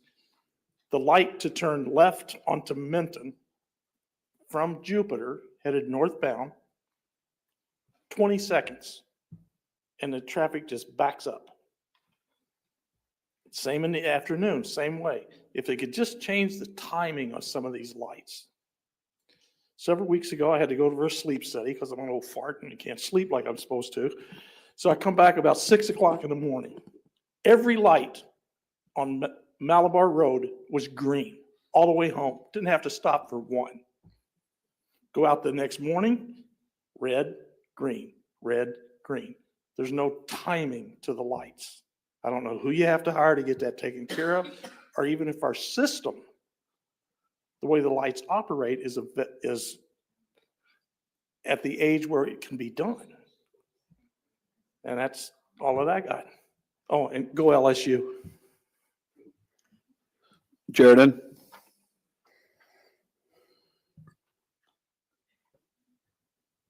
My name is Jaredon. I'm a minor, so I don't think I have to do the address. One of my main concerns is actually addresses, because in a time where people have actually gone to the two Democratic lawmakers, I think it was in Minnesota, and murdered them and their dog. I don't really know what the dog had to do with it, but they murdered them at their house. I don't think in this time of political vulnerability that everybody should be saying their address. I don't know if there's a specific reason we do it here in Palm Bay. And then also, speaking on what they were talking about to Mr. Langevin about putting the name councilman on his posters, putting the councilman's name on something personal seems kind of I don't know how to put it. It's very backwards. If we're supposed to be nonpartisan and then we're putting councilmen on something personal, then we're not really being nonpartisan. And then also, I don't know, speaking on what somebody said earlier about attractions in Palm Bay, I had heard at one point that you guys were trying to get a Buc-ee's, but a Buc-ee's would be a nice stop. And there's a lot of other attractions that I definitely think the city should look into. And speaking on different roads I think should be fixed, I don't think it's a public road. I think it's private property, but it has been a consistent problem in the city on Riviera and Palm Bay Road at that Dunkin'. I don't know if you guys would know what I'm talking about, but there's always been a giant pothole there. There's been a giant pothole there since I was a little kid. My mom's fallen into that pothole before. I think it was filled in once, ever. So I think we should definitely contact them and try to get at least that pothole filled. And that's it. Thank you. Mayor, that concludes the speaker. Hey, this is Jerry with On Point Wildlife Removal. If you think you might have critters in your attic like squirrels, bats, rats, or raccoons, give us a call today. We'll come out, we'll take a look, we'll give you a free quote to get them out, to seal up your home, and clean up whatever mess they left behind. We're locally owned and operated, and we're fully licensed and insured.